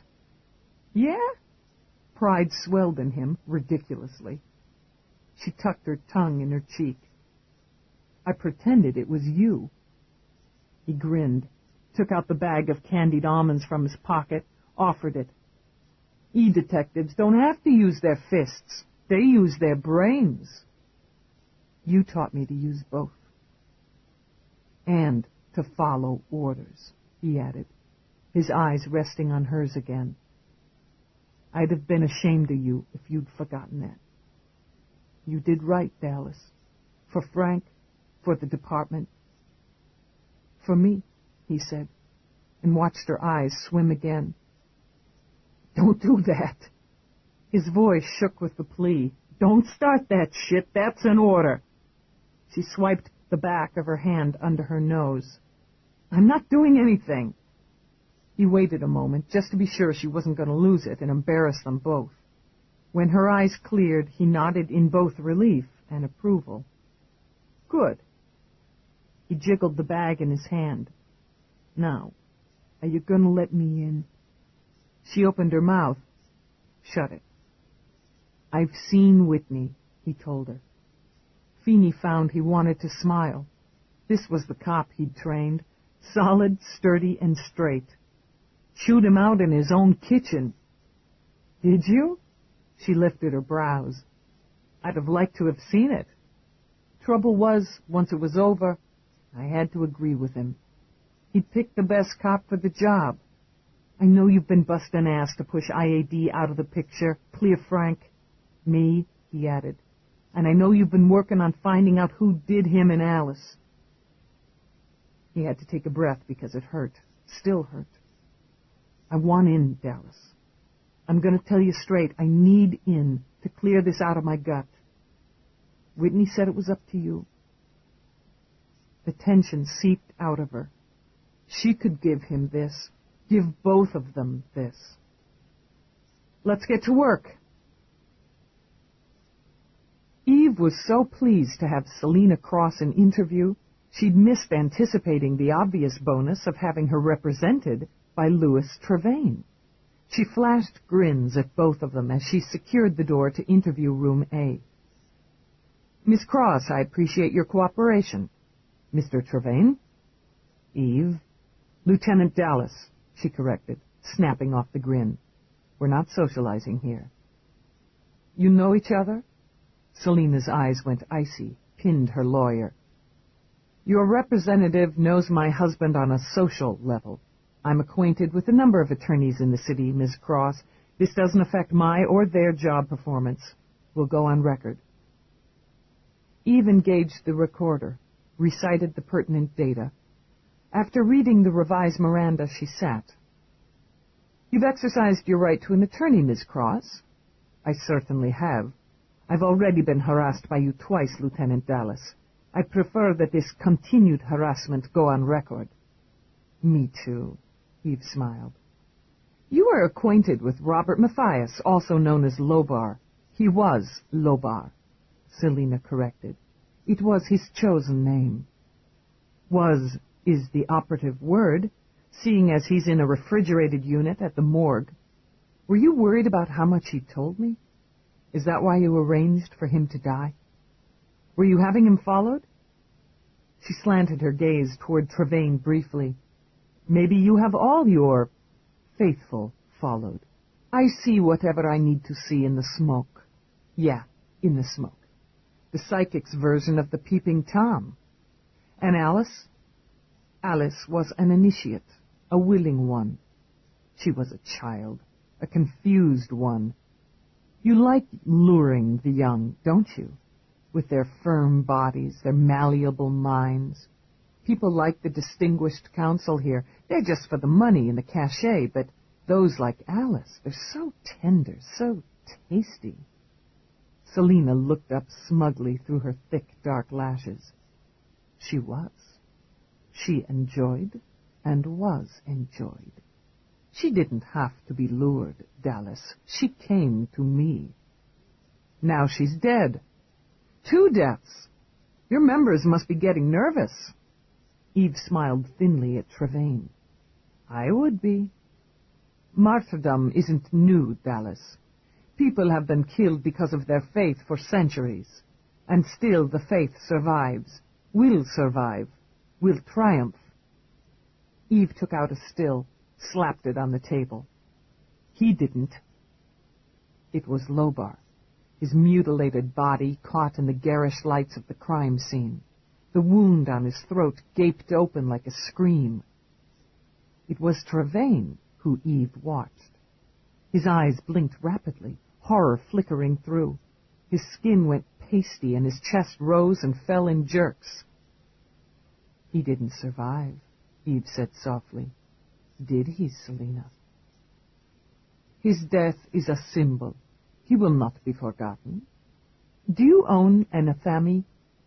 "I own several, naturally." "Like this?" She took out another photo. This one a close-up of the weapon left pinned into Lobar.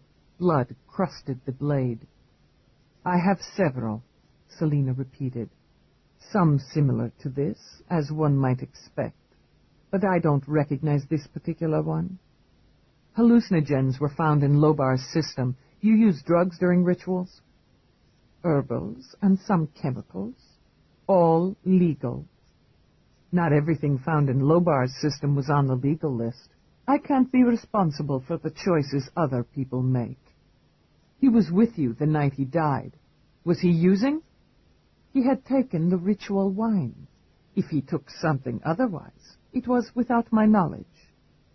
You have priors as a chemi-dealer, and paid my debts to so-called society. You have nothing on me, Lieutenant." "I have 2 bodies, and they're yours. I've got a dead cop, and he's on you, too. I'm closing in on you, Selina, step by step. Keep out of my face. Or... Do you know pain, Dallas?" Selina's voice went low and thick.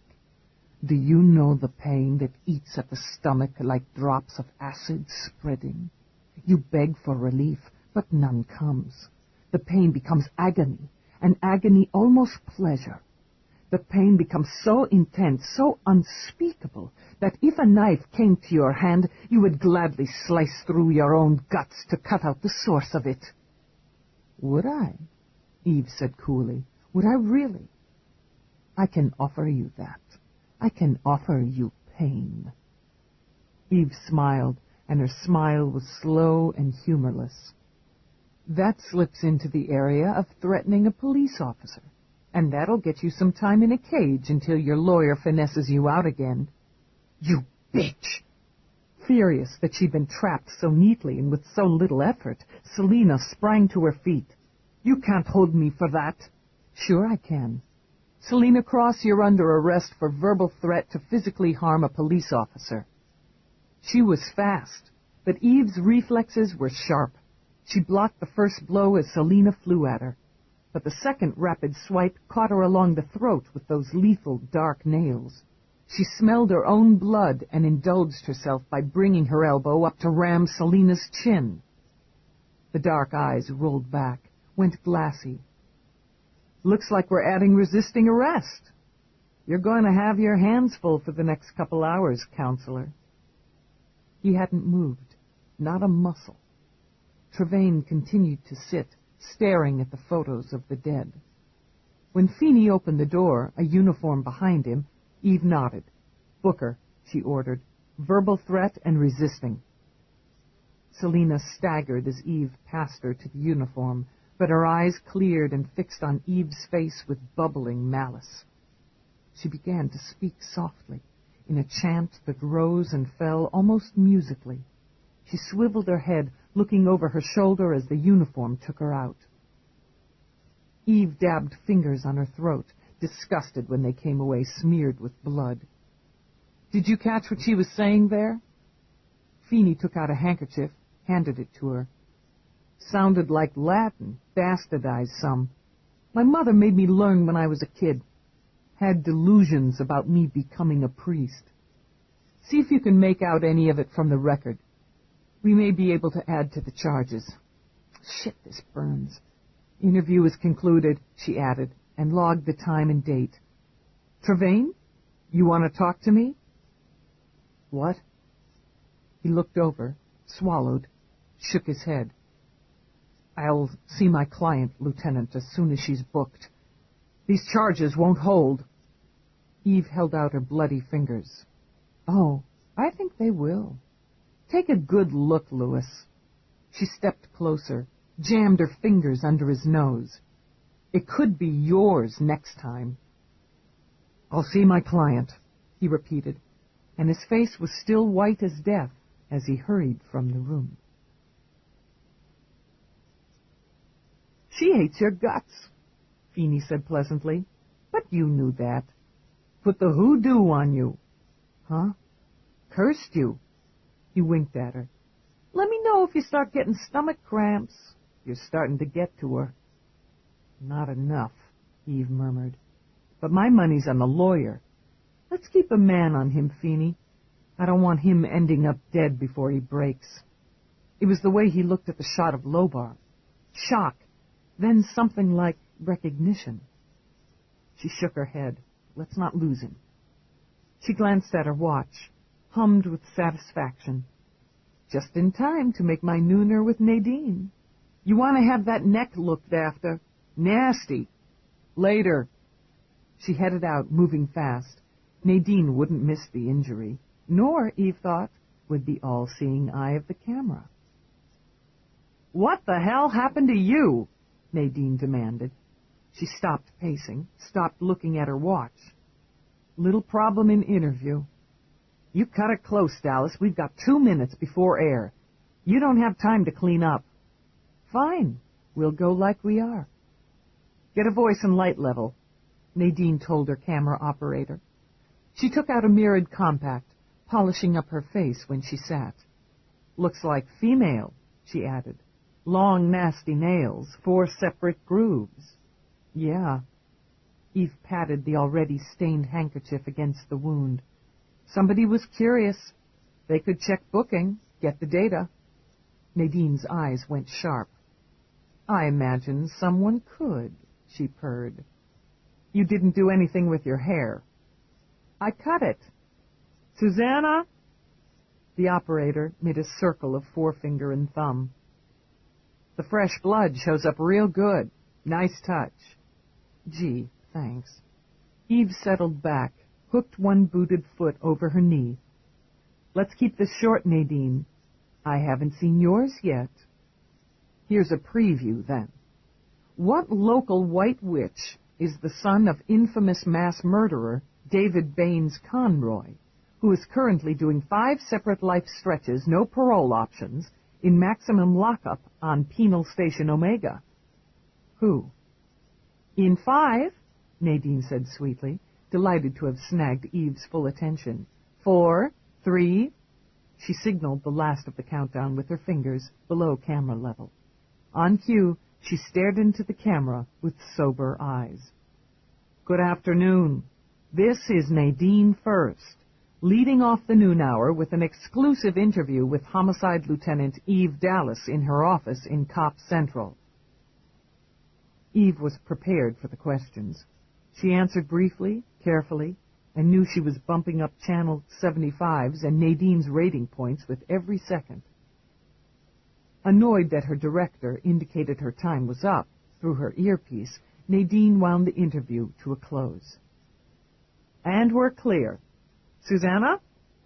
Nadine simply gestured to the door and sent her operator out. Off the record, she began. Nope.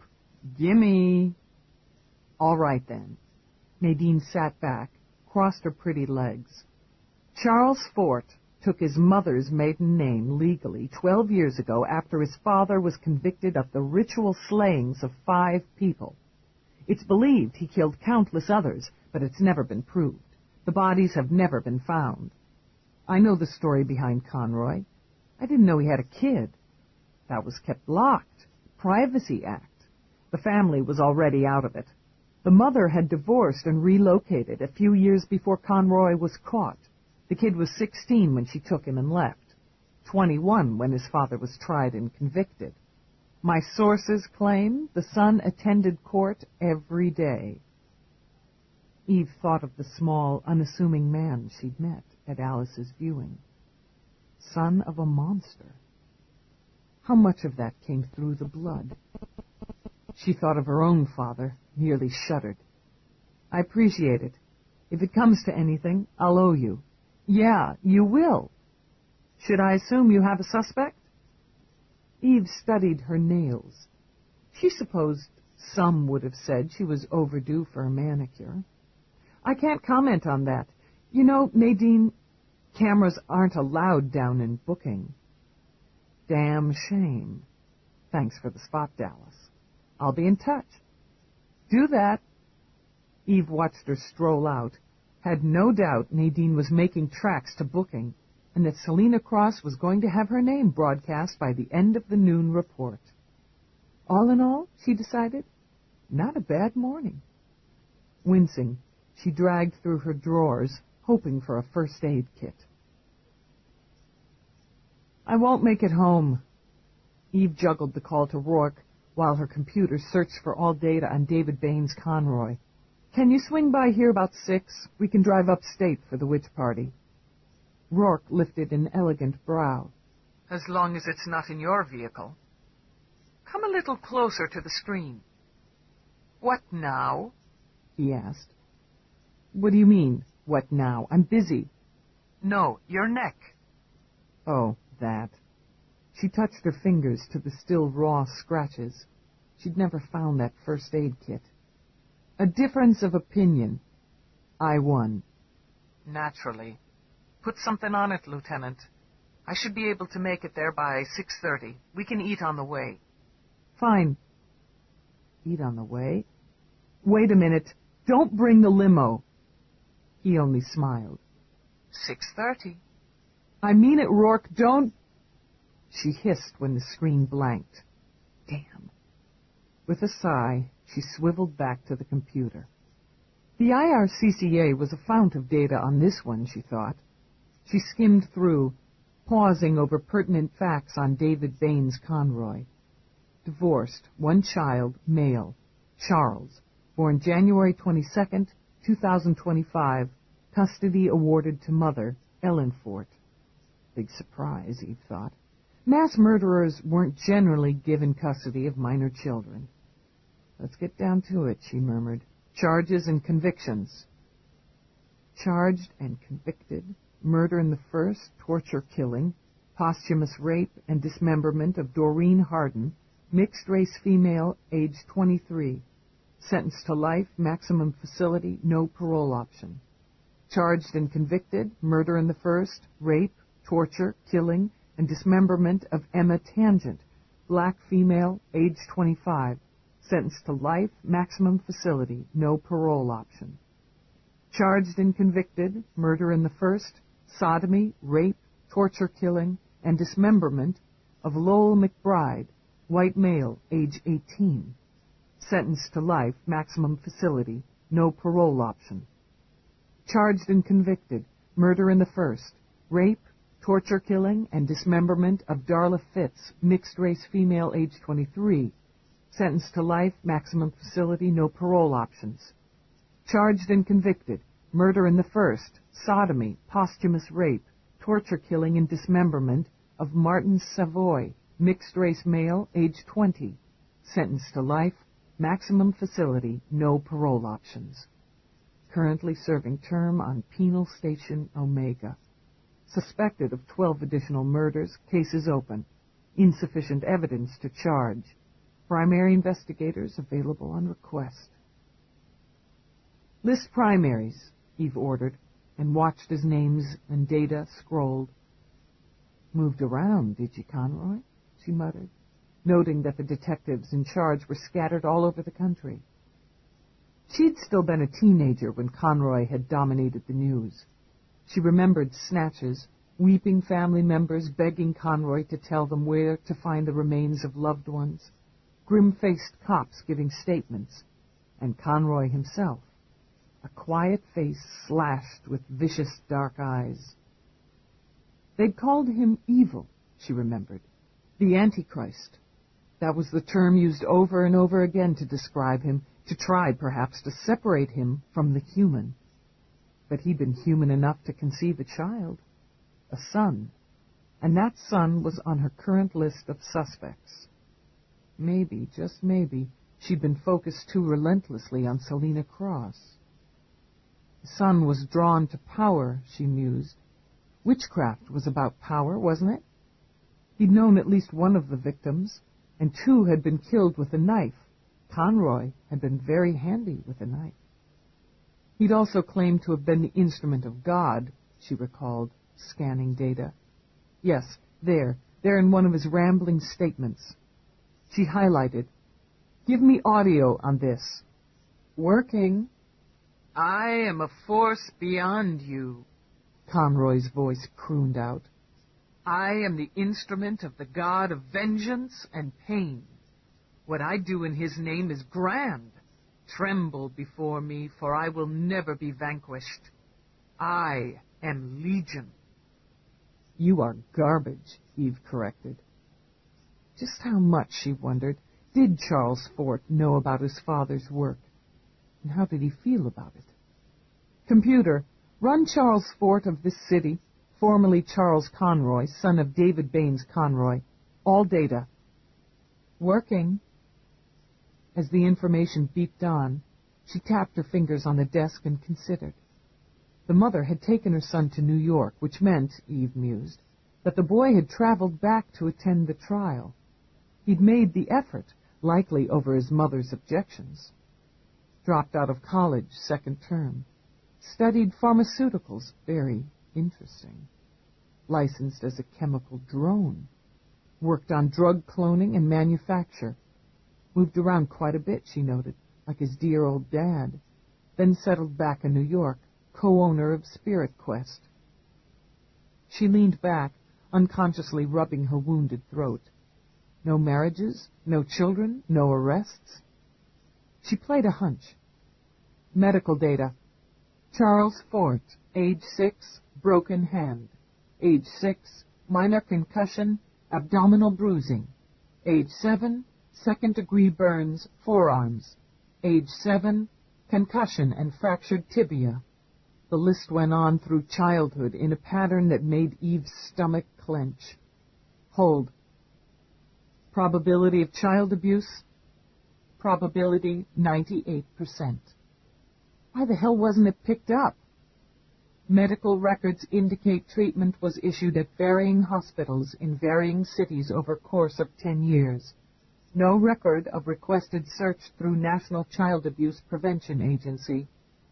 Idiots. Idiots. She rubbed her hands over her face, pressing hard on the headache now brewing in the center of her forehead. It was too close to home. List any psychiatric treatment or available psychological profiles. Subject entered Miller Clinic voluntarily as outpatient. Doctor of record, Ernest Renfrew, from February 2045 to September 2047. Files sealed. No other data. Okay, that's enough to chew on. Save data. File Fort Charles, case number 34299H, cross-reference Conroy. Disengage when complete. She glanced up as Feeney stuck his head in her doorway. Cross just got sprung. Well, it was too good to last. You have anybody look at those cat scratches? I will. Got a minute? Sure. David Baines Conroy. Feeney whistled, made himself comfortable on the corner of her desk. That's going back. Sick bastard. Cut his victims up when he was done with them. Kept the parts in a portable cold box. Had a trailer. Traveled around. Preaching. Preaching? Well, that's not exactly the term. Set himself up as a sort of antichrist. Lots of shit about anarchy, freedom to pursue carnal pleasures, opening the gates of hell, that sort of thing. Figures he plucked most of his victims off the road. Itinerant LCs. At least 3 they pinned on him were licensed companions. Hookers have always been easy marks for psychos. He was found competent to stand trial. Passed the tests. Legally, he was sane. In reality, a real wacko. He had a family. Yeah, that's right. Feeney closed his eyes to try to bring it back. I was still working homicide then, and there wasn't a cop on planet who wasn't personally caught up by the case. Never did any of his work here that we know of, but I remember he had a wife. Pale, jumpy little woman. Left him before he got snagged, seems to me. And there was a kid. A boy. Spooky. Why? He had his old man's eyes. Except they were dead, you know? I remember thinking we might be tracking him one day, in his father's footsteps. Then they ducked under the Privacy Act, and nobody ever heard of him again. Until now. Eve kept her eyes level. I'm seeing Conroy's son tonight, at a witch's coven. Roarke brought the limo. She'd been certain he would, just to annoy her. She'd have stayed annoyed if she hadn't seen that the auto chef was stocked Italian style. Eve was wolfing down manicotti before they crossed the Jacqueline Onassis Bridge, but she shook her head at the burgundy he poured. I'm on duty, she said with her mouth full. I'm not. He sipped, studied her. Why haven't you taken care of that? He asked, brushing gentle fingers over her throat. I got tied up. I caught the replay of your little tete-a-tete with Nadine on the way over to Central. I'm surprised you agreed to it. It was a trade. I got my share. She leaned forward, engaged the privacy shield between them and the driver. And I'd better fill you in before we join in tonight's festivities. She detailed the new line she was pursuing, then sampled one of the sweet fat olives on the antipasto tray. It bumps him up a few notches on the list, she concluded. The sins of the father? Sometimes it works that way. He looked remarkably unhomicidal to me. She poked through the antipasto, selecting a marinated pepper. I once took down this little old lady, looked like everybody's favorite granny. She took in stray cats and baked cookies for the neighborhood kids, grew geraniums on her windowsill. Enjoying the bite, Eve chose another pepper. She'd lured half a dozen kids into her apartment and had fed their internal organs to the kiddies before we nailed her.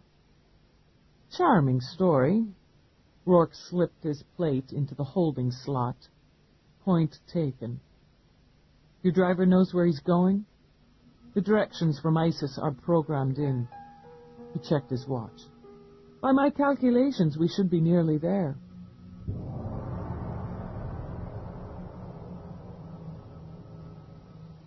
This is the end of Side 1. This program is continued on Side 2 of this cassette.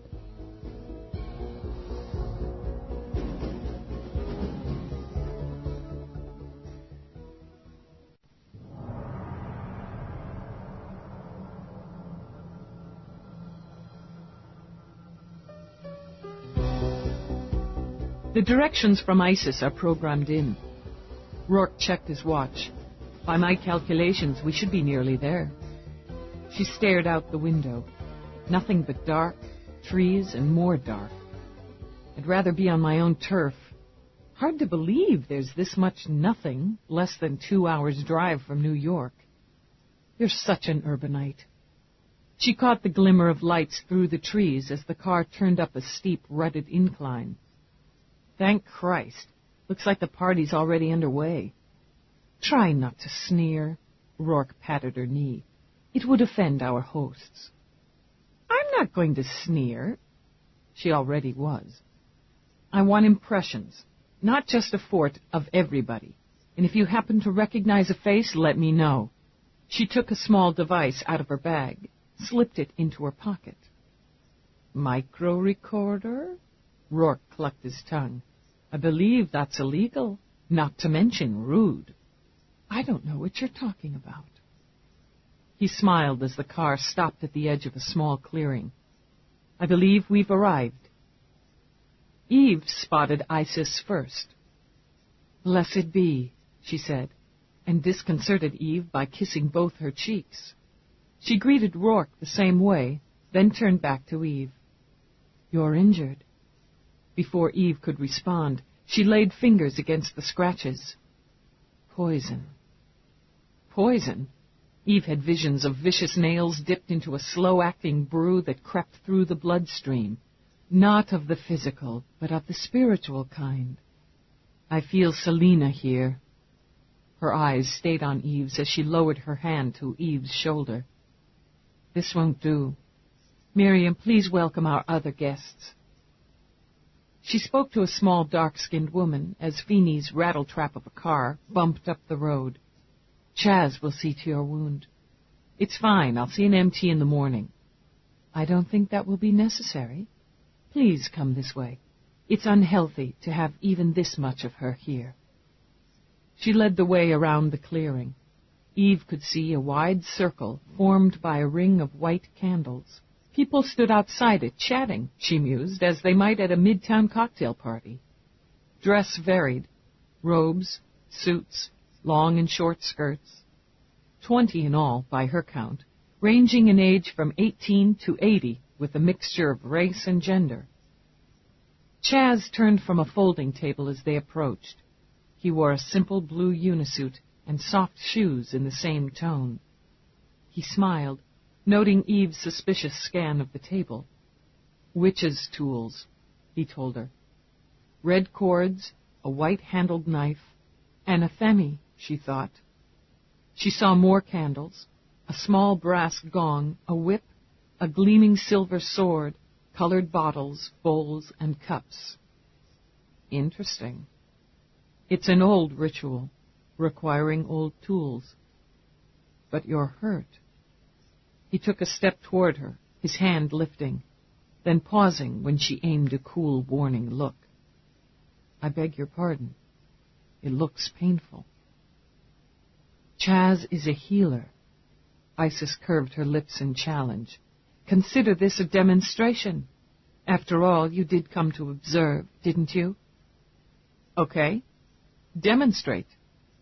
She tilted her head, inviting Chaz to examine the scratches. His fingers were surprisingly cool, surprisingly soothing as they played over her abraded skin. She kept her eyes on him. The result didn't equal the intent. Will you relax your mind? His gaze lifted from his hand, met hers. The mind and body are one, he said quietly. One guides the other. One heals the other. Let me ease this. She thought she felt warmth move through her, from the point where his fingers lay, into her head, down through her body, until a drowsiness seeped through. She jerked herself alert, saw him smile quietly. I won't hurt you.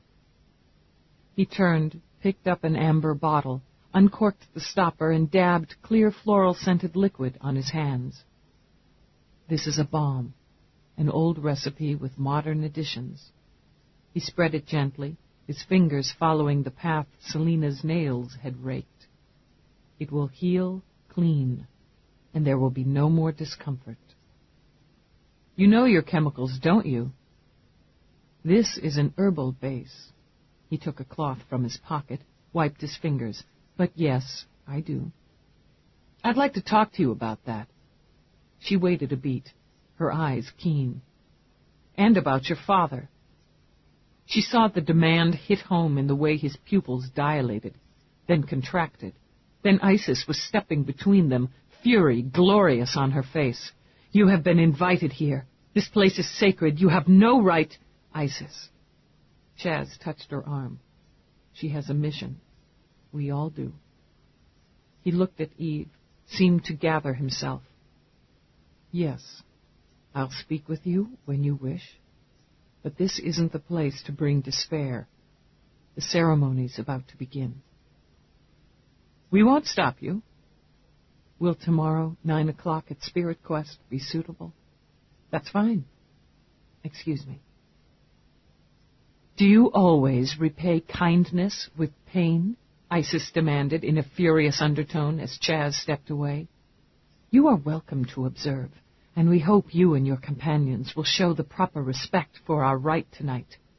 You aren't permitted within the magic circle. As she swept away, Eve slipped her hands into her pockets. Well now, I've got 2 witches pissed off at me. She looked over as Peabody hurried to her side. It's an initiation, Peabody whispered. I got it from the big gorgeous witch in the Italian suit. She smiled across the clearing at a man with burnished bronze hair and a 1,000,000-watt smile.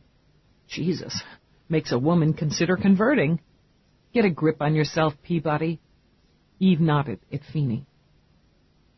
My sainted mother would be saying 6 rosaries tonight if she knew where I was. He pushed a grin to cover nerves. Damn spooky place. Nothing out here but a lot of nothing. Roarke sighed, slipped an arm around Eve's waist. Cut from the same cloth, he murmured, and turned as the rite began. The young woman Isis had called Miriam stood outside the circle of candles and was bound and blindfolded by 2 men. Everyone, but for the observers, was now naked. The red cords were used for the binding of the initiate, leaving a kind of tether.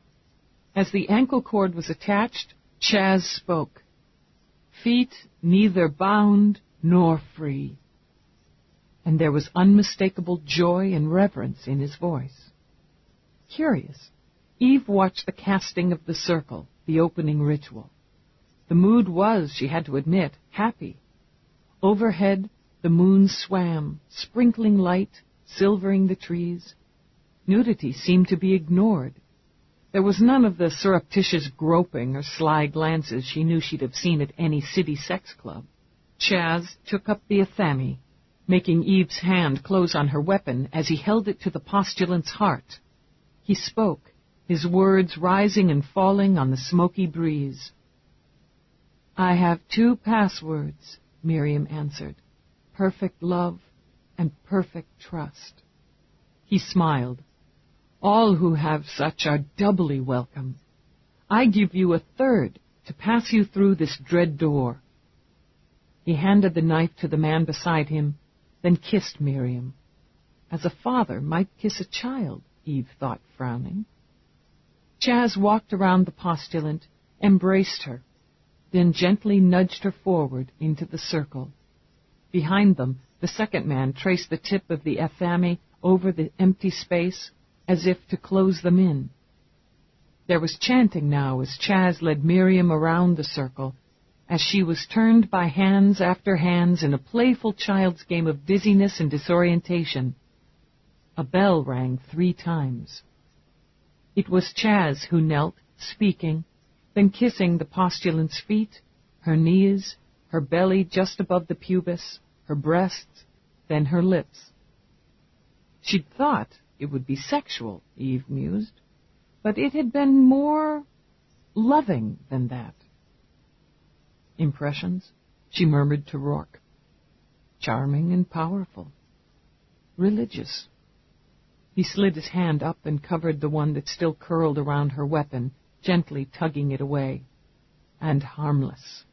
Sexual, certainly, but in a very balanced and respectful sense, and yes, I see one or two people I recognize. I'll want names. As the rite continued, she reached up absently to rub her throat. She found the skin smooth, unbroken, and free of pain.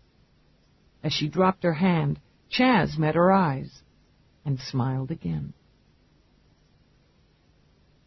Spirit Quest wasn't open for business when Eve arrived with Peabody, but Chaz was there, waiting on the sidewalk, sipping something that steamed out of a recycle cup. Good morning. The air was just chilled enough to have slapped color into his cheeks. I wonder if we could talk upstairs in our apartment rather than in the shop. Cops bad for business? Eve asked. Well, we could say that the early customers might be disconcerted. And we do open in half an hour. I assume you don't need ISIS. Not at the moment. I appreciate it. If you could, give me just a moment. He shot her a sheepish look. Isis prefers not to have caffeine in the house. I'm weak, he said, taking another sip. She knows I sneak off every morning to feed my addiction and pretends not to.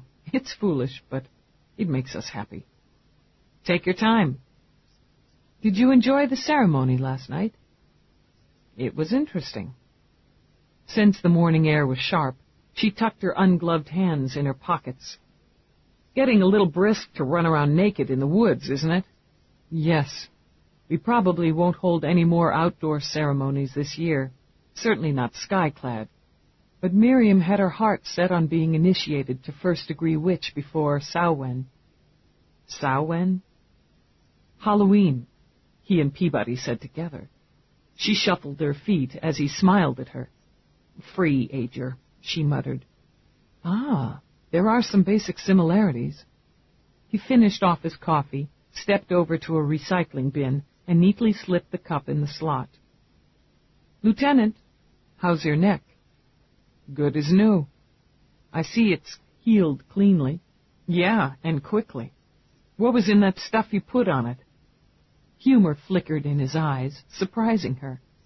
Oh, just some tongue of bat, a little eye of newt. He opened the door to a musical chime of bells. Please be comfortable. I'll get you some tea to warm you up since I kept you standing. You don't have to bother. It's no bother at all. Just be a moment. He slipped through a doorway, and Eve took the time to study his living quarters. She wouldn't call them simple.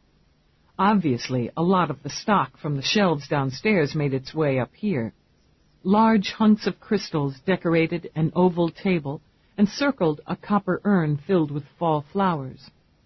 An intricate tapestry hung on the wall over a curved blue sofa. Men and women, suns and moons, a castle with flames spewing from the arrow slits. The major arcana, Peabody told her, as Eve stepped up for a closer look. She sneezed once, violently, and dug out a tissue. The tarot. It looks old, hand-worked. Expensive, Eve decided. Art such as this didn't come cheaply. Business must be good for them to be able to afford the antiquities, the metalwork, the art. The business does well enough, Chaz said, as he came back with a tray laden with a flower-patterned ceramic pot and cups. And I had some resources of my own before we opened. Inheritance? No. He set the tray down on a circular coffee table. Savings, investments. Chemical engineers are well paid. But you gave it all up to work retail. I gave it up, he said simply. I was unhappy in my work. I was unhappy in my life. Therapy didn't help. He met her eyes again, though it seemed to cost him. It didn't hurt. Please sit down. I'll answer your questions. She can't make you go through this, Chaz. Isis slipped into the room like smoke. You're entitled to your privacy under any law. I can insist that he answer my questions, Eve corrected. I'm investigating murder here. He is, of course, entitled to counsel. It isn't a lawyer he needs, but peace. Isis whirled, her eyes alive with emotion, and Chaz took her hands, lifted them to his lips, pressed his face to them. I have peace, he said quietly. I have you. Don't worry so. You have to go down and open, and I have to do this. Let me stay. He shook his head, and the look they exchanged had Eve staring in surprise. It was baffling enough to speculate on their physical relationship, but what she saw pass between them wasn't sex. It was love. It was devotion. You only have to call, she told him, only to wish for me. I know. He gave her hand a quick, intimate pat to send her off. She shot Eve one last look of barely controlled rage and swept out. I doubt I would have survived without her, Chaz said as he stared at the door. You're a strong woman, Lieutenant. It would be difficult for you to understand that kind of need, that kind of dependence. Once she would have agreed. Now she wasn't so sure. I'd like to record this conversation, Mr. Fort. Yes, of course.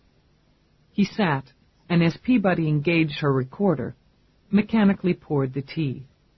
He listened without glancing up as Eve recited the traditional caution. Do you understand your rights and obligations? Yes. Would you care for sweetener? She looked down at her tea with some impatience. It smelled suspiciously like what the police psychologist, Dr. Mira, insisted on serving her. No. I've added a bit of honey to yours, officer. He sent Peabody a sweet smile. And a bit of something else. I think you'll find it soothing. Smells pretty good. Cautious, Peabody sipped, tasted home, and smiled back. Thanks. When's the last time you saw your father? Caught off guard by the abruptness of Eve's question, Chaz looked up quickly. The hand holding his cup shook once, violently. The day he was sentenced. I went to the hearing, and I watched them take him away. They kept him in full restraints, and they closed and locked the door on his life. And how did you feel about that? Ashamed? Relieved? Desperately unhappy. Or perhaps just desperate. He was my father. Chaz took a deep gulp of tea, as some men might take a gulp of whiskey. I hated him with all of my heart, all of my soul. Because he killed? Because he was my father. I hurt my mother deeply by insisting on attending his trial, but she was too battered emotionally to stop me from doing as I chose. She could never stop him either, though she did leave him eventually. She took me and left him, which was, I think, a surprise to all of us. He stared down into his cup, as if contemplating the pattern of the leaves skimming the bottom. I hated her, too, for a very, very long time. Hate can define a person, can't it, Lieutenant? It can twist them into an ugly shape. Is that what happened to you? Nearly. Ours was not a happy home. You wouldn't expect that it could be with a man like my father dominating it. You suspect I could be like him. Chaz's sensual voice remained calm, but his eyes were swirling with emotions. It was the eyes you watched during interview, Eve thought. The words often meant nothing. Are you? Blood will tell. Is that Shakespeare? He shook his head a little. I'm not quite sure. But isn't that what all children live with and fear no matter what their parents, that blood will tell? She lived with it. She feared it, but she couldn't allow herself to be swayed by it. How strong an influence was he on your life? There couldn't have been a stronger one. You're an efficient investigator, Lieutenant. I'm sure you've studied the records by now, run the discs, watched them. You would have seen a charismatic man, terrifyingly so. A man who considered himself above the law, any and all laws. That kind of steely arrogance is in itself compelling. Evil can be compelling to some. Yes. His lips curved without humor. You'd know that, in your line of work. He wasn't a man you could fight on a physical or emotional level. He's strong. Very strong. Chaz closed his eyes a moment, reliving what he was constantly struggling to put to death. I was afraid I could be like him, considered giving back the most precious gift I'd been given. Life. You attempted self-termination? I never got as far as the attempt, just the plan. The first time, I was 10. He sipped tea again, determined to soothe himself. Can you imagine a child of 10 pondering suicide? Yes, she could, all too well. She'd been younger yet when she had pondered it. He abused you. Abuse is such a weak term, don't you think? He beat me. He never seemed to be in a rage when he did. He just struck out at unexpected moments, snapping a bone, raising a fist, with the absent calm another man might display while flicking away a fly. His fist was clenched on his knee. Deliberately, Chaz opened his hand, spread his fingers. He struck like a shark, fast and in utter silence. There was never a warning, never a gauge. My life, my pain, was totally dependent on his whim. I've had my time in hell, he said softly, almost as a prayer. No one helped you?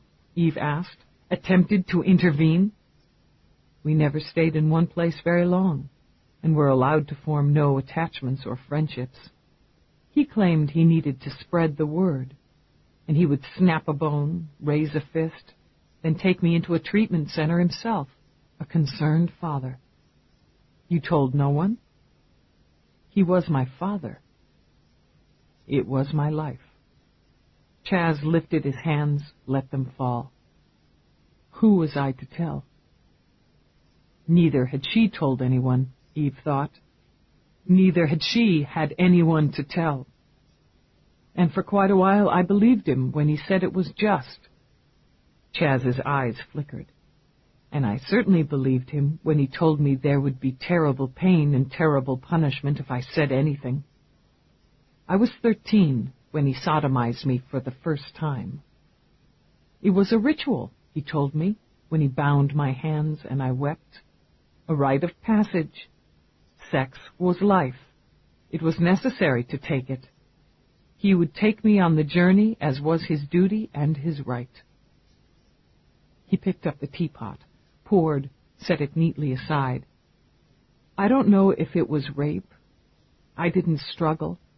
I didn't beg him to stop. I simply cried without sound and submitted. It was rape, Peabody said, and her voice was very quiet. Well. He found he couldn't drink the tea he'd just poured, but lifted the cup, held it.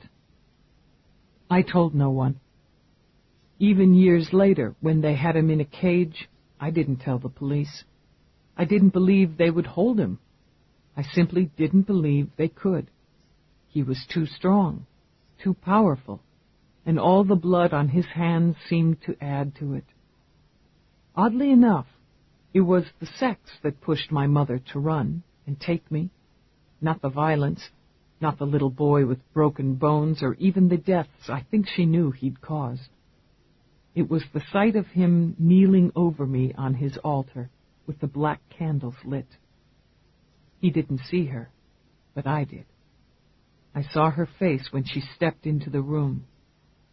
She left me there, let him finish with me, and that night when he went out, we ran.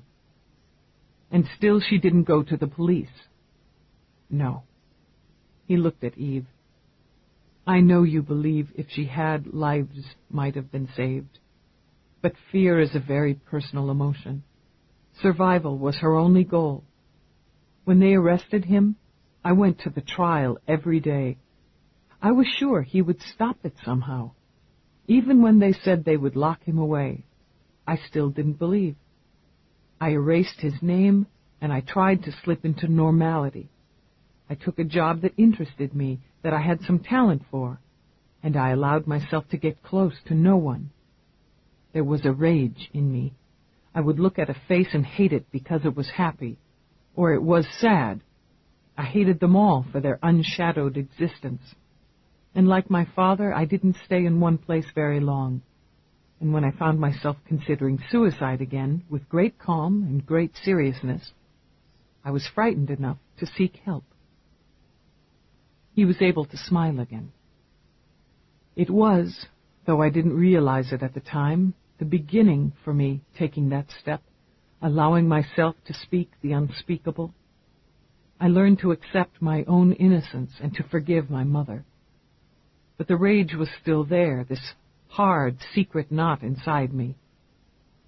Then I met Isis. Through your interest in the occult, Eve prompted. Through my study of it as part of my therapy. He drank his tea now, and his lips were curved. I was angry and rude. Religion of any kind was an abomination to me, and I detested what she stood for. She was so beautiful, so full of light.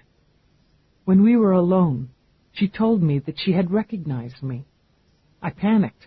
I tried so hard to bury all of that, all of him. She said she hadn't meant from this life, though I could see in her eyes that she knew. She knew who I was, what I'd come from. She told me I had a great capacity for healing, and I would discover it once I had healed myself. Then she seduced me. He gave a short laugh, and in it was great warmth. Imagine my surprise when this beautiful woman led me to her bed. I went along like a puppy, half eager, half terrified. She was the first woman I'd had, and the only one I've been with. And on the night of the spring equinox, that hard, secret knot inside me began to dissolve.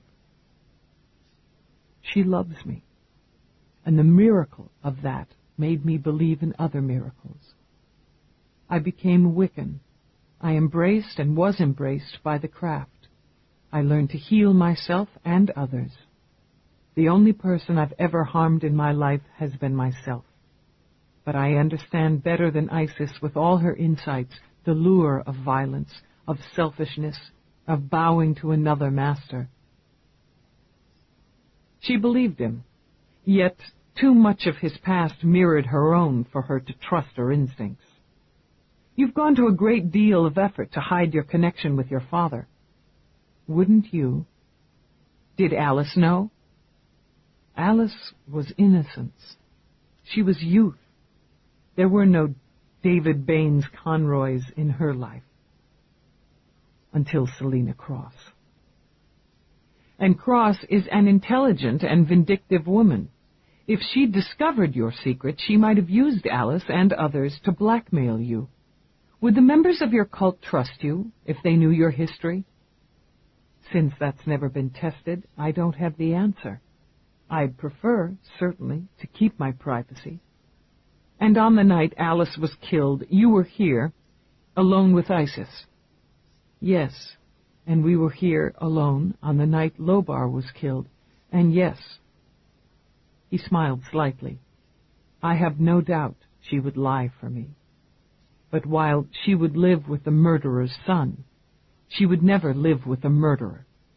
It's against everything she is. She loves you. Yes. And you love her. Yes. He blinked, and horror filled his eyes. You can't believe she'd have a part in any of this, beyond the fact that she loved Alice, cared for her as a mother would a sick child. She's incapable of hurting anyone. Mr. Fort, everyone is capable. You don't think he's involved, Peabody said later, as they started down the outside stairs. There's a history of aberrant behavior in his family. He has an expert knowledge of chemicals, including hallucinogens and herbals. He has no alibi for any of the incidents. He was associated with Alice closely enough that she may have stumbled across the secret he's been hiding for years, and that exposed could destroy his cult. She paused, tapping her fingers against the rail as she ticked off her mental list. He has good reason to hate Selena Cross and her membership, to want to punish them as he couldn't punish his father. That gives him motive and opportunity, and with his background, the potential for violent behavior. He's made himself a decent life after a nightmare childhood, Peabody protested. You can't condemn him for what his father did. Eve stared out at the street and fought her own demons. I'm not condemning him, Peabody. I'm investigating every possibility. Consider this. She turned. If Alice knew and told Frank, his reaction might very well have been to demand she break off the connection. It's likely, following this line of speculation, that he confronted Ford himself, even threatened him with exposure if he didn't break off his influence. He was in homicide when Conroy was taken in, and he'd have known and remembered every filthy detail. Yes, but... And Alice moved into her own place. She continued to work part-time for ISIS, but she no longer lived there. Why did she move out, away from here, when she was afraid? I don't know, Peabody admitted, and we can't ask her. Eve turned back, started down the stairs again, then swore when she saw the boy leaning on her vehicle. Well, hell. She strode down, straight over to Jamie. Get your butt off my hood. This is an official vehicle. An official piece of shit, he corrected with a quick, sassy grin. The city puts you cops into recycled garbage heaps. A high-profile detective like you ought to have better. I'll tell the chief you said so next time I'm in the tower. What are you doing here? Just hanging. His grin flashed again. And I ditched the shadow you put on me. He's good. Jamie tucked his thumbs into his pockets. I'm better. Why aren't you in school? Don't bother to call the truant brigade, Lieutenant. It's Saturday. Then why aren't you terrorizing one of the Sky Malls like a normal delinquent? His grin spread. I hate Sky Malls. They're so yesterday. Caught you on Channel 75. Did you drop by for my autograph? You scrawl it on a credit slip. I could outfit this heap of yours and make it rock. He looked past her toward the shop. I got a load of the witch through the glass. She's doing some heavy retail today. Eve glanced back, noticed the customers browsing inside. You've seen her before? Yeah, a couple times when I tailed Alice. Ever see anything interesting? Nope. Everybody's always wearing clothes in there. He wiggled his brows. A guy has to hope. I studied up on Wicca. They like to be naked a lot. Did see the head witch kick a guy out of the shop once. Really? It was Eve's turn to lean on the hood. Why? Couldn't say, but she was maximum pissed. I could see they were having words, and I thought she was going to belt him, especially when he shoved her. He shoved her? Yeah. I thought about going in then, though she was a hell of a lot bigger than he was. Still, guys got no business pushing women around. But whatever she said to him had him backing off, backing way off until he was backing right out of the door, and he went off in a big hurry. What did he look like? Skinny dude, 5'10", maybe 125, couple of years older than me. Long black hair, red tips, long face with his incisors fanged. Red eyes, light complexion. Turned out in tight black leather, no shirt, couple of tattoos, but I was too far away to make them out.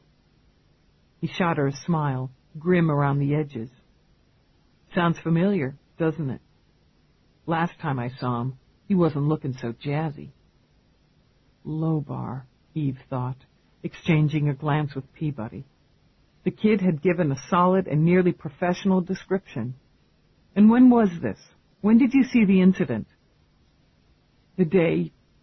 His voice cracked a little, so he cleared his throat. The day before Alice died. And what did Isis do after Lobar left?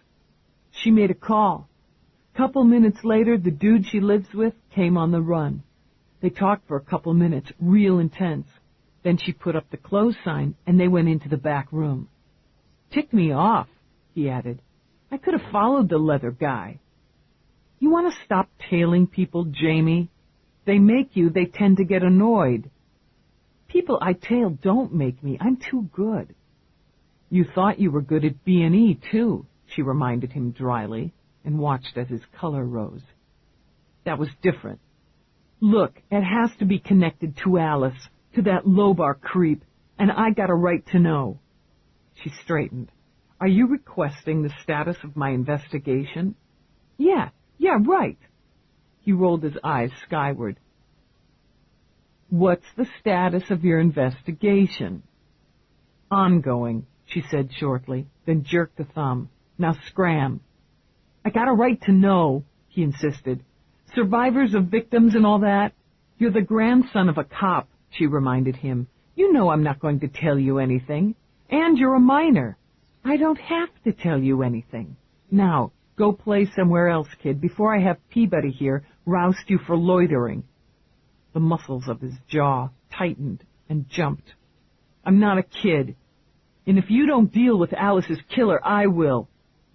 Eve snagged his arm by the jacket before he could storm away. Don't cross the line, she said very quietly. She kept her face close to his, forcing him to look directly into her eyes. You want justice? You'll get it. I'll, by God, get it for you. You want revenge? I'll slap you in a cage. You remember what Frank stood for and what your sister was, and then you think it all through again. Now get out of here. I loved them. He jerked his arm free, but not before she saw tears rush into his eyes. Fuck your justice, and fuck you! She let him walk because, though the language had been an adult's, the tears had been a child's. That kid's hurting, Peabody murmured. I know. So was she now. Tail him, will you? Just to be sure he doesn't get into any trouble. Give it 30 minutes until he calms down, then beep your location. I'll pick you up. You going to talk to Isis? Yeah. Let's see what she and Lobar had to say to each other. Oh, and Peabody, watch your step. Jamie's a clever kid. If he made one of Roarke's men, he's likely to make you. Peabody flashed a smile. I think I can manage to tail a kid for a few blocks. Trusting her aide to keep Jamie out of trouble, Eve walked into Spirit Quest. The look Isis sent her held no welcome. You finished with Chaz, Lieutenant? For now. I'd like a few minutes. Isis turned to answer a question from a customer on a blend of herbs to enhance memory. Steep it for 5 minutes, Isis told her, then strain it. You'll need to drink it daily for at least a week. If it doesn't help, let me know. She turned her head back to Eve. As you can see, this is a bad time. I'll be quick. I'm just curious about the visit you had from Lobar here, a few days before he ended up with his throat slashed. She'd kept her voice down, but left her intention clear. They would talk, in private or in public. The location was up to Isis. I don't think I misjudged you, Isis said quietly, but you make me doubt myself. She signaled to a young woman Eve recognized from the initiation rite. Jane will handle the customers, Isis said as she started toward the back room. But I don't want to leave her long. She's very new at shop work. Alice's replacement. Isis's eyes burned. No one could replace Alice. She entered what appeared to be a combination of office and storeroom. On the reinforced plastic shelves were gargoyles, candles, sealed bins of dried herbs, clear stoppered bottles filled with liquids of varying hues. On the small desk was a very modern and efficient computer and communication system. Jazzy equipment, Eve commented. Very now. We don't eschew technology, Lieutenant. We adapt and we use what is available to us. It's always been so. She gestured to a chair with a high carved back, took another for herself, one with armrests shaped like wings. You said you would be quick, but first I need to know if you intend to leave Chaz in peace. My priority is closing a case, not the peace of mind of a suspect. How could you suspect him? Her hands curled around the armrests as she leaned forward. You, of all people, know what he's overcome. If his past is relevant, is yours, Isis demanded, is the fact that you survived a nightmare to your credit or to your detriment? My past is my business, Eve said evenly, and you know nothing about it. What comes to me comes in flashes and impressions, stronger in some cases than others. I know you suffered and were innocent, just as Chaz is. I know you carry scars and harbor doubts, as he does. I know you struggle to make your own peace. And I see a room. Her voice changed, deepened, as her eyes did. A small, cold room, washed with dirty red light. And a child, battered and bleeding, huddled in a corner. The pain is unspeakable, beyond endurance. And I see a man. He's covered with blood. His face is... Stop it. Eve's heart was hammering, choking off her air. For a moment, she'd been back there, back in that child who'd crawled whimpering like an animal into the corner with blood staining her hands. Damn you. I'm sorry. Isis lifted a hand to press it to her own heart, and it trembled. I'm so very sorry. That is not my way. I let anger take over. She shut her eyes tight. I'm so very sorry. Eve lurched out of the chair. There was no room to pace, to prowl, to steam off the dregs of memory. I'm aware, she began coldly, that you have what is commonly called heightened psychic skill. HPS is still being studied. I have a report on my desk right now. So you've got a talent, Isis. Congratulations. Now stay the hell out of my head. I will. Pity swam in her eyes and couldn't be blinked away. She'd seen much more than she'd expected or intended. I can only apologize again. Part of me wanted to hurt you. I didn't control it. It must be hard to control it when you're angry, when you're threatened, when you see a weakness and can exploit it. Isis took a careful breath. It isn't my way. It's against the foundation of my faith. I will cause no harm. She lifted her hands, rubbing her fingertips under her eyes to dry them. I'll answer your questions. You wanted to know about Lobar. You were seen arguing with him here in the store the day before Alice died. Was I? She drew her composure back, cloaked it over her. It's always a mistake to believe yourself alone. Yes, he was here. Yes, we had words. About Alice, most specifically. He was a misguided young man filled with a dangerous self-importance. He thought himself powerful. He was not. Alice wasn't here. She wasn't working that day? No. I'd hoped she'd spend time with her family, connect with them again through her grandfather's death. That was the primary reason I'd encouraged her to move out of here and into a place of her own. I'd asked her not to come in for a few days. Lobar expected her to be here. I don't believe he was sent, but came on his own, maybe to prove himself. And you argued? Yes. He said that I couldn't hide her, that she'd never get away. She'd broken the law that Cross and those who belonged to her subscribed to. He said her punishment would be torture and pain and death.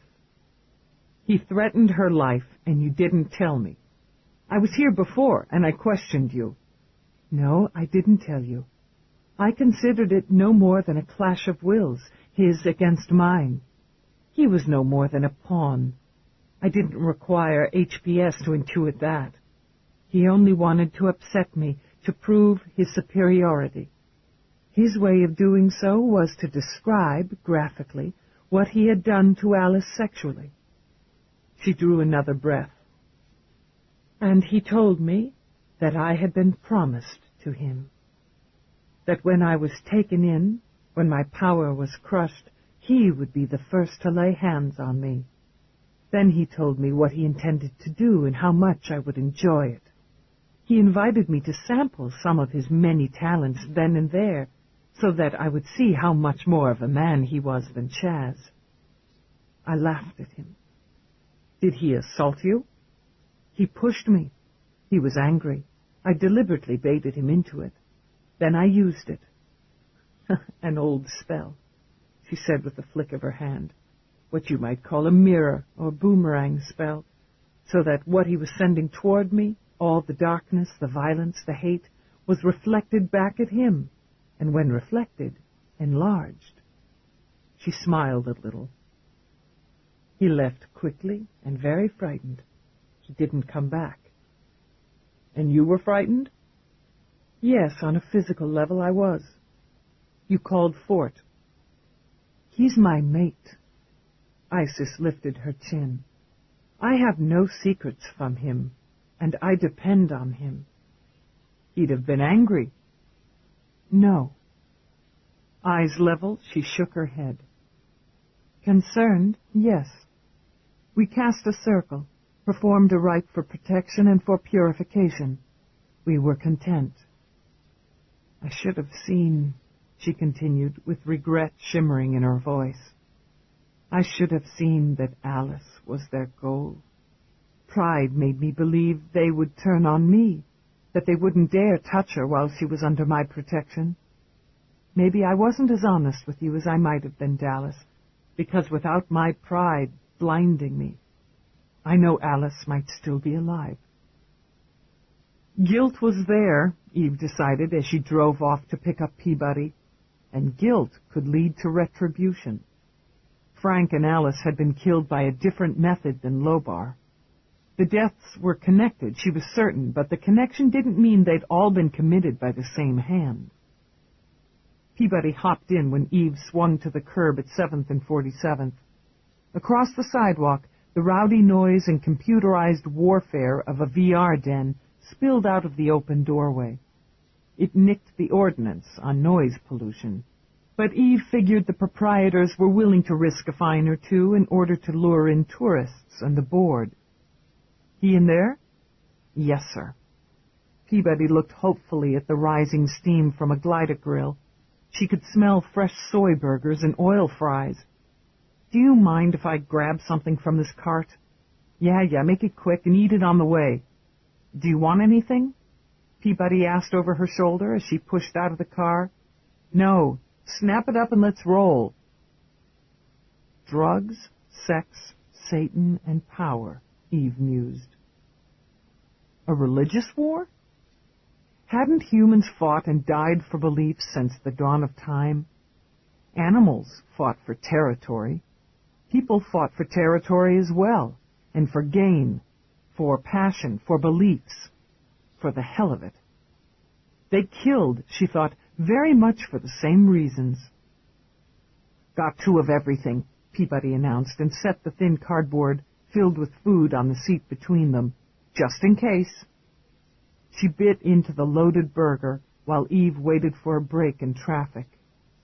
The kid led me on quite a route. Walked off as mad for 10 blocks, caught an uptown tram, got off, headed west, and talk about appetite. He hit a cart on 6th and downed 2 real pig dogs and a mega scoop of fries. Hit another a block down for an orange freezy, which happens to be a personal favorite of mine. Before he went into the VR den, he tagged this guy for 3 candy bars. Growing boy, Eve commented, and shot out like a bullet when she saw a slim gap in traffic.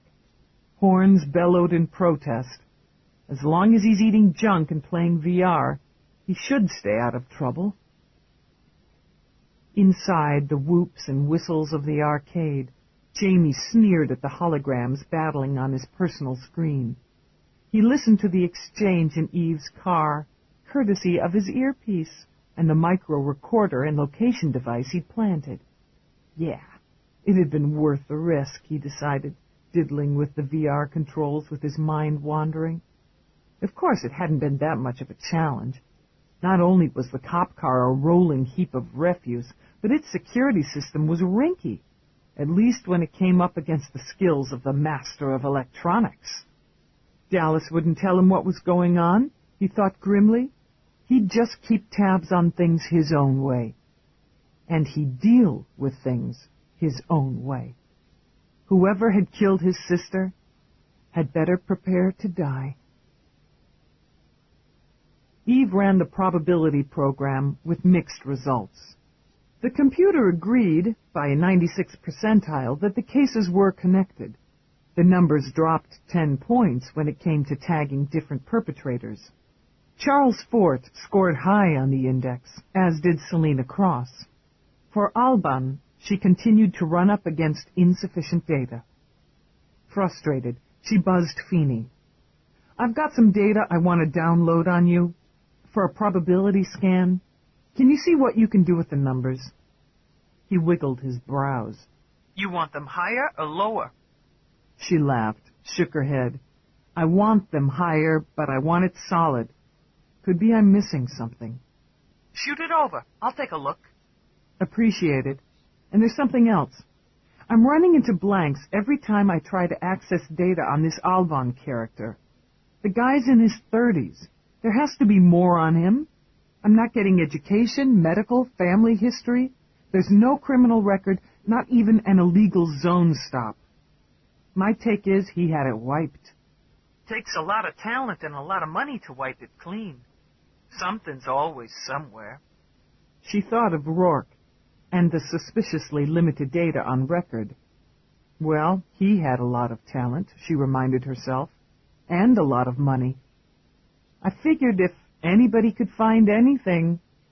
"Yeah, flatter me, kid. I'll get back to you." "Thanks, Feeney." "Was that Feeney?" Mavis bounced in, literally, on new air pump stack-heeled neon yellow sneakers.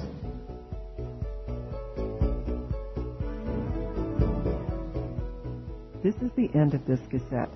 This program is continued on side 1 of cassette number 4.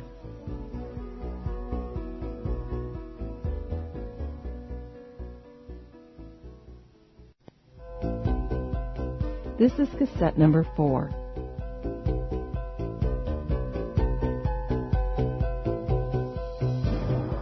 Was that Feeney? Mavis bounced in, literally, on new air pump stack-heeled neon yellow sneakers. Shoot, you zipped off. I wanted to talk to him. Eve ran her tongue around her teeth. Mavis was decked out in classic Mavis style. Her hair matched her sneakers and made the eyes burn. She wore it in a spiral mass of curls that exploded up as much as down. Her slacks were glossy, simulated rubber, dipped well below the glinting red stone in her navel, and hugged every curve. Her blouse, if it could be called that, was a snug band of material that matched the slacks and almost covered her breasts. Anybody try to arrest you on the way in? No, but I think the desk sergeant had an orgasm. Mavis fluttered emerald green lashes and dropped into a chair. Great outfit, huh? Just off Leonardo's drawing board. So, are you ready? Ready? For what? We've got a salon date. Trina shuffled you in. I left the message on your unit. Twice. She narrowed her eyes at Eve. Don't tell me you didn't get it, because I know you did. You logged it out. Logged it out. Eve remembered and ignored it. Mavis, I don't have time to play hare. You haven't taken lunch today. I checked with the desk sarge, Mavis said smugly, before his orgasm. You can eat while Trina whips you into shape. I don't want to be whipped into shape. It wouldn't be so bad if you hadn't hacked it again yourself. Mavis rose, picked up Eve's jacket. You might as well come quietly. I'm just going to keep hounding you. Log out for lunch. Take an hour. You'll be back and making our city safe by 1:30. Because it was easier than arguing, Eve snatched the jacket, shrugged it on. Just the hair. I'm not having her put all the gunk on my face. Dallas, relax. Mavis began to tug her out. Enjoy being a girl. Eve snapped out her logbook to mark time, scanning Mavis's rubber-clad butt bouncing along. I don't think that means the same thing to you as it does to me. Maybe it was the fumes, the potions and lotions, the oils and dyes and lacquers so typical in salons, but Eve found inspiration striking as she tipped back in her treatment chair. She wasn't sure how they'd gotten her to take off her clothes, submit to the indignity of the body smoother, the facial, the poking and prodding. She had managed to put her foot down, her bare, now toenail-painted foot, when the discussion had veered toward temporary tattoos and body piercing. Been too long, Trina lectured. I told you, you need regular treatments. You got the basics, but you don't enhance. You lose the edge. If you came in regular, it wouldn't take so long to bring you back. She didn't want to be brought back, Eve thought. She wanted to be left alone. She suppressed a shudder as she felt something buzzing around her eyes. Brow shaping, she reminded herself, and struggled to calm. Trina was not tattooing a smiley face on her forehead. I've got to get back. I've got work. Don't rush me. Magic takes time. Magic, Eve thought, and rolled her eyes, causing Trina to hiss at her. Everybody was obsessed with magic, it seemed. She frowned, listening to Mavis chirp happily about a new body polish that gave the skin a gold glow. This is mag, Trina. I've got to try it full body. Leonardo would lap it up. You can get it temp and edible. 6 flavors on the market now. Apricot's real popular. Eve opened her eyes to slits, saw Mavis and Trina huddled over a vial of gold liquid. Mavis with her neon hair, she thought, with odd affection. Trina with her pink frizz. Weird sisters. Weird sisters, she thought again, and sat up. Trina let out another hiss. Back down, Dallas. You got 2 minutes left. Mavis, you said you used to run a psychic con. Sure. Mavis fluttered her newly painted neon nails. Madame Electra sees all, knows all. Or Ariel, the sad-eyed sprite. She dipped her head, managed to look delicate and forlorn. I guess I had about 6 grifts on that theme. You could spot somebody pulling the same grift? Shit, are you kidding? From 3 blocks with sunshades on. You were good, Eve considered. I never saw you in that gig, but you were good in the others. You busted me. I'm better. Eve flashed a smile and felt the glop on her face ooze. Listen, there's this place you could check out for me, she began, as Trina marched over and shoved her back into the horizontal. Both of you, she added, eyeing Trina. Hey, is this a cop deal? Maybe. Frigid, Trina said, and pushed Eve's head back toward the rinsing bowl. You could scope it out. Eve squeezed her eyes shut as water flooded. See if you can get the clerk, her name's Jane, to talk. Give me a rundown. They don't come clean with cops. Who does? Trina wanted to know. I want impressions, Eve continued. You're interested in herbs, in mind expansion, love potions, sex enhancers, soothers.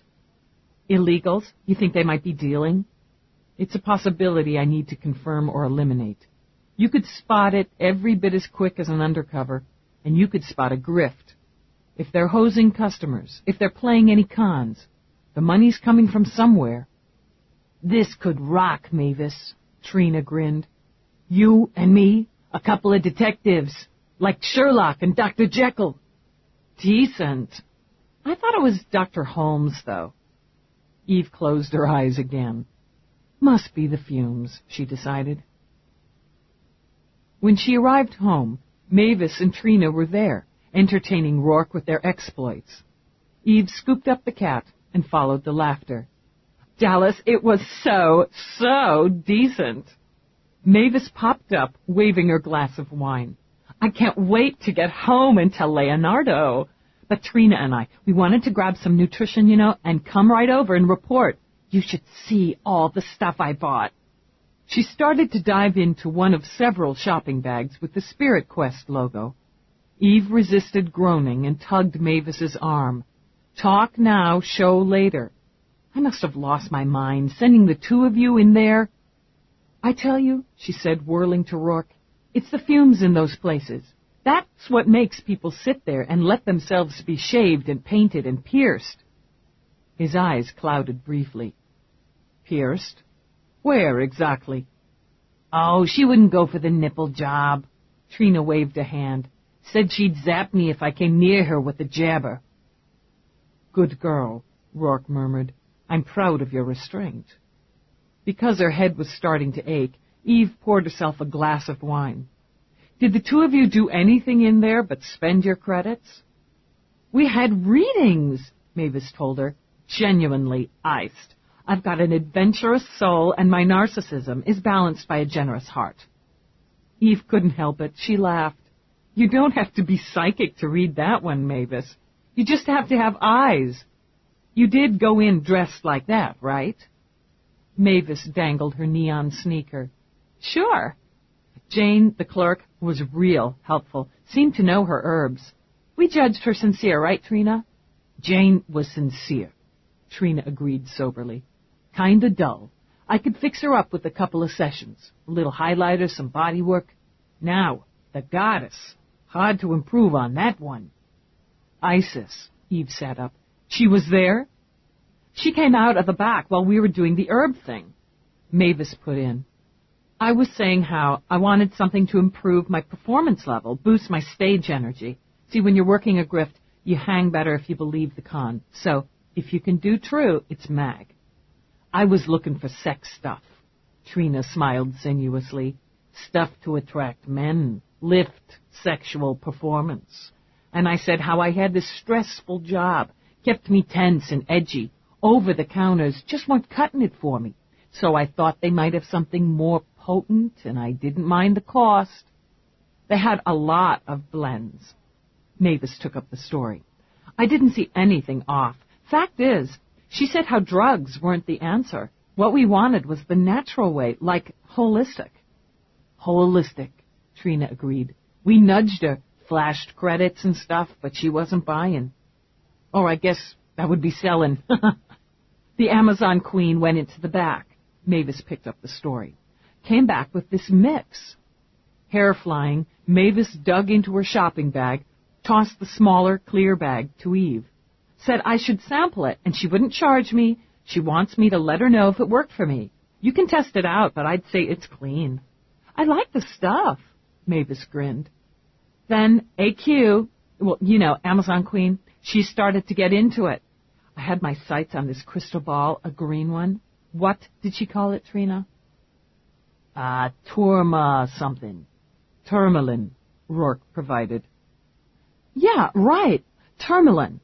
She steered me away, said it was for relaxing, for soothing, and if I wanted energy, I should go for the orange one for, vitality. More expensive, Eve assumed. No, cheaper, way cheaper. She said how the green one wasn't for me. She thought I had a friend who could use it, someone close to me who carried too much stress, but she should choose it for herself when she was ready. Eve grunted, frowned.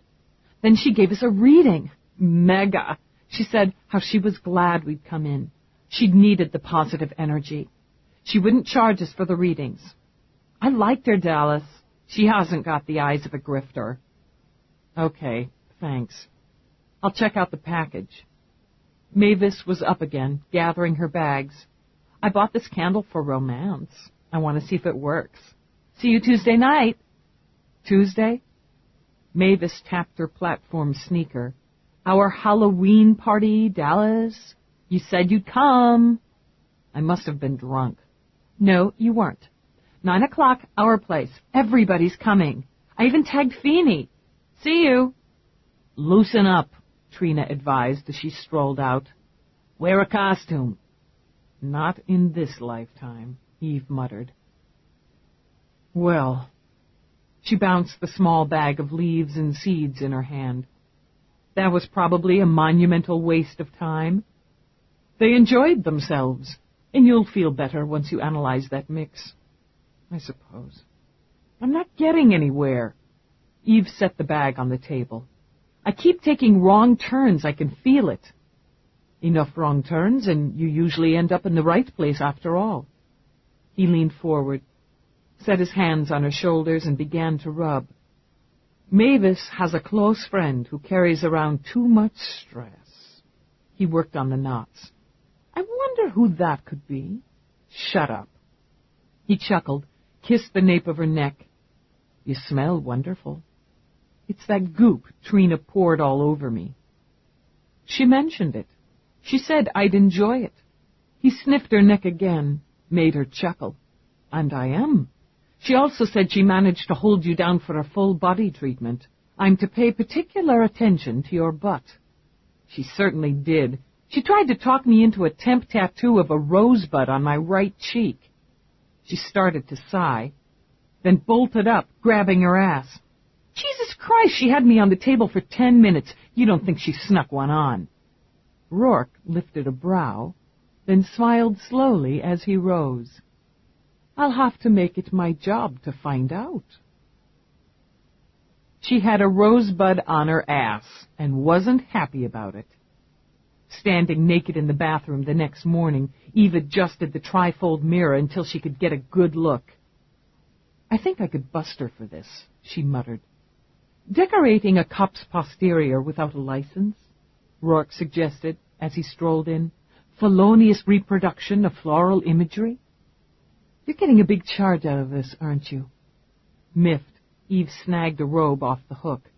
Darling Eve, I thought I made it perfectly clear last night I was on your side of the issue. Didn't I do my best to chew it off? She would not laugh, she ordered herself as she bit down hard on her tongue. There was nothing funny about it. I've got to get some solution or something, whatever they make to get it off. What's your hurry? It's rather sweet. What if I have to go in for a disinfect, or need to shower or change at the station? Do you know what kind of grief a butt tattoo's gonna get me? He slid his arms around her, clever enough to get them under rather than over the robe. You're not working today. I'm going in. I've got to check my unit, see if Feeney shot back some data. And it won't make any difference if you do it Monday morning. We've got the day off. To do what? He merely smiled, slid his hands lower to stroke her rosebud. Didn't we just do that? It bears repeating, he mused, but it could wait a bit. Why don't we spend the day lazing around the pool? Lazing around the pool? It had a certain appeal.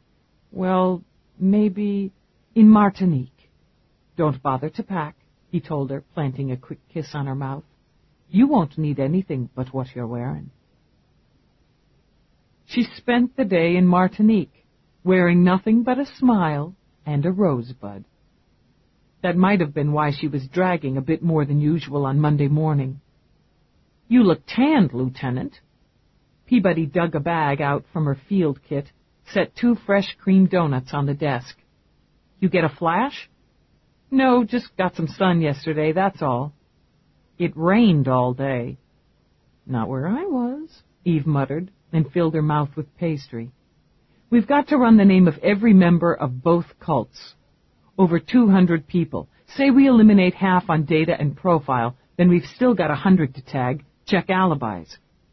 Days of work, Peabody agreed. The commander would probably spring for a couple of uniforms to knock on doors, sweep out the obvious non-involved. I'm not sure there are any obvious non-involved. Eve pushed away from her desk.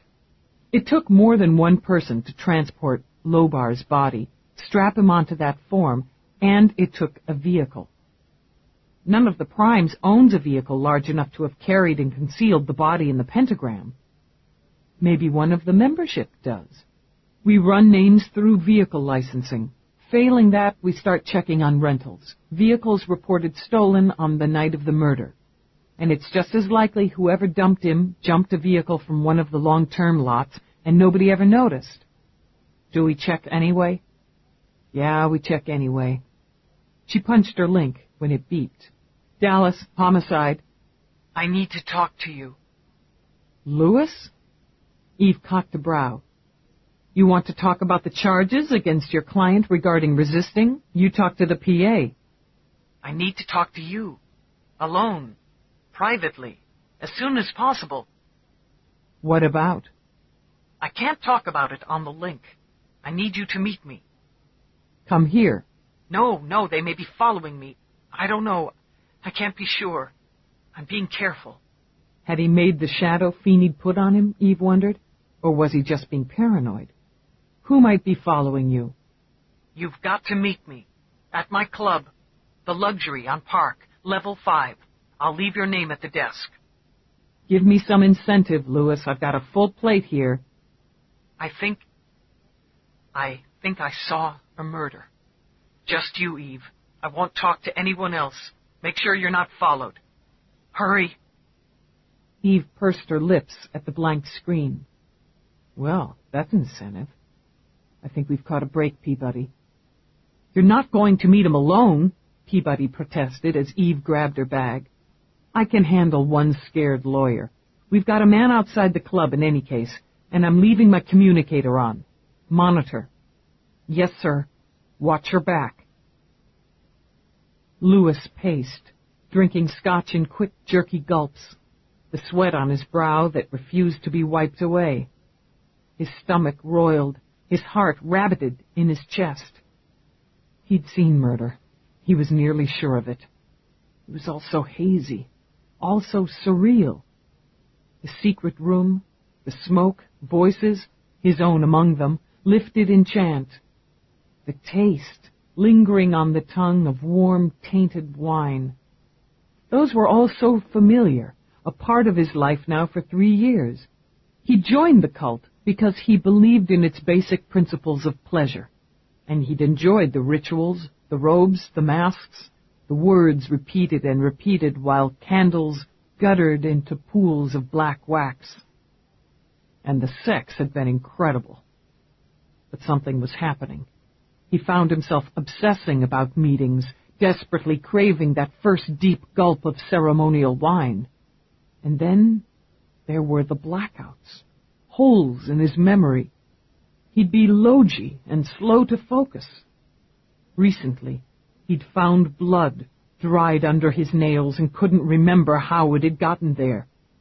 But he was starting to. The crime scene photos Eve had shown him had clicked something open in his mind and had filled that opening with shock and horror. Images swirled behind his eyes. Selina with her feral, feline smile, the knife dripping in her hand, Lobar, God, it had been Lobar, sliding from the altar, his throat gaping wide like a screaming mouth. Murder. Nervously, he twitched the heavy drapes open a fraction, let his frightened eyes search the street below. He'd seen a blood sacrifice, and not of a goat, of a man. My God, dear God, had there been others? Other nights, other sacrifices? Could he have witnessed and blanked it from his mind? Lewis stumbled across the suite into the master bath and, collapsing, vomited up scotch and terror. When the cramps passed, he pulled himself up. He wept a moment, shoulders trembling, sobs echoing off the shining tiles. Then he lifted his head, forced himself to look in the mirror. He had seen what he had seen. It was time to face it. He would tell Eve everything and shift his burden into her hands. He felt a moment of relief, sweet in its intensity. A movement reflected in the glass had him whirling, had his heart bounding into his throat. How did you get in here? Housekeeping, sir. The dark woman in the trim maid's uniform held a stack of fluffy towels. She smiled. I don't want housekeeping. He passed a shaking hand over his face. I'm expecting someone shortly. Just leave the towels and... His hand slid slowly to his side. I know you. I know you. Through the smoke, he thought, through the cracked ice of fresh terror, one of the faces in the smoke. Of course you do, Louis. Her smile never wavered as she dropped the towels and revealed the afami she held. We fucked just last week. He had time to draw breath for a scream before she plunged the knife into his throat. Eve strode out of the elevator. She turned toward 5C, started to punch the buzzer under the peep screen. Her gaze flickered over the security light. It beeped green for disengaged. She drew her weapon. Peabody? Here, sir. Though her voice was muffled against Eve's shirt pocket. The door's unlocked here. I'm going in. Do you want backup, Lieutenant? Not yet. Stay on me. She slipped inside, soundlessly, shut the door at her back. She kept to her defensive crouch, sweeping her weapon and her gaze through the room. Drapes drawn, quiet. No one hid behind the furniture, behind the drapes. The small kitchen was empty and apparently unused. She stepped to the doorway of the bedroom, again sweeping her weapon. The bed was made, the closet firmly shut. She sidestepped toward it, then heard the sounds from the bathroom. Quick, heavy breathing, grunts of effort, a distinctly female chuckle. It passed through her mind that Louis might be having a quick roll with the LC of his choice, and she gritted her teeth in annoyance. But she didn't relax her guard. She stepped left, shifted her weight, and swung to the doorway. The smell hit her an instant before she saw it. Jesus Christ. Lieutenant? Peabody's voice, rising with concern, piped out of her pocket. Back off. Eve leveled her weapon at the woman. Drop the knife and back off. Sending backup now. Give me your situation, Lieutenant. I've got a homicide. Really fresh. I said back the hell off. The woman only smiled. She straddled Louis, or what was left of him. Blood pooled on the floor, splattered the white tiles, coated her hands and face. The stench of it and the gore was thick as smoke. Louis, Eve noted, was well beyond hope. He'd been gutted and disemboweled, and he was busily being eviscerated. He's already dead, the woman said pleasantly. I can see that. Put down the knife. Eve took a step closer, gesturing with the weapon. Put it down and move away from him. Slow. Face down on the floor, hands behind your back. It had to be done. Don't you recognize me? Yeah. Even through the mask of blood, Eve had made the face, and she'd remembered the voice, the sweetness of it. Miriam, right?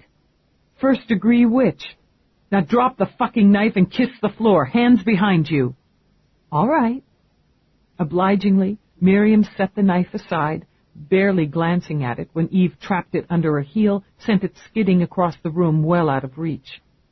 He told me to be quick, in and out. I lost track of time. Eve tugged her restraints from her rear pocket, snapped them into place over Miriam's wrists. He? Chaz. He said I could do this one all by myself, but to be fast. She let out a sigh. I guess I wasn't fast enough. With her mouth thin, Eve looked down at Louis Trevane. No, she thought, I wasn't fast enough. You copy that, Peabody? Yes, sir. Pick up Charles Fort for questioning. Do it personally and take 2 uniforms for backup. Don't approach him alone. Affirmative. Do you have the situation under control there, Lieutenant? Eve stepped back from the blood running in a rivulet toward her boots. Yeah, she said. I've got it. She showered and changed before the interviews. The 10 minutes it took was necessary. She'd all but bathed in Louis Trevane's blood before she'd released his body to the M.E. If anyone in the lockers noticed the elegant little flower on her ass, there was no comment. I'm taking Miriam first, Eve told Feeney. Okay. Duet or solo? Solo. She's going to talk. She's on something. Eve shook her head. Maybe she's just plain crazy, but I think she's using. I'm going to get her to sign for a chemiscan. The PA doesn't like confessions given under the influence. I'll order one up. Thanks. She moved past him, walked into the room. Miriam's face had been washed clean of blood. She wore a baggy, disposable shift in police station beige and still managed to look like a young, eager fairy. Eve set the recorder, then sat. You know I've got you tagged, Miriam, so we don't have to take that dance. You murdered Louis Trevane. Yes. What are you on? On? Doesn't look like straight Zeus. You're too mellow. Will you agree to a drug scan? I don't want to. Her pretty mouth pouted, her dark eyes sulked. Maybe later I'll change my mind. She pursed her lips. Can I get some of my own clothes? This thing's itchy and it offends the eye. Yeah, we're real worried about that right now. Why did you kill Louis Trevane? He was evil. Chaz said so. By Chaz, you're referring to Charles Fort. Yes, but no one calls him Charles. It's just Chaz. And Chaz told you Louis was evil. Did he ask you to kill Louis? He said I could. Other times, I just got to watch. But this time I got to do it myself. There was lots of blood. She lifted a hand, studied it carefully. Gone now. What other times, Miriam? Oh, other times. She moved her shoulders. Blood purifies. Did you assist or witness other murders? Sure. Death is a transition. I got to do this one. It was a very powerful act. I cut the demon out of him. Demons exist and we fight them. By killing the people they inhabit. Yes. He said you were smart. Miriam beamed at her. But you'll never touch him. He's too far removed from your law. Let's go back to Louis. Tell me about it. Well, I have a friend on staff at the luxury. All I had to do was screw him, and that was okay. I like to screw. Then I slipped one of the master codes in my pocket. You can get in almost anywhere with the master. I put on one of the maid's dresses so no one would bother me, and I went right on into Louis's suite. I took him towels. He was in the bathroom. He'd been sick. I could smell it. Then I stabbed him. I went for the throat just like I was supposed to. Then I guess I got into it. She moved her shoulders again, sent Eve a mischievous smile. It's kind of like punching a knife through a pillow, you know, and it makes the sucky noise. Then I cut the demon out of him, and you came. I guess I'd finished anyway. Yeah, I guess you had. How long have you known Chaz? Oh, a couple of years. We like to make it in the park, in the daytime, because you never know if somebody's going to come along and see. How does Isis feel about that? Oh, she doesn't know. Miriam rolled her eyes. She wouldn't like it. How does she feel about the murders? The murders? She doesn't know. Does she? No, we wouldn't tell her about that. So it's just between you and Chaz. Between me and Chaz. Her eyes fluttered, stayed blank. I guess. Sure. Have you told anyone else in the coven? The coven? She laid her fingers on her lips, tapped them. No, it's our little secret. Our little secret. What about Lobar? Lobar. Her fingers kept tapping. No, that was different. Wasn't it? I can't remember. I'm getting a headache. Her voice turned petulant. I don't want to talk any more now. I'm tired. She laid her hands down on her folded arms and closed her eyes. Eve watched her for a moment. There wasn't any point in pushing now, she decided. She had enough. Eve signaled a uniform. Miriam murmured sulkily as Eve slipped the restraints back into place. Take her down to psych. Get Mira to do the evaluation. If possible, make a note to request permission for a drug scan. Yes, sir. Eve stepped to the door behind them, pushed a call button. Have Fort brought into interview room C. It occurred to her that she would like to lay her head on pillowed arms herself. Instead, she turned down the corridor into the observation area. Peabody stood beside Feeney. I want you in on this, Peabody. What did you think of her, Feeney? She's whacked. He held out his bag of nuts. Whether it's psych or induced, I don't know. Looks like a mix of both to me. That was my take. How come she seemed so damn normal the other night? Then she pulled her hands through her hair and laughed. I can't believe I'm saying that. She was standing naked in the woods, letting Fort kiss her crotch. She lowered her hands, pressed them to her eyes, then dropped them. His father never used a partner. That was never hinted at. He worked alone. So, he's got a different style, Feeney said. Whacked or not, the girl pinned Fort.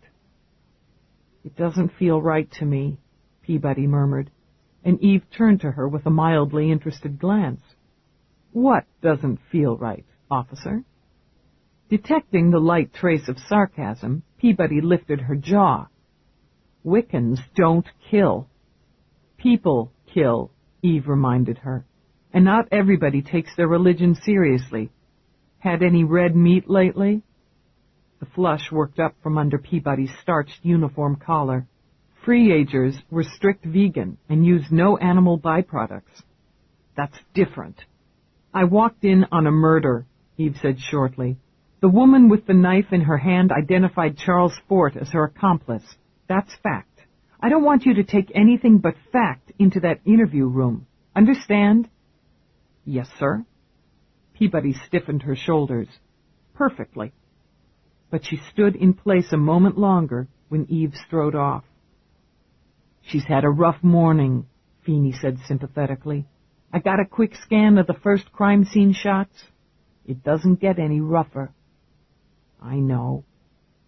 But she shook her head, watching as Charles Fort was led into the room behind the glass. But it just doesn't feel right. She turned away, headed around the corner, and stepped into the interview room just as Eve was reading Fort his rights. I don't understand. You don't understand your rights and obligations? No, I understand them.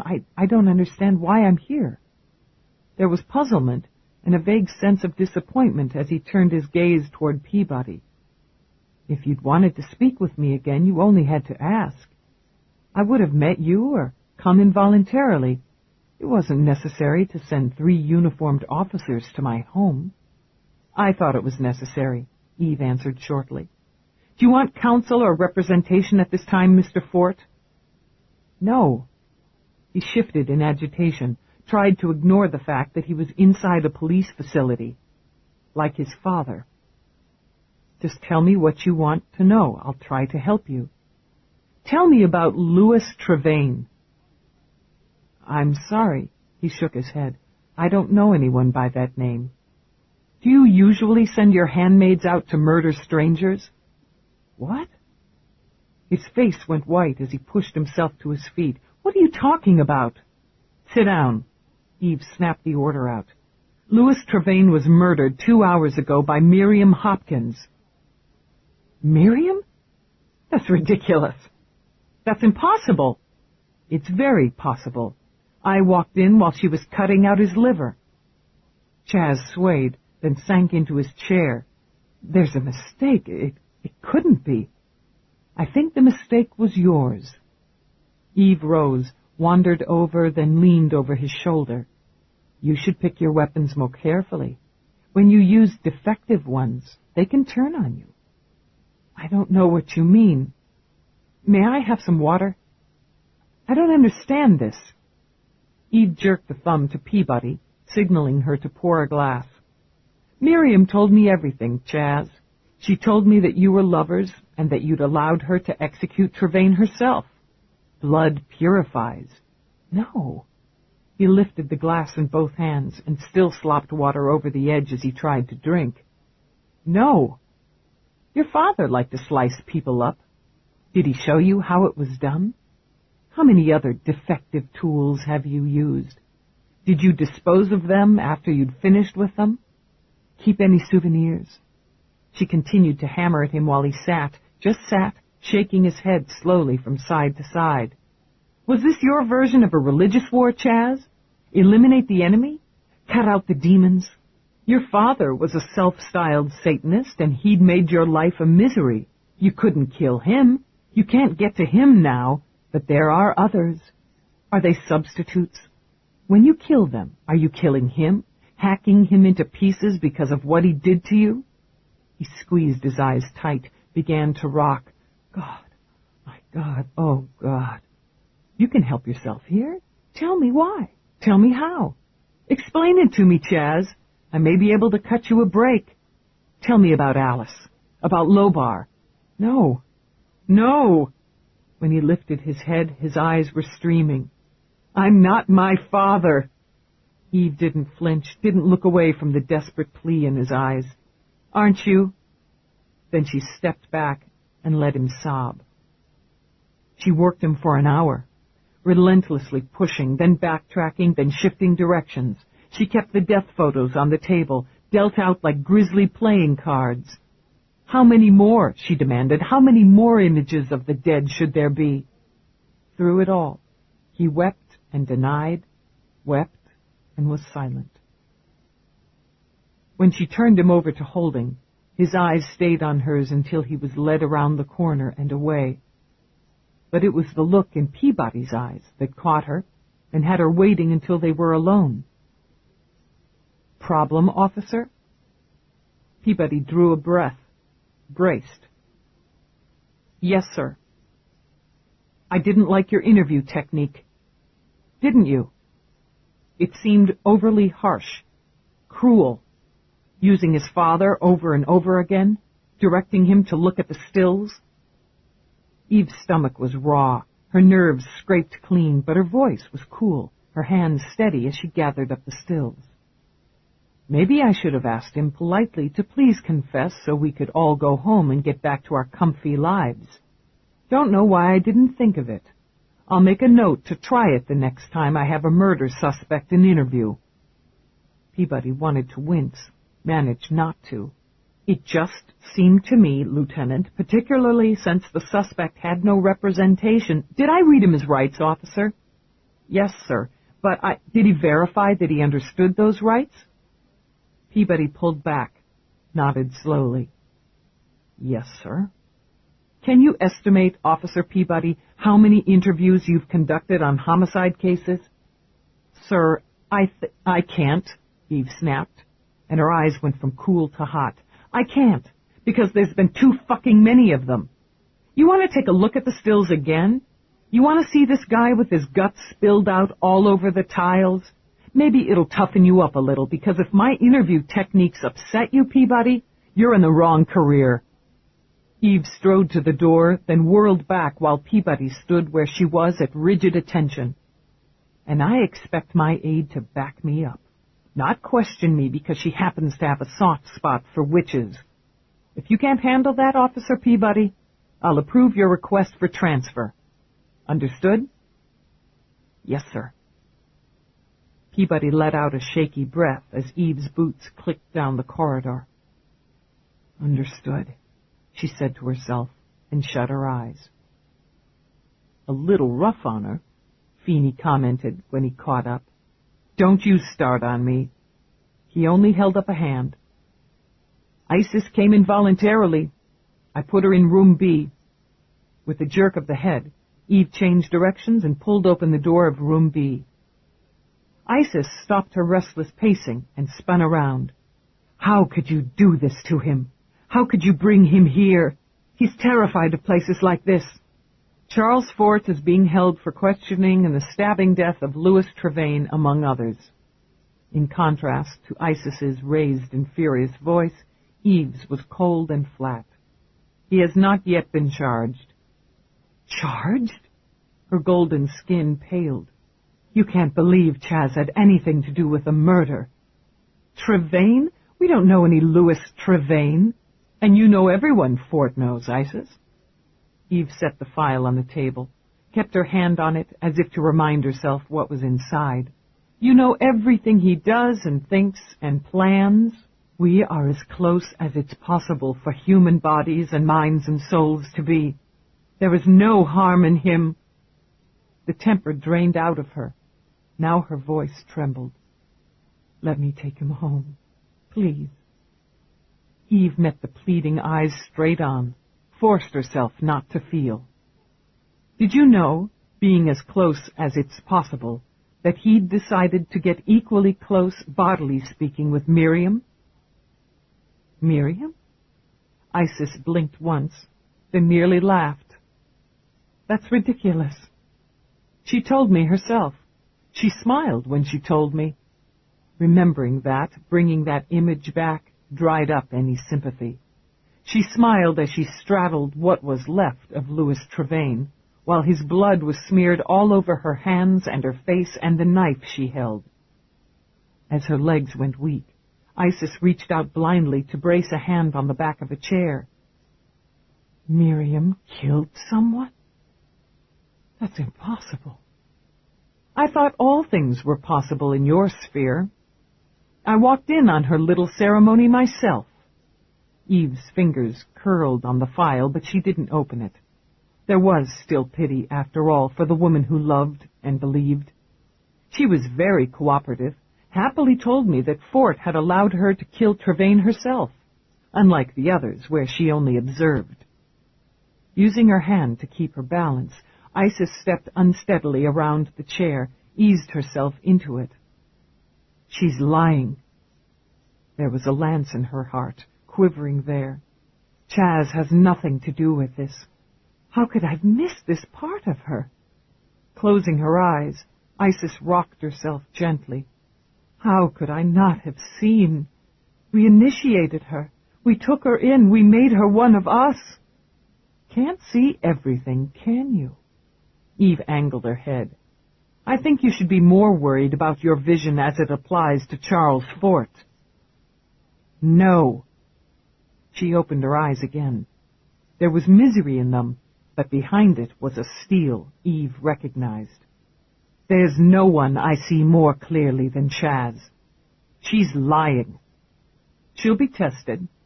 In the meantime, you may want to rethink allowing yourself to be used as his alibi. He's betrayed your trust, Eve said, stepping closer. It could have been you, Isis, at any time. If you care for him so much, then cooperate with me. It's the only way to stop him and to get him help. Help? Isis's mouth twisted. You don't want to help him. You want him to be guilty. You want him to be punished because of where he came from, because of his father. You're wrong. Eve spoke quietly now, almost to herself. I wanted him to be innocent, because of his father. The warrant will have come through by now. We'll search your shop and your apartment. Whatever we find can be used against you as well. It won't matter. Isis forced herself to stand. You won't find anything to help you. You're entitled to be present during the search. No, I'll stay here. I want to see Chaz.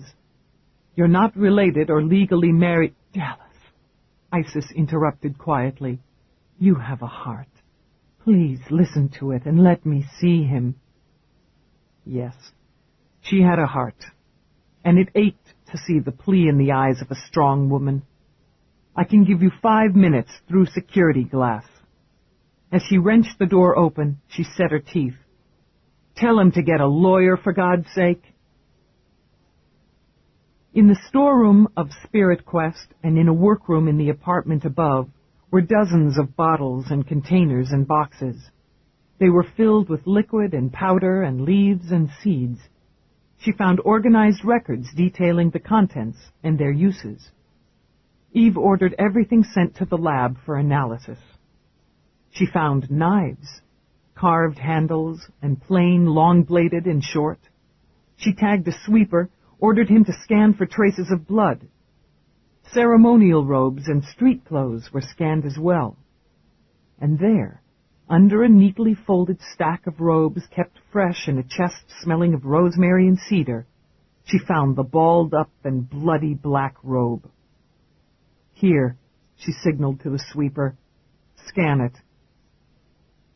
"Nice sample."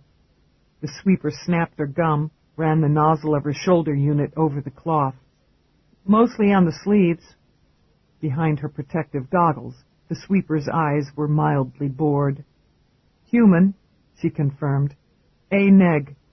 Can't get you more without a portable." "That's enough." Eve slid the robe into a bag, sealed and labeled it for evidence. Lobar was A negative. She looked at Peabody as she handed the bag to her. "Careless of him, wasn't it?" "Yes, sir." Dutifully, Peabody stored the bag in her evidence kit. It would seem so. Eve arrived at her office at 8 a.m. She had already been by the lab to harass them, which had in part cheered her. Her link was beeping with an incoming when she opened the door, and Peabody stood at attention beside her desk. "You're early, Peabody." Eve moved to the link, coded in, and waited for the messages to dispense. "You're not on for 30 minutes. "I wanted to speak to you, Lieutenant, before I came on duty." "All right." Eve put the messages on hold, turned to give Peabody her full attention. "You look like hell," she commented. Peabody kept her gaze steady. She knew how she looked. She hadn't eaten or slept. "I would like to formally apologize, Lieutenant, for statements made after the Fort interview. It was insubordinate and incorrect to question your methods. I hope that my lack of judgment in this matter will not influence you to dismiss me from this case or from this division." Eve sat, leaned back in a chair. "Is that all, Officer Peabody?" "Yes, sir.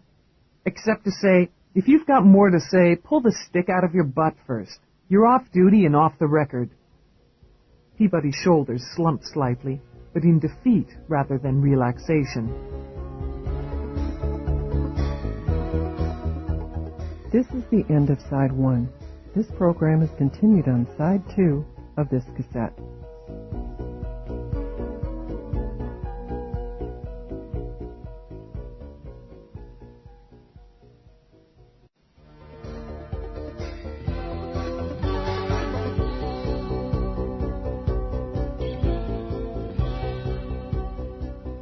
Peabody's shoulders slumped slightly, but in defeat rather than relaxation.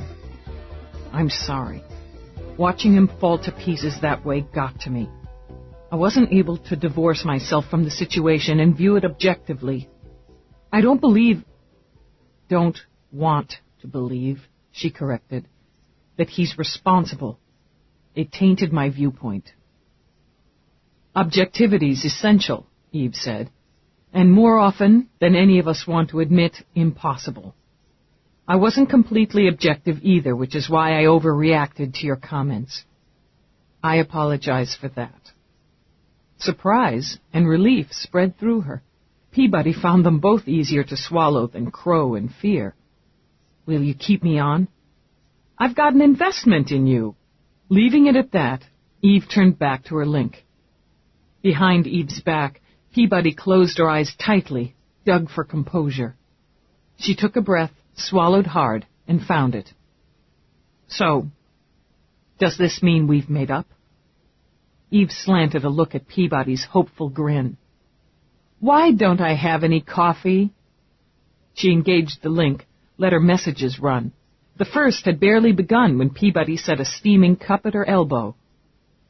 "Come on, Dallas, come on. Give me a break. I can go on with an update any time, day or night. Get back to me, damn it, just a couple details." "Not going to happen, Nadine," Eve murmured, and zipped through the next 3 messages from the reporter, all increasingly desperate. "I can't see it," Peabody said quietly. "Why can't I see it? It's all there." She lifted her shoulders, let them fall. "It's all right there." Why Alice? Why Frank? He didn't do them. They're not his. Separate cases? You still think Selena's responsible for them? I know she is, but we're a long way from proving it. She spent the day going over reports, filing her own. By noon, when she faced Chaz in interview again, she was ready to try a different tack. She studied his chosen representative, a young, sad-eyed woman who, by Eve's estimate, could barely be old enough to have passed the bar. She didn't bother to sigh when she recognized the woman from the initiation ceremony. A lawyer witch, she mused, and wondered if that would be considered a redundancy. This is your chosen counsel, Mr. Fort? Yes. His face was sickly gray. His eyes shades darker. Leela has agreed to help me. Very well. You've been charged with murder, Mr. Fort. I've requested a bail hearing, Leela began, and passed Eve some paperwork. It's scheduled for 2 p.m. today. You won't get bail. Eve handed the papers to Peabody, and it won't delay this very long. I didn't even know the man who was killed.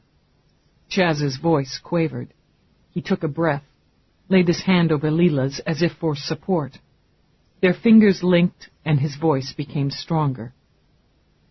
I've never harmed anyone in my life. It's against everything I believe, everything I've made myself. I've told you. I held nothing back from you, trusting you to understand. Do you own a black robe? Natural silk, wrap style, floor length? I own many robes, but I don't care for black. Eve held a hand out, waited until Peabody put the sealed garment into it. Then you don't recognize this? It's not mine. He seemed to relax a little. That doesn't belong to me. No.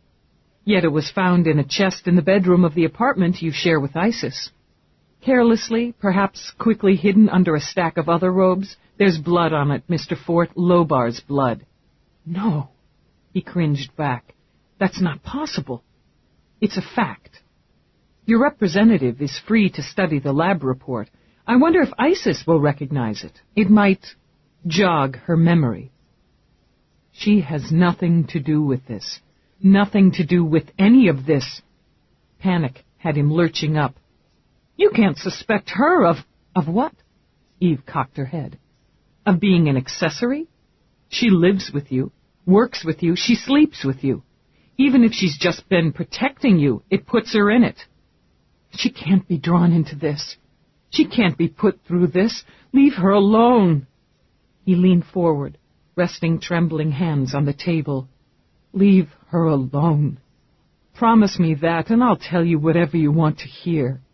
Chaz. Leela stood, put a firm hand on his shoulder. Sit down. Don't say anything else. My client has nothing further to say at this time, Lieutenant. I need to confer with him and request privacy to do so. Eve took her measure. The woman no longer looked young and sad-eyed, but cool and determined. There won't be a deal, Counselor. Not on this one. She rose, signaled to Peabody. But a full confession might get him a psych facility rather than a maximum lockup. Think about it. She swore under her breath once she was outside the room. She'll put a lid on him. He'll do what she tells him because he's too scared not to. Eve paced a yard down the corridor, then back. I've got to get to Mira. She's bound to be done by now with testing. You contact the PA's office. We need somebody down here. Maybe if we have a prosecutor talk to his rep, lawyer to lawyer, we can open it up. Isis cracked him. Peabody glanced back toward the door as they headed away. He really loves her. There's all kinds of love, isn't there? I don't get why he had sex with Miriam. There's all kinds of sex, too. Some is straight manipulation. She turned into her office to call Mira. Delusional, sociopathic, an addictive and easily influenced personality. Eve tossed Mira's report aside. She hadn't needed a psychiatrist to tell her Miriam was a lunatic with no conscience. She'd seen that for herself. Or that she had obsessive leanings toward the occult, a low intelligence quotient, and a capacity for violence. Mira's recommendation for further testing and for treatment as mentally defective might have been sound, but it didn't change the facts. Miriam had butchered a man in cold blood and would more than likely do her time in the quiet rooms of a mental health facility. The truth testing hadn't been much more helpful. It indicated the subject was telling the truth, as the subject saw the truth. There were gaps and hitches and confusion. Likely due, Eve noted, glancing at the drug scan results, from having a half-dozen illegal substances bouncing around in her system. Lieutenant, Peabody stepped in, waited for Eve to look up. Schultz from the PA's office just tagged me. What's the status? The lawyer won't budge. She's pushing for a truth test, but Fort keeps refusing. Schultz thinks she's stalling. Says she wants 48 hours to study all the reports and evidence. It'll keep Fort in since bail was denied, but she's insisting. Schultz thinks Fort's ready to roll over, but she's keeping him on a short leash. Schultz give you all that? Yeah, well, I think he was looking to make time. Fresh divorce. Oh. Eve lifted a brow. And he likes a woman in uniform. I'd say it's more like he likes a human with breasts at this point. Bottom line, he doesn't think we're getting any more tonight. The lawyer exercised her client's right for minimum break. Schultz agreed to talk more in the morning. He's headed out. All right, maybe it's best to give them both time to stew. We'll swing by Isis's place. May be able to shake her. You've got it pretty well wrapped. Peabody fell into step beside her. You'll be able to relax some tonight at the party. Party? Eve stopped dead. Mavis's party? That's tonight? Hell. So speaks the party animal, Peabody said dryly. Personally, I'm looking forward to it. It's been a shitty week. Halloween's supposed to be for kids, so they can blackmail adults into forking over junk food. Grown men and women running around in dopey costumes. It's embarrassing. Actually, it's an old revered tradition with its roots in earth religions. Don't get started, Eve warned as they rode down to the garage. She eyed Peabody suspiciously. You're not actually wearing a costume. How else can I guarantee getting my share of candy? Peabody brushed some lint from the front of her uniform. The store was dark, and so was the apartment. No one answered the knock on any door. Eve considered, checked her watch. I'm going to stake it out for a couple of hours. I'd rather hit her tonight. She's probably at the Sabbat ceremony. I don't figure she's in the mood for naked dancing under the circumstances. I'll stick. You can catch transpo from here. I can stay. It's not necessary. If she doesn't show in a couple hours, I'll head to Mavis's. Like that? Peabody scanned Eve's faded jeans, worn boots, and battered jacket. Don't you want to wear something more festive? No. I'll see you there. Eve climbed back in the car, lowered the window. So, what are you wearing? It's a secret, Peabody said with a grin, and walked off to catch a tram home. Embarrassing, Eve decided, and settling back, engaged her link. The system put her through to Roarke at his Midtown office. Just caught me, he told her, and noted the edge of the steering wheel on the monitor. Obviously you're not at home getting yourself ready for tonight's festivities. Obviously not.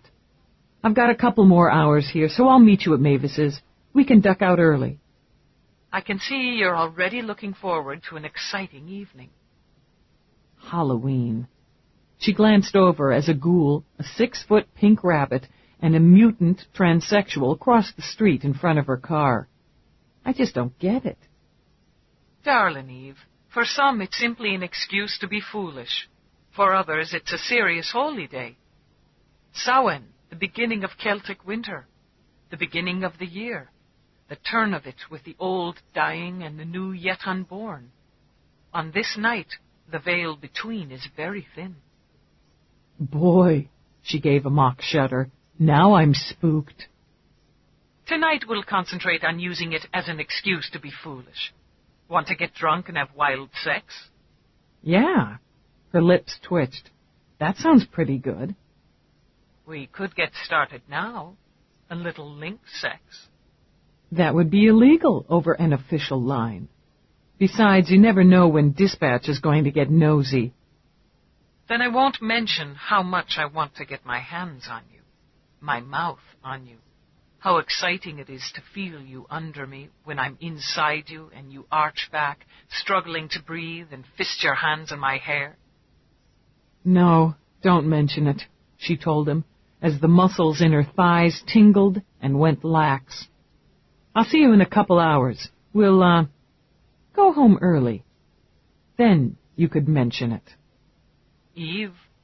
Yeah? I adore you. With a silky, satisfied smile on his face, he disengaged. She blew out a long, slow breath. When am I going to get used to this? She muttered. The sex was mind-scrambling enough. She'd never thought of the act as any more than a necessary and mildly pleasurable physical release. Until Roarke. He could turn her dry-mouthed and needy with a look. But more was the hold he had on her heart, in that firm, possessive grip that was alternately comforting and terrifying. She'd never understood the demanding power of love. Frowning, she looked back at the apartment across the street. Hadn't that been what she'd seen there? Power and love? Isis was a strong, powerful woman. Could love have blinded her so completely? It wasn't impossible, Eve mused. But it was disappointing, she admitted. For herself, she knew Roarke had spent much of his life skirting the law. Hell, she thought he'd stomped on it. She knew he'd stolen, cheated, finagled. She knew he'd killed. The abused child from the mean streets of Dublin had done what he'd needed to do to survive.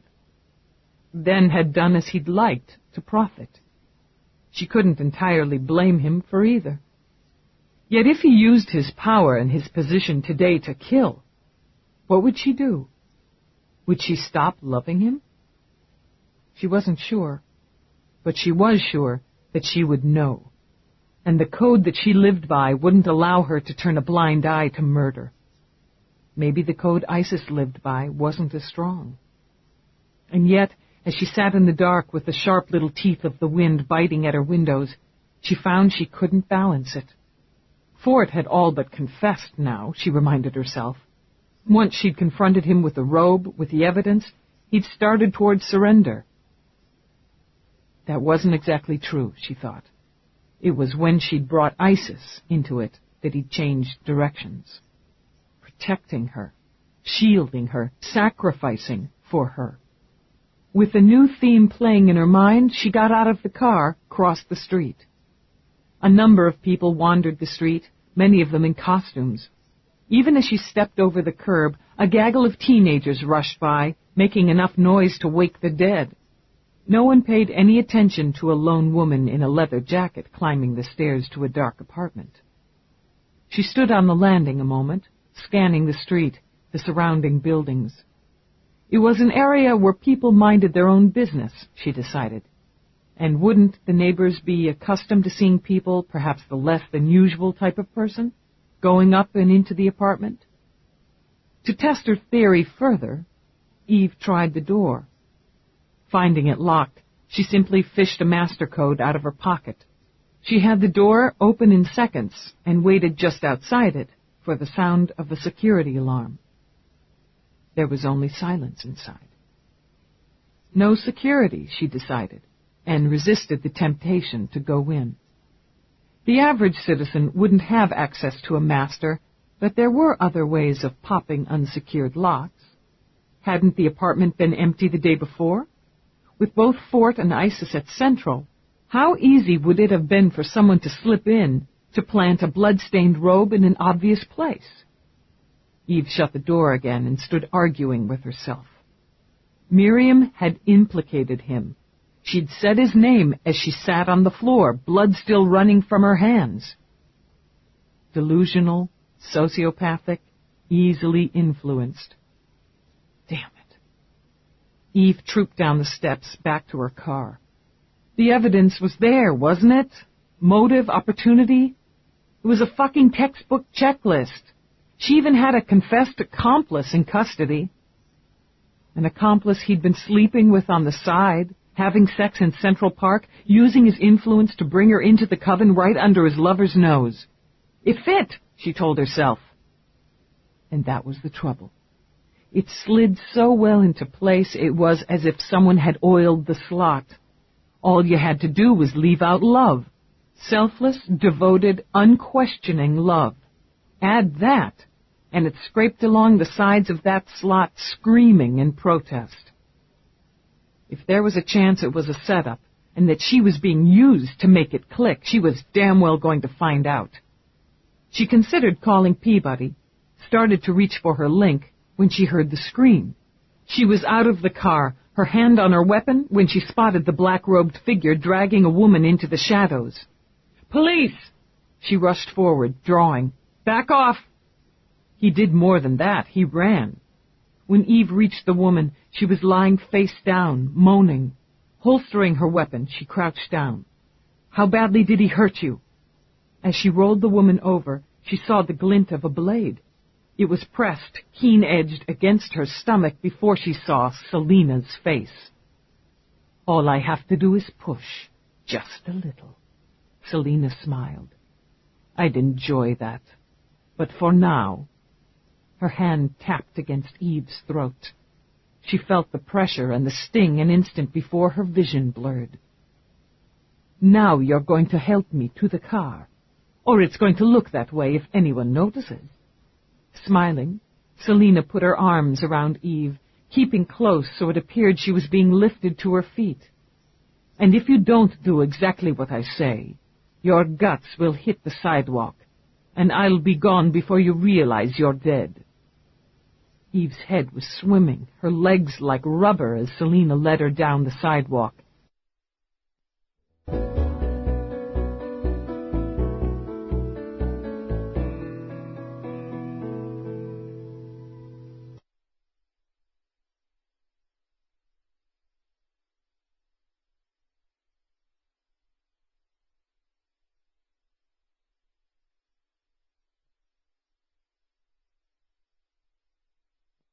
Line 417.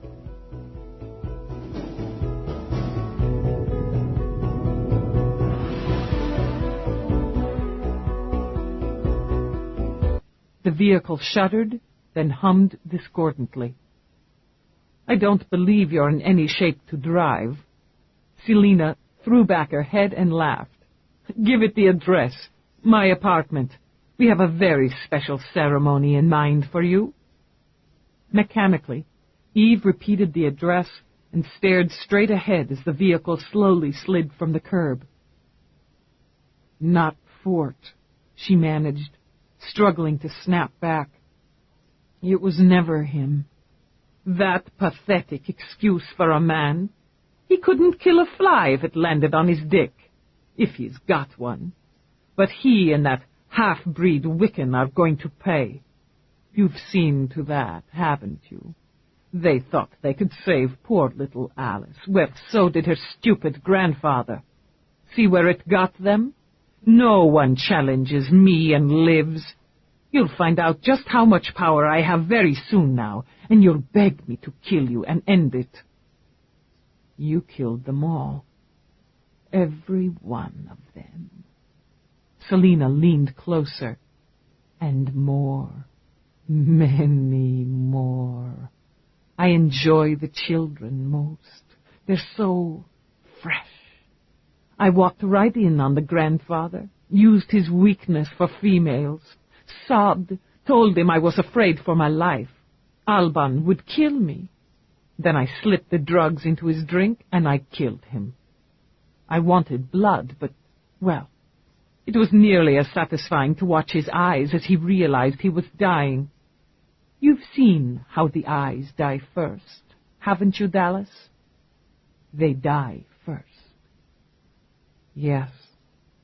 The mists were moving back to the corners of her mind. She could feel her legs and arms tingle as the nerves pumped back to life. Yes, they do. And Alice. I was almost sorry when we had to end that. Tormenting her day after day was so arousing. The way she would jump at a cat or a bird. Droids. Easily programmed. We used the cat that night. Had it speak to her with my voice. We were waiting for her. We had plans for her. But she ran into the street and killed herself instead. So, we'll do it to you, what we planned for her. Here we are now. As the car veered toward the curb, Eve tested her hand, forced it into a fist. She struck out, backhanded, felt the satisfying connection with flesh and bone. Then the door was wrenched open behind her, hands clenched around her throat, and the world went black. She should be here by now. Though her apartment was filled with people and noise and wildly spinning lights, Mavis pouted. She promised. She'll be right along. Roarke managed to avoid being butted by a red-robed bull, lifted a brow at the manic call of, "Toro!" An angel spun by, desperately dancing with a headless corpse. I really wanted her to see what Leonardo and I have done with the place. Proud, Mavis turned a quick circle. She'd never recognize her old digs, would she? Roarke scanned the magenta walls with their uninhibited splashes and streaks of cerise and periwinkle. The furniture consisted of heaps of glossy pillows and glass tubes. In keeping with the event, streamers of orange and black swayed everywhere. Skeletons danced, witches flew, and black cats arched. No, he could agree with complete honesty. She'd never recognize her old apartment. You've done wonders. We just love it, and we've got the best landlord on the planet. She kissed him enthusiastically. While he hoped her purple lipstick hadn't transferred to his face, he smiled. My favorite tenant. Could you call her, Roarke? With fingers tipped the same shade, she plucked at his sleeve. Just give her a little goose. Of course. Go play hostess and don't worry. I'll get her here. Thanks.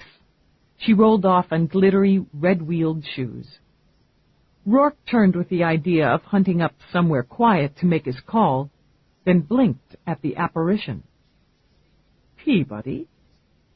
Her elaborately painted face fell. You recognized me.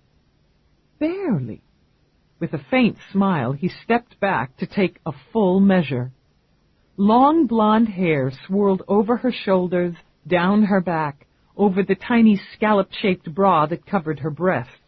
From the waist down, she was encased in shimmering green. You make a lovely mermaid. Thanks. She perked up again. It took me forever to rig myself out. How the hell do you walk? I've got a cutout for my feet. The skirt of the tail covers it. She wiggled back. Pretty restrictive to movement, though. Where's Dallas? She twisted her head to search. I want her to get a load of it. She isn't here yet. No? Because she hadn't worn her watch, she peered down at his. It's almost 10. She was only going to stake out Isis's place for a couple hours, then come straight here. I was about to call her. Good idea. Peabody tried to ignore the prickle of nerves. She's probably stalling. She hates stuff like this. Yes, you're right. But she'd have been there for Mavis, he thought, as he slipped into the corner. And for him. When her link went unanswered, he bypassed security and called through her communicator. There was a humming buzz that indicated it was on standby, but it went unanswered. Something's wrong, he said when he stepped back up to Peabody. She isn't picking up. Let me get my bag. Try her communicator. I've already tried it. he said shortly. She isn't picking up. She was staking out Spirit Quest? Yeah, she wanted to talk to Isis. Let me get out of this costume. We'll go check it out. I can't wait for you. He pushed his way through the crowd as Peabody shuffled and looked for Feeney. She thought it was a dream at first when she woke, groggy and hot. Her head spun, and when she tried to lift a hand to it, she found she couldn't move. Panic rushed in first. Her hands were bound. He'd often tied her hands when she was a child, tied her to the bed, clamped a hand over her mouth to hold in her screams when he raped her. She pulled at them, felt the vague, faraway pain of the straps cutting into her wrists. Her breath sobbed out as she struggled. Her legs were secured as well, tied down at the ankles so that her thighs were spread. She whipsawed her head, trying to see. Shadows shifted through the room, chased by the flickering lights of dozens of candles. She could see herself in a mirror, a wall of black glass that reflected images and light. She wasn't a child, and it wasn't her father who had tied her. She forced down the panic. It wouldn't help. It never did. She'd been drugged, she told herself. She'd been brought here, stripped naked, and tied to a marble slab like a piece of meat. Selina Cross meant to kill her, and maybe worse, unless she could keep her mind clear and fight back. She continued to work at her wrist straps, twisting, tugging, while she forced her mind to focus. Where was she? In the apartment, most likely, though she couldn't quite remember. The club would have been too dangerous, full of people. It was more private here, in this room where Alice had seen a child sacrificed. What time was it? God, how long had she been out? Roarke was going to be pissed. She bit her lip hard enough to draw blood to hold back the bubble of hysteria. They would miss her, wonder about her. Peabody knew her last location, and they would check it out. And what good would that do her? Eve closed her eyes to wait for calm. She was on her own, she told herself, and she meant to survive. The mirrored wall slid open, and Selina, draped in an open black robe, slipped through. Ah, you're awake. I wanted you awake and aware before we started. Alban stepped in behind her. He wore a similar robe and a fierce, toothed mask of a boar. Saying nothing, he picked up a thick candle, set it between Eve's thighs. He stepped back, lifted an ivory-handled afami from a black pillow, then held it aloft. Now we begin. Roarke opened the door of his car when his pocket link beeped. He whipped it out. Eve. It's Jamie. I know where she is. They've got her. You have to hurry. Where is she? As he spoke, Roarke climbed behind the wheel. That Cross bitch. They've got her inside the apartment. Or I think they do. I lost transmission when they got her out of the car. Roarke didn't wait, but pushed the accelerator and flew through traffic. What transmission? I bugged her car. I wanted to know what was going on. I planted a transmitter. I heard stuff tonight. Cross told her to put the car on auto, go to the apartment. Dallas must have been drugged or something, because she sounded weird. And Cross said how she killed my grandfather and Alice. His voice flooded with tears. She killed them both. And kids. And Christ. Where are you? I'm right outside their place. I'm going in. Stay out. God damn it, you listen to me. Stay out. I'll be there in 2 minutes. Call the cops. Report a break-in, a fire, anything, but get them there. Understand me? She killed my sister. Jamie's voice was suddenly calm and cold. And I'm going to kill her. Stay out, Roarke repeated, swearing as the transmission ended. Digging for control, he called Mavis's, snapped out a demand for Peabody when the call was answered with wild laughter. He was already pulling up at Selina's building when Peabody answered. Roarke, Feeney and I are heading to Spirit Quest right... She's not there. Cross has her. Most likely in the apartment building. I'm there now, and I'm going in. Jesus, don't do anything crazy. I'll call for a cruiser. Feeney and I are on our way. There's a young boy in there, too. You'd better hurry. With no weapon but his wits and his will, he rushed the door. They were chanting over her. Alban had lighted a fire in a black cauldron, and the smoke was thick and overly sweet. Selina had discarded her robe and was now slowly rubbing glistening oil over her body. Ever been raped by a woman? I'm going to hurt you when I do it. So will he. And we won't kill you quickly, the way we did Lobar, the way we told Miriam to kill Trevane. It's going to be slow and unspeakably painful. Eve's head was clear now, brutally clear. Her wrists burned, slicked with her own blood as she continued to strain against the straps. Is this how you call up your demons? Your religion's a sham. You just like to rape and kill. It makes you a degenerate, just like any creep crawling in the gutter. Selina brought her hand back, whipped it down hard over Eve's face. I want to kill her now. Soon, my love. Alban crooned it. You don't want to rush the moment. He reached into a box, pulled a black cockerel out. It clucked and squawked, wings flapping as Alban held it over Eve's body. He spoke in Latin now, his voice musical, as he took the knife and sliced off the head. Blood gushed out, steaming over Eve's torso. Beside her, Selina moaned in ecstasy. Blood for the master. Yes, my love. He turned to her. The master must have blood. And very calmly, very quickly, he raked the knife over Selina's throat. You have been so tedious, he murmured, when she stumbled back, breath gurgling as she grabbed at her throat. Useful, but tedious. When she collapsed, he stepped over her, removed the mask, set it aside. Enough of the pageantry. She enjoyed it. I find it stifling. He smiled charmingly. I don't intend to make you suffer. There's no purpose in it. The stench of blood was nauseating. Using all her will, Eve concentrated on his face. Why did you kill her? She'd ceased to be useful. She's quite insane, you know. Too many chemicals, I suspect, in addition to a defective personality. She liked me to beat her before sex.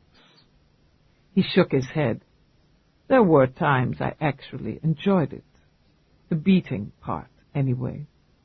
She was very clever with chemicals. Absently, he ran a hand up and down Eve's calf. And I discovered, with the right direction, the proper incentive, she was a clever businesswoman. We've made an enormous amount of money over the last couple of years. And, of course, there's the membership contributions.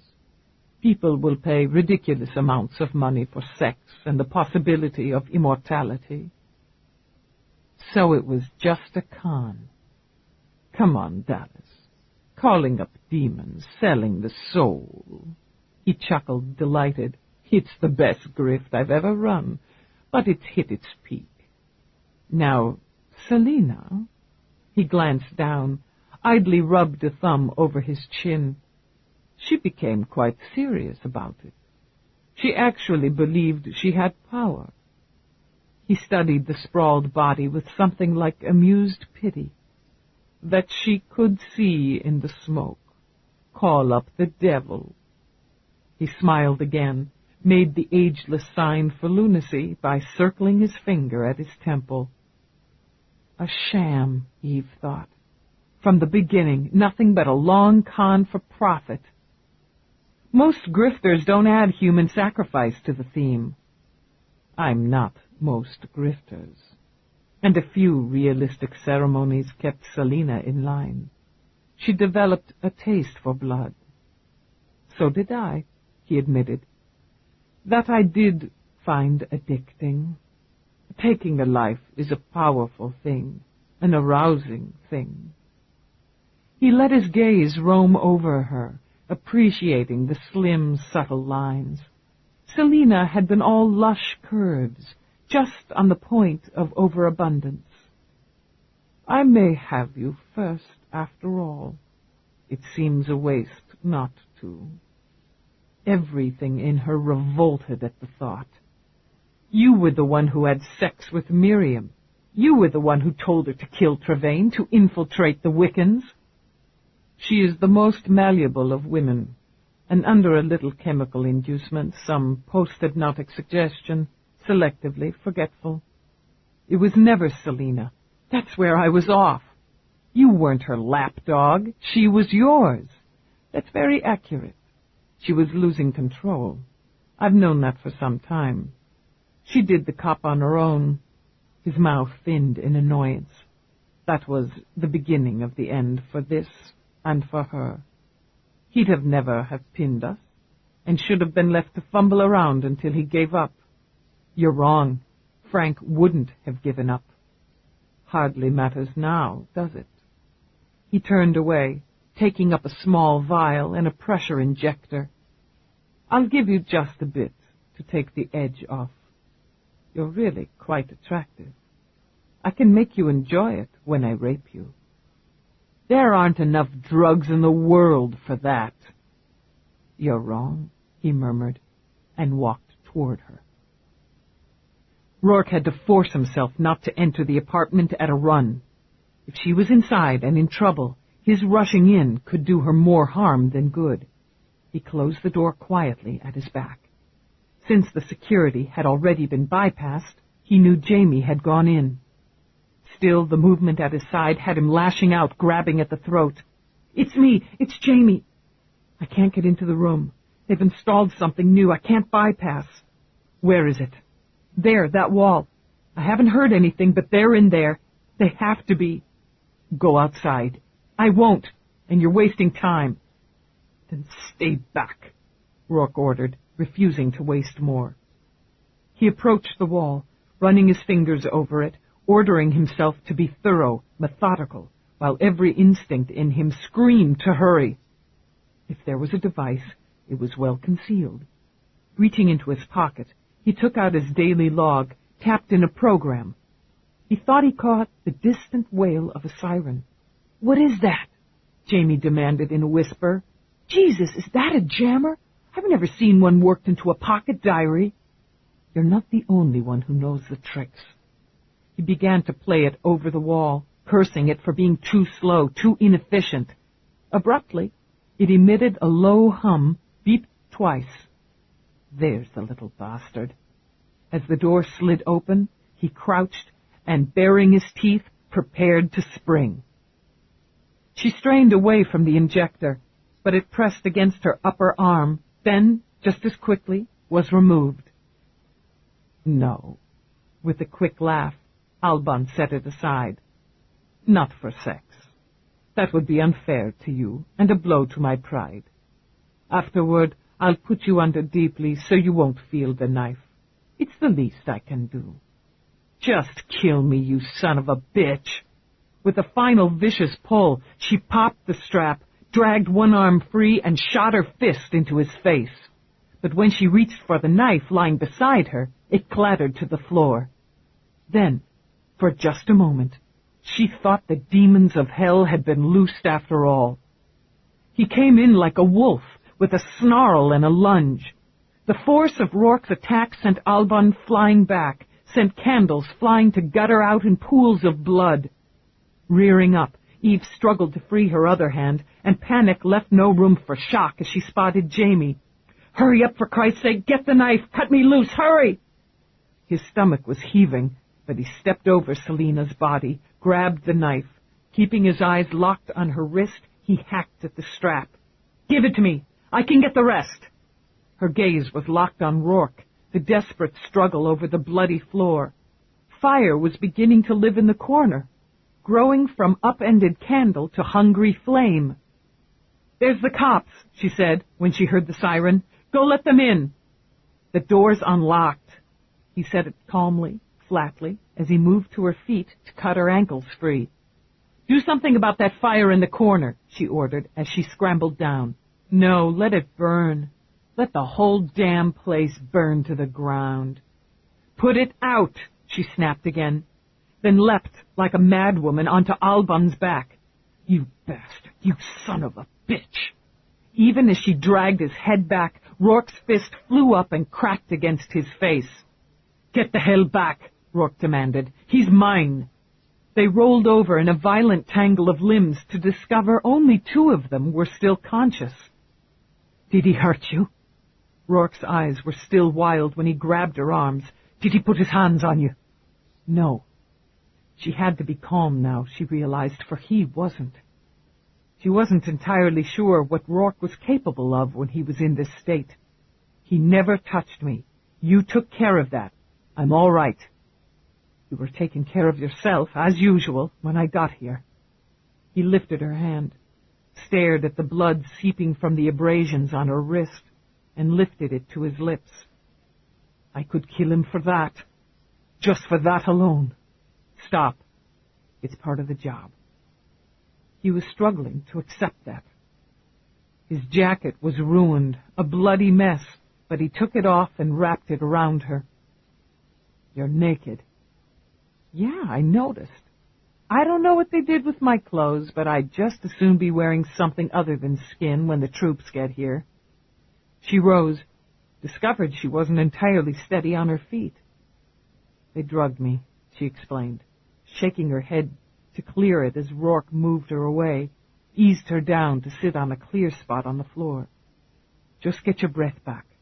I have to put out that fire." "Good thinking." She drew a couple of cleansing breaths as he used one of the robes to smother the flames flicking along the floor.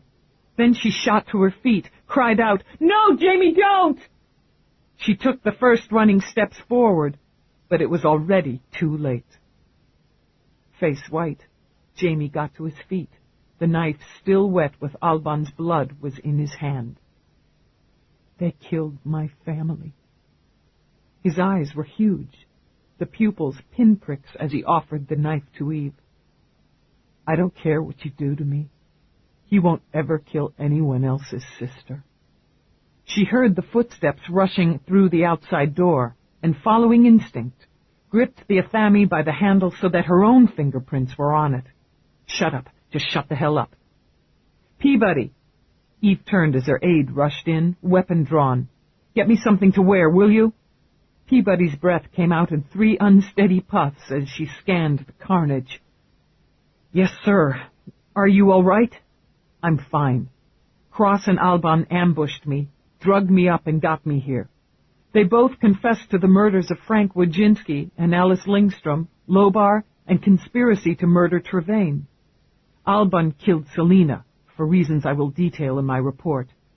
Alban was killed during the struggle to contain him. It was confusing. I'm not exactly sure how it happened. I don't think it matters."